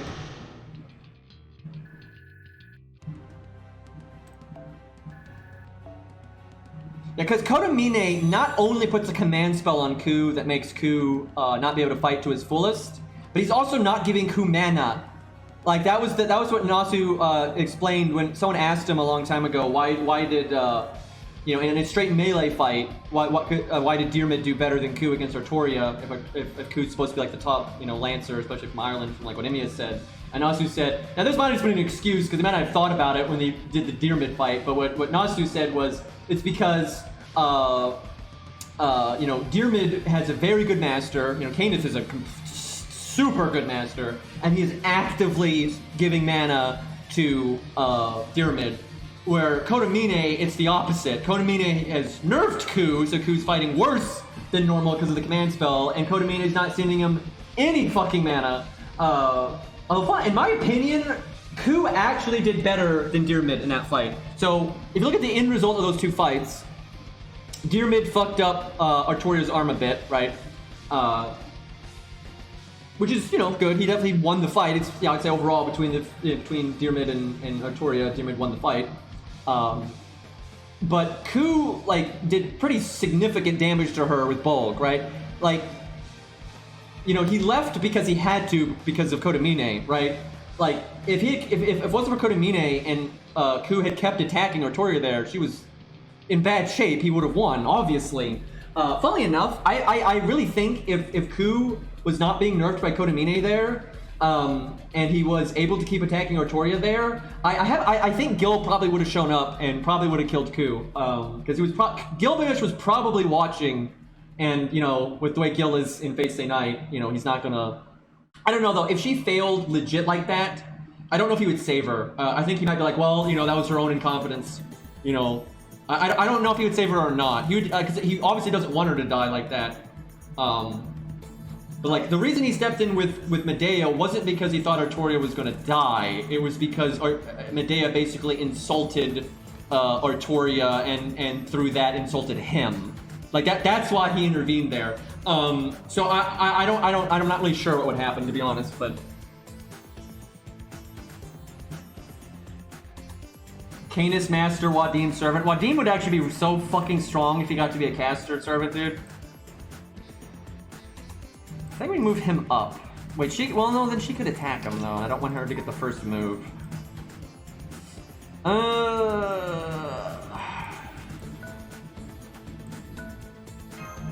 She'll probably go for David, then, I would think.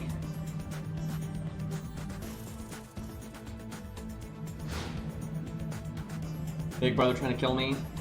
Oh, did you just Sanson Vol, Rex?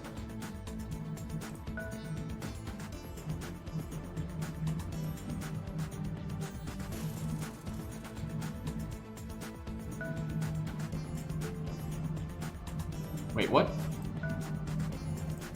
There we go. I really want Canis though to get a character material book, because what they put in her bio is just so insanely OP, but it needs more context. That I'm kind of curious what her deal is going to be when it's fully detailed. Also, Odysseus doesn't have a character material yet either, does he? Oh my god, I have to play like 50-50 here. If... I'll cast Guts. I feel like it's pretty likely she'll kill in one go. And if I somehow kill her, it'll stay on.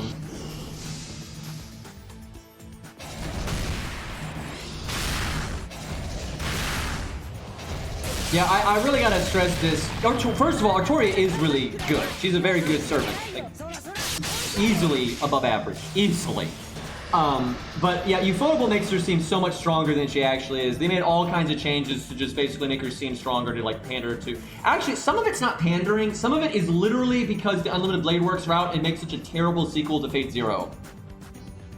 Because Fate Zero, you know, Artoria is a major character, Kodomine is a major character.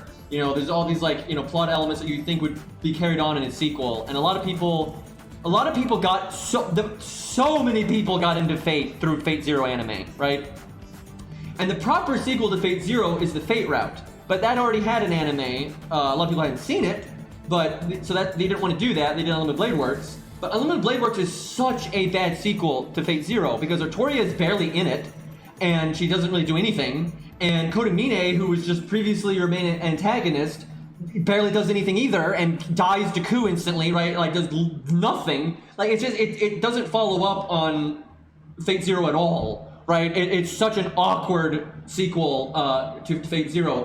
There are so many obvious changes that they made in the Unlimited Blade Works anime to like make it it's still not amazing, but make it a better sequel to Fate Zero. They give Kodamine more screen time. They give Artoria way more screen time. You know, and they change things to, you know, make it more actiony and more you know, more appealing to like what people wanted. People wanted to see Artoria doing stuff. Also, and how Nasu has justified this, which, I mean, to a degree, this makes sense. So, this gets complicated, and welcome. This is what happens when you don't plan your series out in advance well enough. So, originally, Fate Zero was supposed to be completely, you know, the canonical prequel to Fate Stay Night. But it's actually not anymore, and it's because there was just a few really minor inconsistencies between Fate Zero and Fate Stay Night. So Nasu had to say, okay, it's an alternate universe, but, you know, basically the exact same shit happened in the Fate Stay Night universe with some minor ass twinks, right? Like literally just the twinks that they messed up. Like there were some really minor details that they had, you know, made some mistakes with. So Fate Zero, as we see it, is actually not the canonical prequel to Fate Stay Night. But it's very similar. It's ultra similar to whatever the canonical prequel is. And the Unlimited Blade Works anime is basically the same thing. Because like there's a book version of Unlimited Blade Works that is designed to be kind of like a follow-up to Fate Zero, and it also changes some things. And that's kind of what the anime is, because the anime is obviously directly referencing Fate Zero, and it's obviously a, you know, canonical sequel to the Fate Zero anime. But the Fate Zero anime was never the canonical prequel to Fate Stay Night anyway, and so the Unlimited Blade, so you can kind of just say the Unlimited Blade Works stuff is just different. But there's certain things that just happen that are just, you know, not explained or just different that don't make any sense. The main thing is, I would say, like, a lot of stuff that happens with Artoria is just really fucking lucky, and the animes don't explain that. They don't tell you. Like, it still happens, they just don't tell you. Like, she doesn't outskill Kojiro. Kojiro's blade is just messed up because he's using a regular hunk of metal, and she's using a Noble Phantasm, and his technique doesn't go off properly because of that, and things like that. And that still happens in the anime. They even allude to it because they show that his blade is cracked and stuff. But no one would think that's what happened if they haven't read the visual novel, right? And there's other changes like that. Ufotable very much makes Artoria seem much stronger than she is, but some of it's just, you know, your typical, you know, circumstances playing out very favorably for her. But I mean, like, her toolkit is totally known, her skills are totally known, there's no question marks about her. You know, she's got a nice strong nuke NP, very high mana cost, but, you know, it's a really strong nuke NP. You know, she's got mana burst, she's got, you know, good stats. You know, and she's got instinct. You know, that's a perfectly good toolkit. But in no world is that toolkit like on par with like Karna. Like it's not even close. Like they're just completely, you know, and the thing is, Karna and like Gilgamesh and Enkidu, those servants they're not top tier. They're like broken, right? You know, she's like a top tier servant. Karna's a bullshit. What the fuck is this servant, right? Like it's that kind of thing.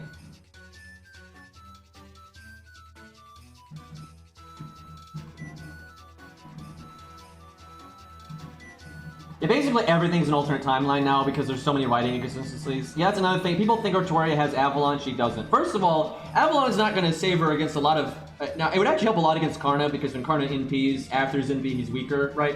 But it's a stalemate NP generally, right? Like, it doesn't...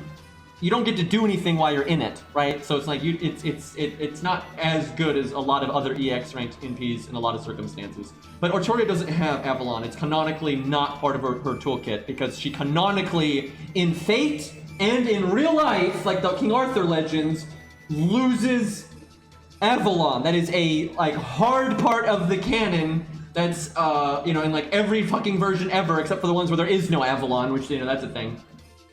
Like the really, really old ones.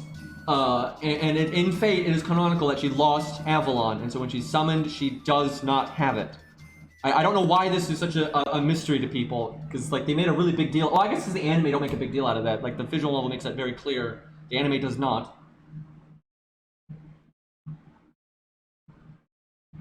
I don't know what the fuck would happen with Bolg and Avalon, and the main reason is because I agree that Bolg couldn't get to Avalon once she's there, but the thing you got to remember with Bolg is it switch. A lot of people hear this and they don't understand it. It switches causality. The cause doesn't matter. The effect it's backwards, right? It's supposed to be I punch you and so it hurts you, and with Bolg is you're hurt. And then the punch is like a formality that happens after you're hurt, which, you know, it doesn't matter anymore because you're already hurt. So it would depend on like activation time. If someone uses Bolg and then you activate Avalon, you're already hit. You know, it's already happened. But if you already have Avalon up, it won't hit you because first of all, you're not even there. And even Bolg can't get into Avalon. It doesn't work that way. But so it's just a matter of activation time, because if Ku uses Bolg and it hits you in the heart, you're already dead. Like, you're already dead. It doesn't matter if then you activate Avalon, because the effect already happened, right? It's too late. That's why going back in time doesn't fix it. And then but if you already have Avalon up, there's just no way Bolg would work. For so many reasons would Bolg not work if Avalon is already activated, because I don't think it could even target you, because you're literally not there, you're in Avalon. And even if it could target you, it would not be able to get into Avalon. So it would super not work.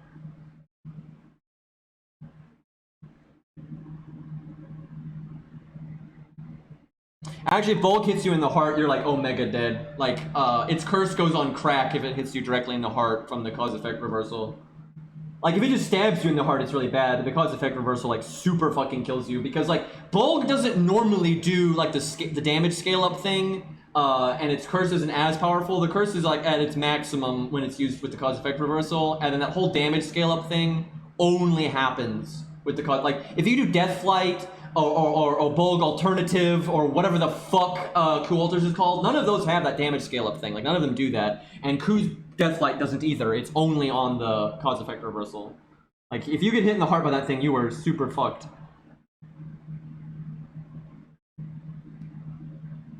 Alright, let's, okay. She's died once, right? Oh my god, she didn't die once. What the fuck? How did she not die once? Oh, right, it's because I didn't have the thing anymore. Well, that's fine, we already killed, Fuck, my NP's gonna go to waste. Unless I switch with Antonio. Is that worth it? He hasn't died once either. Okay, hold on. If I attack, I'll kill her, and she won't get an action. And then she'll attack and kill me, and she'll attack again, and then kill me for good. So that's not great. But we would at least kill her once, and my NP would go to complete waste. Where if I switch with Antonio, I won't get to attack at all, but she'll attack me, and she might one-shot me. That's really shit. I think we have to sack... Wait, this is fucked, because if I sack Lu Bu, I could...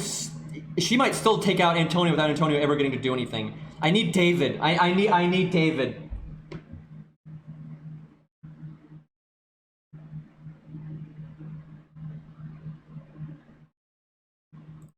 Honestly, Deathflight is more like a utility option. It's not overall, like...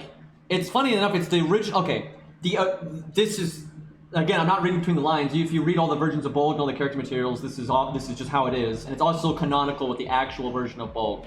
So, what Bolg is supposed to do is be a weapon that is thrown or kick thrown and go boom. That's what it's supposed to do. And that is what it does when Scath gives it to Ku, right? When Scath gives Ku Bolg, it does the whole Deathflight thing that he can do. That's what it does. And that's what it's supposed to do. That's why when Ku alters version of it, that's what he does a version of Deathflight. You know, big throw, go boom. You know, his is obviously like on crack and it has like this organ attacking aspect of it. And that's what Scath's does. You know, hers is a big throw, go kaboom. But she added to it that it, you know, before it go boom, she can freeze the space-time around you, right? That's, it's, Bolg alternative. You know, she changed it to do this weird space-time freeze, and then she, throw, go, boom, right? This is just what Bolg do, throw, go, boom. And when Ku got it, that's all it did.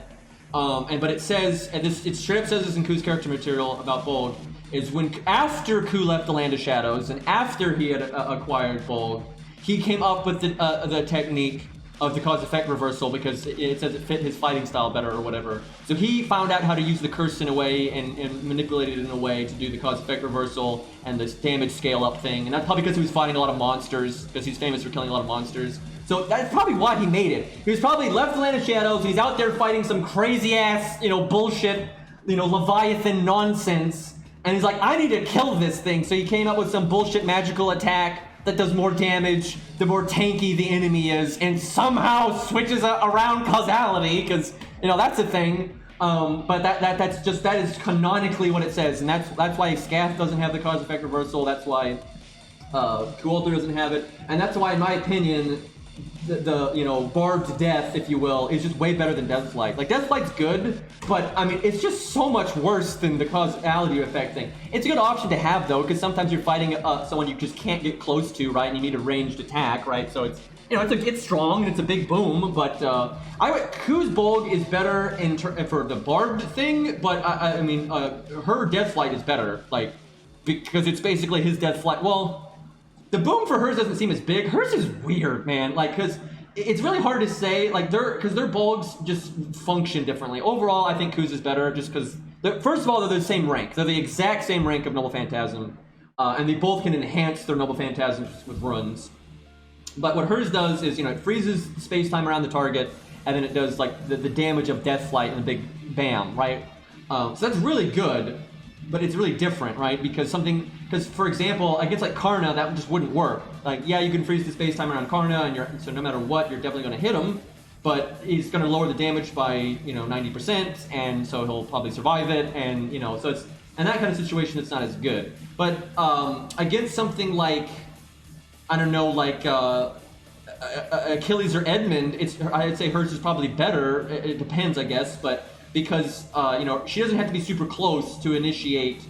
Well, actually, I guess she does have to be somewhat close. They didn't really detail that. I don't know. I don't know if she can freeze the space time from afar then throw it. I guess she can, because she leaps towards them and everything, and then it does the thing. So I don't know. I do feel like, now I think about it, I do kind of feel like Ku's is better for the most part. I think hers does more raw damage though, but. She basically made like copies of it or something. They don't actually say, but she seems to have like made copies of Bolg somehow.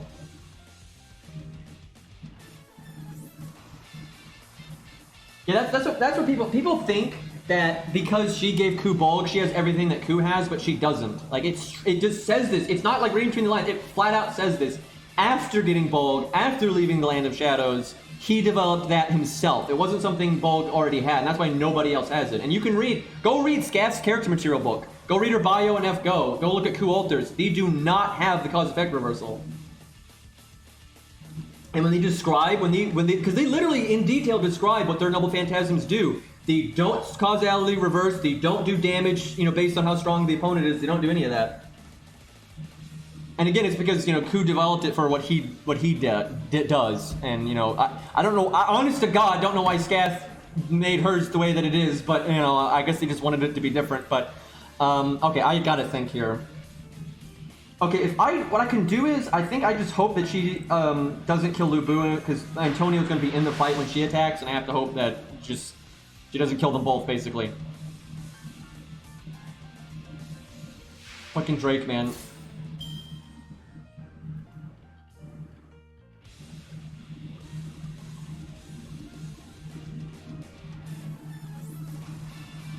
What do you mean read into? I mean, I'm literally not reading into anything. Like, it's literally what it says. Like, Scath does this and Ku's does that. Like, why would Scath have a technique that Ku made up after the fact when they describe her technique and it's a completely different one? Like, they're just different. And so is Kualter's. Kualter's in many ways is the scariest. It kind of depends on like what the enemy has, but it's basically a giant range explosion that everything in the area gets their organs attacked. So that's pretty fucked.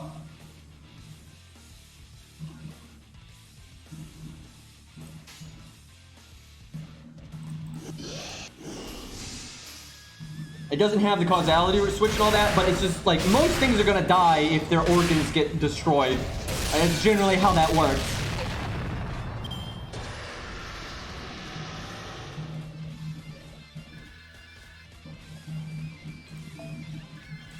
Actually, Scath's probably... we don't... Scath's other Bolgs might be like illusions. They might be because of her runs. They literally never said what the fuck is going on there. But if she made them, they had to be made out of the bones, you know, of the creature that they come from. You know, that's how it works. That's where Bolg comes from. There's only so many you could make because, you know, it's not like the monster had infinite... his body wasn't infinite, right? By the way, I to this day, I really think they messed this up. I don't think it was a conscious choice. I think they literally messed up. So in actual stories, and there's no alternate version of this as far as I'm aware, this is just the only origin story that Bolg has, is there is supposed to be a sea... I don't remember their names, I can't fucking remember, but there's these two sea monsters, right? We'll say it's Monster A and Monster B, right? And the monster that Bolg is supposed to be made out of is not the monster they say it's made out of in Fate. What they say it's made out of in Fate is actually the monster that kills the other monster. So basically what happens in the actual story is you got Monster A and Monster B, and Monster B kills Monster A.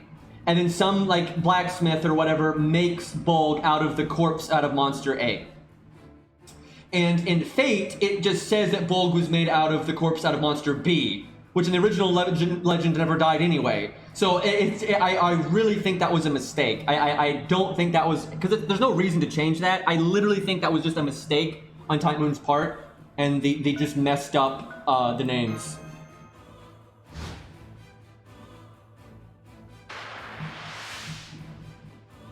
I honestly don't know why so many people think Scath is just Ku but better. Like, especially when you have Achilles and Chiron, it doesn't work that way. She is better at certain things, absolutely. Like there's a lot of... Because what people don't understand is, it's not like Ku left Scath and then never did anything ever again, right? When Scath meets Ku, he's pretty young and he's basically done none of his accomplishments yet. And then after he leaves Scath and never sees her again, actually he planned on seeing her again, but, you know, Land of Shadows nonsense. Anyway... you know, that's when he went off about the wars, killed the monsters, did all these deeds, and that's when he acquired... He didn't have protection from arrows back then. He got protection from arrows because of that crazy bullshit he did in that war, right? Like, that's where all that stuff comes from. So he went off and did a bunch of X, Y, and Z and stuff, and that's... Because she's got all kinds of crazy stuff. Like, Scath is a top-tier servant, too. Like, no question she's a top-tier servant, too. But she doesn't have protection from arrows. She does not have that. And she has that skill that allows her to acquire other skills, but it can't acquire personal skills. It can only acquire, like, the generic ones, like class skills and stuff. She cannot get protection from arrows. She cannot get that.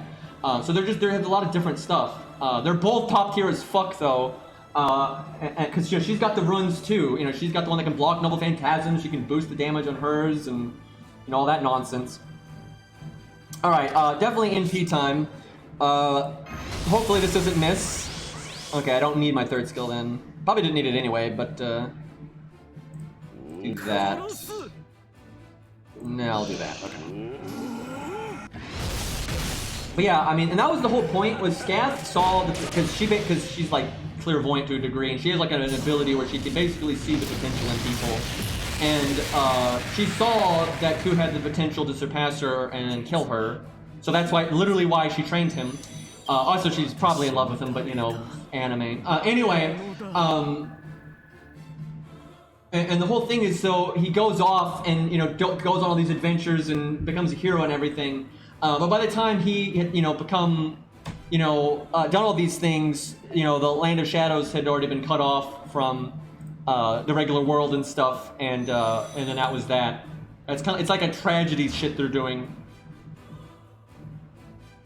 And in the real story, it is completely fucking different. So in the real story, there's a lot of different versions of it. The Ku's origin varies a bit, and actually a lot of Ku's legends there is no Scath. And the sister stuff varies all over the fucking place. Like there's a lot of weird versions of that story. But the mainstream take on it is basically very early in Ku's life.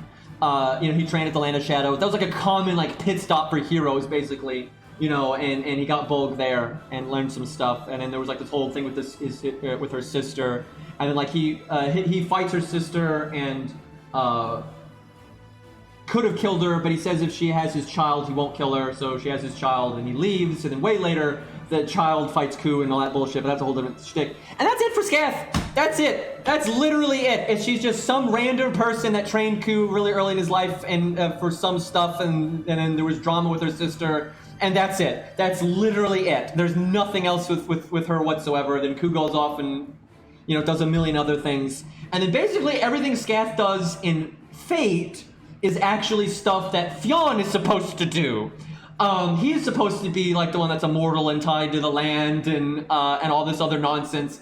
And they basically gave it to her just because, you know, tits, I guess. So I've never been a fan of that. I don't mind Scath's character and everything, but I've never liked how they basically took a very minor character and then robbed another legend of their feats and gave it to her. It's bullshit, right? Like, it's just bullshit. So I've always disliked that, but I don't mind like the actual character and like their characterization and stuff. But that was not a good way to do a character. Okay, so we finally got through the meat of the enemy's nonsense there. Yeah, I'm gonna wrap up after this. No elite students today, but I kind of need to do more of the lottery anyway, I feel. Yeah, Fionn is basically King Arthur for them. And obviously his actual legends and stuff are different and whatnot, but he's like that kind of famous there. I mean, yeah, Lancer Fionn is still a serious character and is still very powerful. He's crazy powerful actually, but you know, a lot of his feats and accomplishments, they just aren't there just cause. But they still made him very powerful. Like, he's still a very powerful servant. But yeah, all the immortality stuff they gave to Scath for some fucking reason. Yeah, I'd like to see more of the Knights too, Fury. But unfortunately, I don't know if they're gonna bother. But I guess we'll see.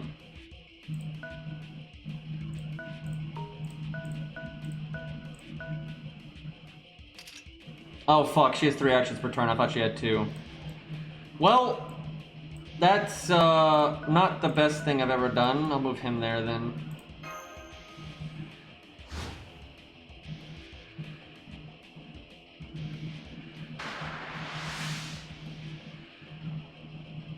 I wish FGO would actually collab with other things like every other game does, but they collab with themselves, because that's a collab, right? It sounds like a masturbation joke. You're collabing with yourself. Like, that's not right, man.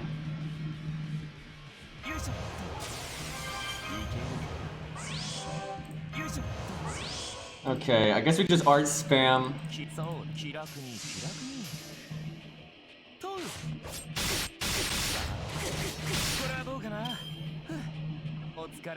And not only do we have more Knights of the Round in, but a lot of, yeah, we have all these.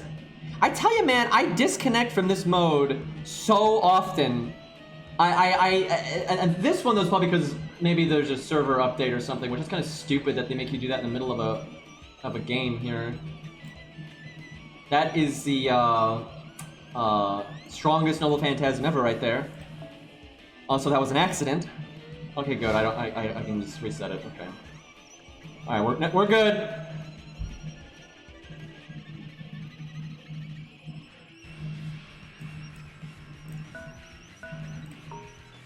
Only David got his NP there.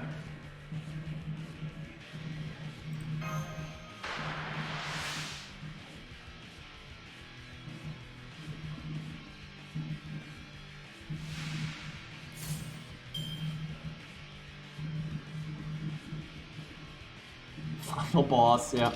Oh man, if I had the stars, it's one turn off, I could probably kill her here, and I keep my my stuff. I should have done Buster Art. What am I doing? The damage is all that matters, and I don't need NP gain anymore. I don't think that would have made a 23k difference, but...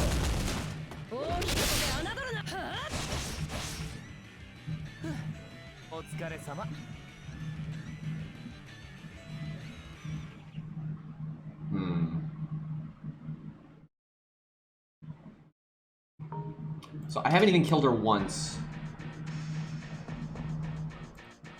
That is unfortunate. I can get a free turn on this one. I just don't really need a free turn on this one. I almost want to back up. Nah, I'll just...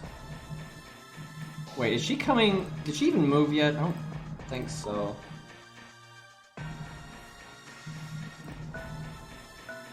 This is getting messy.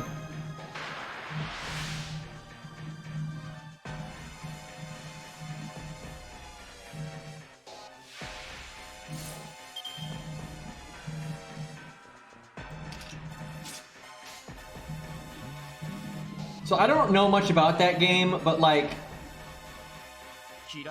is it like actually, like, does Disney have something to do with it, or are they just like, you know, like this is inspired, obviously, but it's not, you know, they're not actually saying it's that thing or anything, so there's no like legal problem, and it, like Disney has nothing to do with it. Like, what's the? It is owned by Disney. Okay, that makes more sense. I would say, you know, otherwise you're kind of skirting the line with, you know, the lawyers and shit.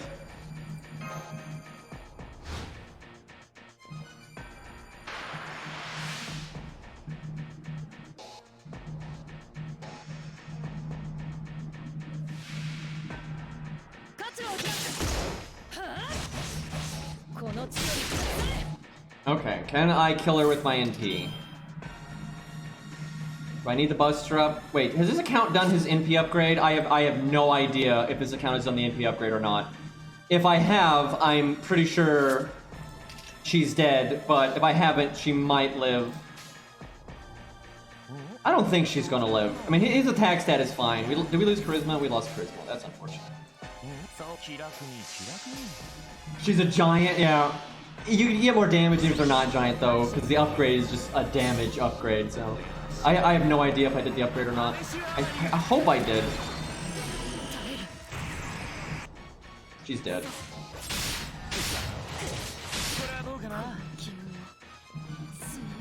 No, it is definitely not... I am so tired of thinking this is going to be a PvP thing. This mode does not work for PvP at all. Like, not even a little bit. Like, all the problems with the base game apply here. Like, all the health ratio issues and going first being outrageously overpowered and all the... Like, it just doesn't work. And, like, if it's a prototype for anything, it's just this mode being this mode. And I've always said, it is possible for them to make a PvP mode in FGO, but it would require a lot of work, and I don't think they would do that. Also, the player base has just been so vocal about not wanting a PvP mode, I don't think they're going to make one.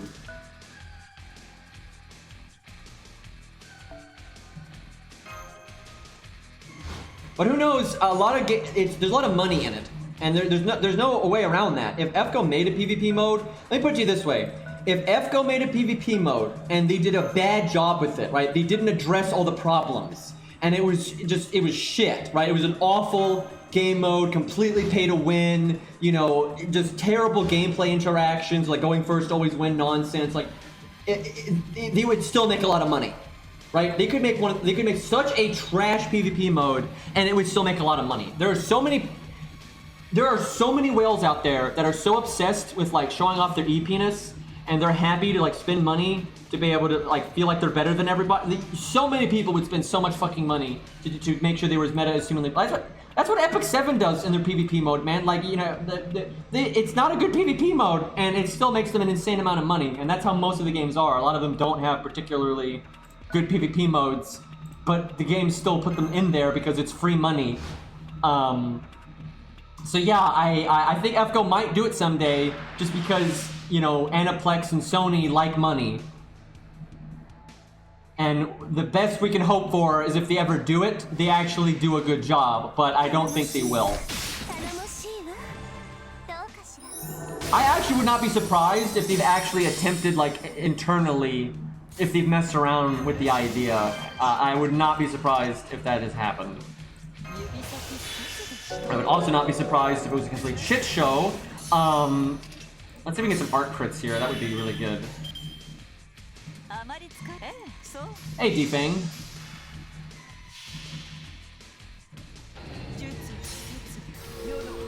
Hey, you also get sound files, Defang. Steno just beat the hell out of us there. That was, wow, what is this damage? Fucking Medea, dude. Holy crap. That's not even good AoE damage. You have 98% on your fucking Can we not throw at the last second? Can we not do that? I think we need David to join us and give us the evade because this is so fucked.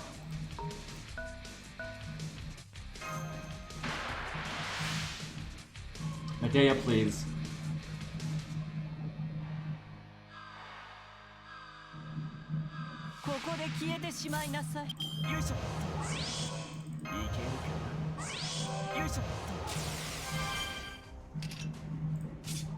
Couldn't someone have gotten their Buster card? That would have. I don't think we're gonna kill here. Are you kidding me? She has 23,000 life, and I don't think we're gonna kill here. Oh my god! Please crit. Everyone crit. Get that 50% crit, okay? And then we need a 30% crit. It's not gonna kill even with crits. It would almost have killed. Oh my god! Are you kidding me? Are you? And then you just. What the fuck? Oh dear god. Alright. I want to Arc Chain and not do Rule Breaker. I swear it can do 6k with 2 art attacks, right? Oh my god, they might not. If I do art, I want to do Rule Breaker to make it an Arc Chain, right? For David.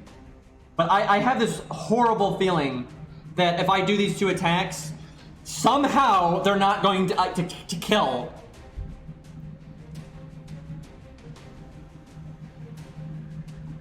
I'll have faith.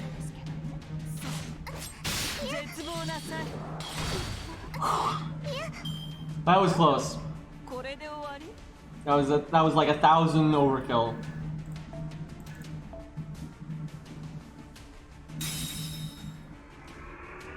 Like defensive cooldowns are so favored here. Like offensive ones still go away kind of quick, but like for example, if you cast evade, like from your Mystic Code, and then you kill the enemy that turn, not even kill them permanently, you just deplete that health bar. So they don't get their turn, right? Because everyone has 2 health bars here. But if you deplete 1 health bar, they don't get their turn, right? So anyway, so you cast evade, you deplete their health bar, they don't get their turn. The battle ends, so the turn didn't switch, so you still have the evade. So the next battle, it's still there. Which is complete bullshit, by the way, because then if that unit doesn't fight, they keep that evade. So they could run around, I could put Medea back here, right? And then while I'm doing other stuff, the cooldown is still coming back. The evade isn't going away, but the cooldown is still regenerating. So basically, if you try hard enough, you can get like, you know, you can stack buffs that should not be stackable, basically. It does result, though, in some, like, it does make some things, like, meta that normally aren't, which is kind of neat. And it can just result in some funny things like, you know, 100 Face having double art up and double NP gain and shit like that. I think we attack again, but we're probably not going to kill her, and then she'll kill us. But now I might as well get the NP off. It's not going to kill her because Medea damage, but...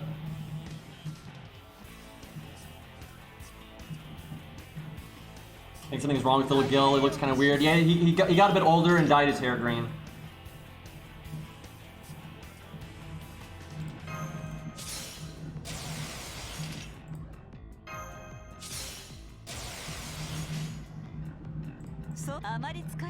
This is literally like maximum burst damage I can do here. I gave her the bust drop. She has David's charisma. Ooh! I'll take that 20k crit. Hey, Phantom with the resub. Thank you, man. 17 months.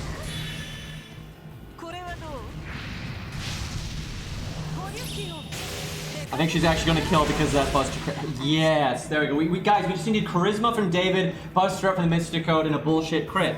That's all we needed to do a one-shot our fucking counter class. Or actually, the thing we counter class, excuse me.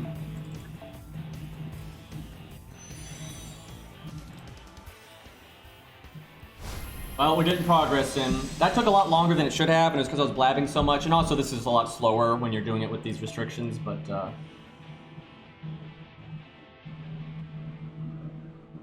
yeah, you can stack. You can absolutely stack Hercules' third skill because its effect is it's allowed to be stacked with other guts effects, and that works on itself. And just with Coup, I've been able to cast guts 3 times before the original guts went away.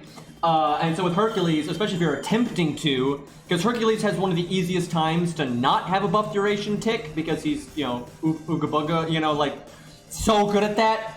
You absolutely could get 12 lives on Hercules, like very easily, actually. Like, yeah, Herc is so broken in this mode. I forgot to grab my free SQ here.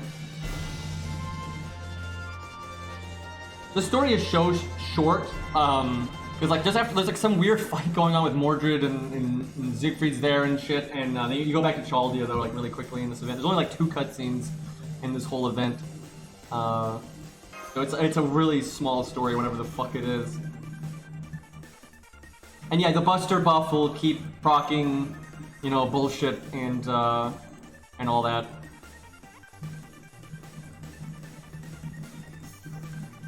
That's a thought. Mordred and Iskander in the same room.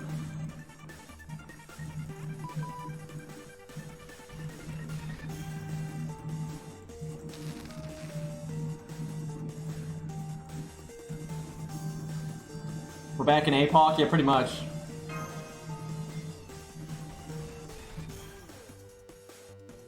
I don't know if they'd get along or not. I think it would depend a lot on like the context they would meet in. Like, and like how she feels about like her own master and like all that kind of stuff, right? Like in certain contexts, I think they would probably get along, but I think a lot of times, you know, basic and to Iskandar, you basically have to be one of his subjects, or he's going to roll over you, right? That's kind of how it is. But he's happy to have anyone as one of his subjects, right? So if Mordred was okay with like him being her leader now, they would get along fine. But if she's not, they're not going to get along in the slightest. So it really depends on Mordred, because like in APOC, she obviously wants to be king, but in FGO, she doesn't really anymore.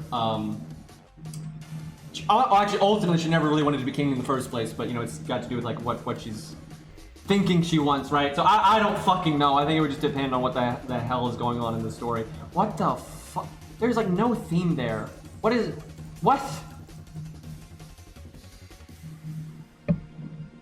I truly have no idea what the plot of this story is. I will definitely read this when it's either on NA or translated, because it's so short. Like, I don't normally read the silly events because they're silly and they're really long, but this is silly and short, so and I'm honestly just legitimately curious what the balls is going on.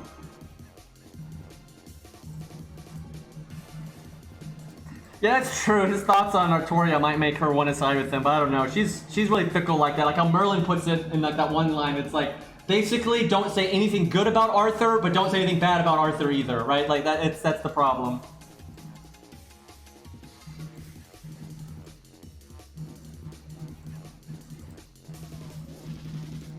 Dude, the fight in like the free quest where you fight Scath and Ku, I think Ku's name, I'm not quite sure. I think it's something like God of Evasion or some nonsense. Obviously referencing protection from arrows being broken in this game. I like how they've literally made, like, they break the fourth wall with protection from arrows so many times. Like, you know, they just mentioned like so many times in events and stuff that Ku is like way stronger than you would expect out of a 3-star. It's pretty funny.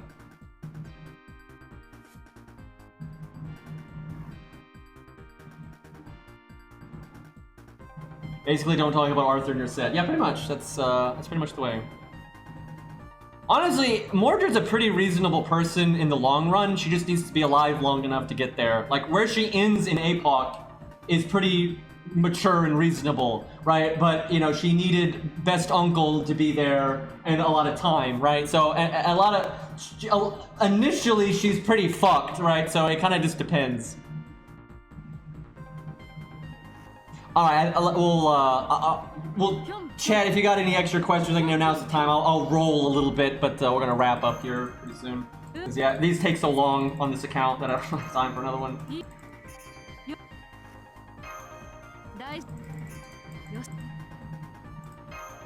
Yeah, I remember Mev basically... there was like a subplot going on where like she was trying to capture Ku in Summer 2, but you never even see Ku, I don't think, in Summer 2. But she basically tells her minions, you know, don't be fooled by his rarity. He's a lot trickier than you might think. And then she says something about protection from arrows being, you know, nonsense or whatever. I don't remember exactly, but yeah, that was the thing.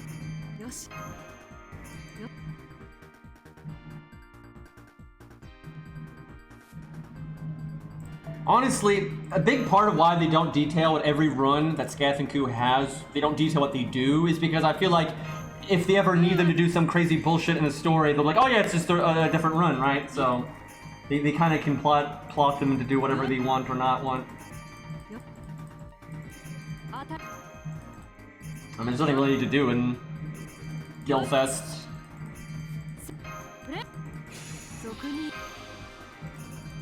We always dick around. You know, we could dick around though, and I didn't even think about that. We could always use Chat's units and like, you know, fight Rice Man and fight, you know, whatever bosses. Like people would say, hey, use this saber for Leonidas or whatever, you know, instead of Mordred or Wojcicki. You know, we could do that. So maybe we'll mess around with some of that stuff. That's actually kind of. I don't know why I didn't think of that. That would have. Part of it though is because I'm so pushed on time right now, and I'm so behind on Hagfest here, and I need to get stuff done on it. I need to at least get these, you know, battles over with and stuff. But yeah, we could probably do something like that for Guildfest. Because, you know, JP doesn't have any boss fights for this thing, so.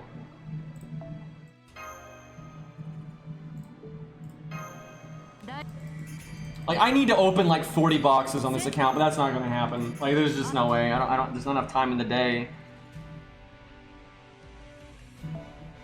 And like, when I streamed, if all I was streaming was me farming, then I could do it. But I don't want to do that. That's so boring. But like, basically, you know, we're trying to get ready for Lee's students, and you know, status update here. You know, we need, you know, we need her at 10, 10, 10, and look, we got 17 assassin gems, like, and we only got one of her skills at 10, right? This is not good. And then we at least need Phantom's second skill at 10, right? We can get away with the other skills not. You know, it'd be nice if this was 10, but you know, we'd at least have to have this one at 10. And then we need Fuma's skills upgraded a lot. Probably this one at 10, and I mean, I want all of them at 10, but this one and these two are the ones that matter the most. Especially the evade. We need that longevity. So I need. The thing is, 100 face is not enough though. Like just getting 100 face to 10 to 10, I'm not like, oh, we're ready, because then we also, like I said, have Fuma and Phantom, so it's not looking great. So I need to get off my ass and farm a bit. At least Ku's doing really well on this account. Actually, we can get him 10, 10, 10, I think. Yeah, we can. I'll wait a second though. I don't want to blow 36 hero proofs. We're not gonna use Ku for a while because there's no archers in what's left in Lost Belt 3 or anything. So. But yeah, if we can get those three up, I think we'll be all right. We might have to get Curse Arm up as well. I'm not sure. We probably. Oh god, because I probably am gonna have to bring Curse Arm. I mean, the team is probably going to be something like roughly. I don't know in what order, but it's gonna be like double 100 face, Phantom, Curse Arm, Fuma, and oh god, I need another assassin. I need 6 assassins. I literally need 6 assassins. Fuck. Like, just fuck, man. Oh god. If I would bring another assassin, what would it be? See, double 100 face, Phantom, Curse Arm, Fuma. Who would be the other one? I guess Serenity? Oh god, I don't want to bring Serenity. Because she has no survivability, but she does crit down. I guess that's good. Oh yeah, Izo would actually be the one. They're humanoid and he has an evasion skill. Izo's definitely the one. If I have him on this account. Let me look. I don't know if I was, because I took a long break where I didn't even log into this account for so long. And I missed the original Mori because of that. But then they rated him up again later, and then I got that one. So I think I might have missed Izo. Oh no, we have him. What's the NP rank?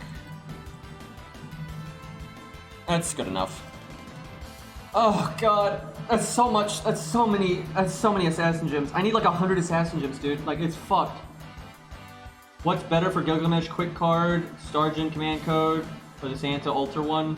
I mean, it kind of depends, because sometimes you might want the Santa Altar one on a non-quick card, so you don't have to use your quick card, and you can still like do a lot of damage and still make a lot of stars, right? So maybe put on, but generally the Santa Altar one is better, because it's generally Stargen is not going to match 4 stars. Although Guild does have such a high hit count, I'm not 100% sure on that, but I'm pretty sure the Santa Altar one, or Pure Burst, would be better. But what you could do is you could put Santa Altar on an art card, and you put like the 30% Stargen on the quick card. that is ultimately more stars. And so if you do like an quick art turn to get your NP, you make a lot of stars there, and then you do like, you know, NP Buster, and you have that, like, you know, higher chance of critting because the stars made earlier. You know, that's really good. But sometimes you're going to want other things in your art card, so it depends. Skill's kind of tricky like that. You have a lot of options with the way you set them up.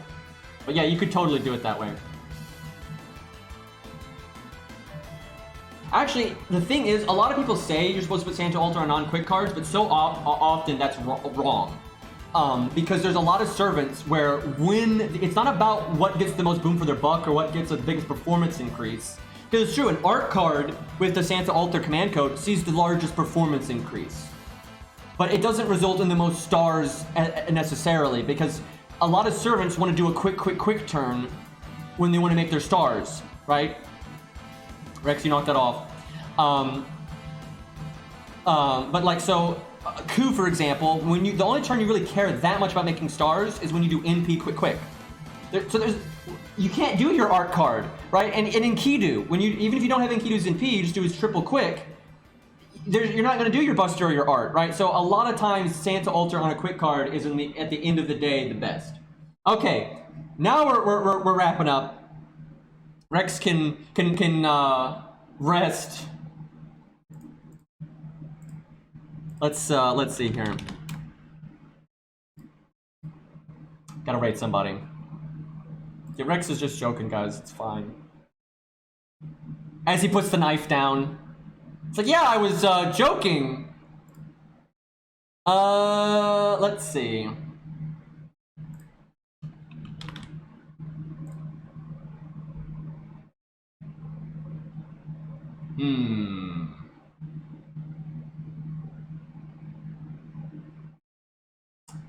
Well, someone's doing all the fancy new game mode things, so Thor. I think we've rated this person before. I recognize the name. Alright, boys. Thanks for hanging out. I will do my best to stream tomorrow, but and I never know with the way my condition is right now, but I'll do my best and try to catch up a bit and maybe get some Killfest in there. But yeah, peace. Oh, hi, Ari.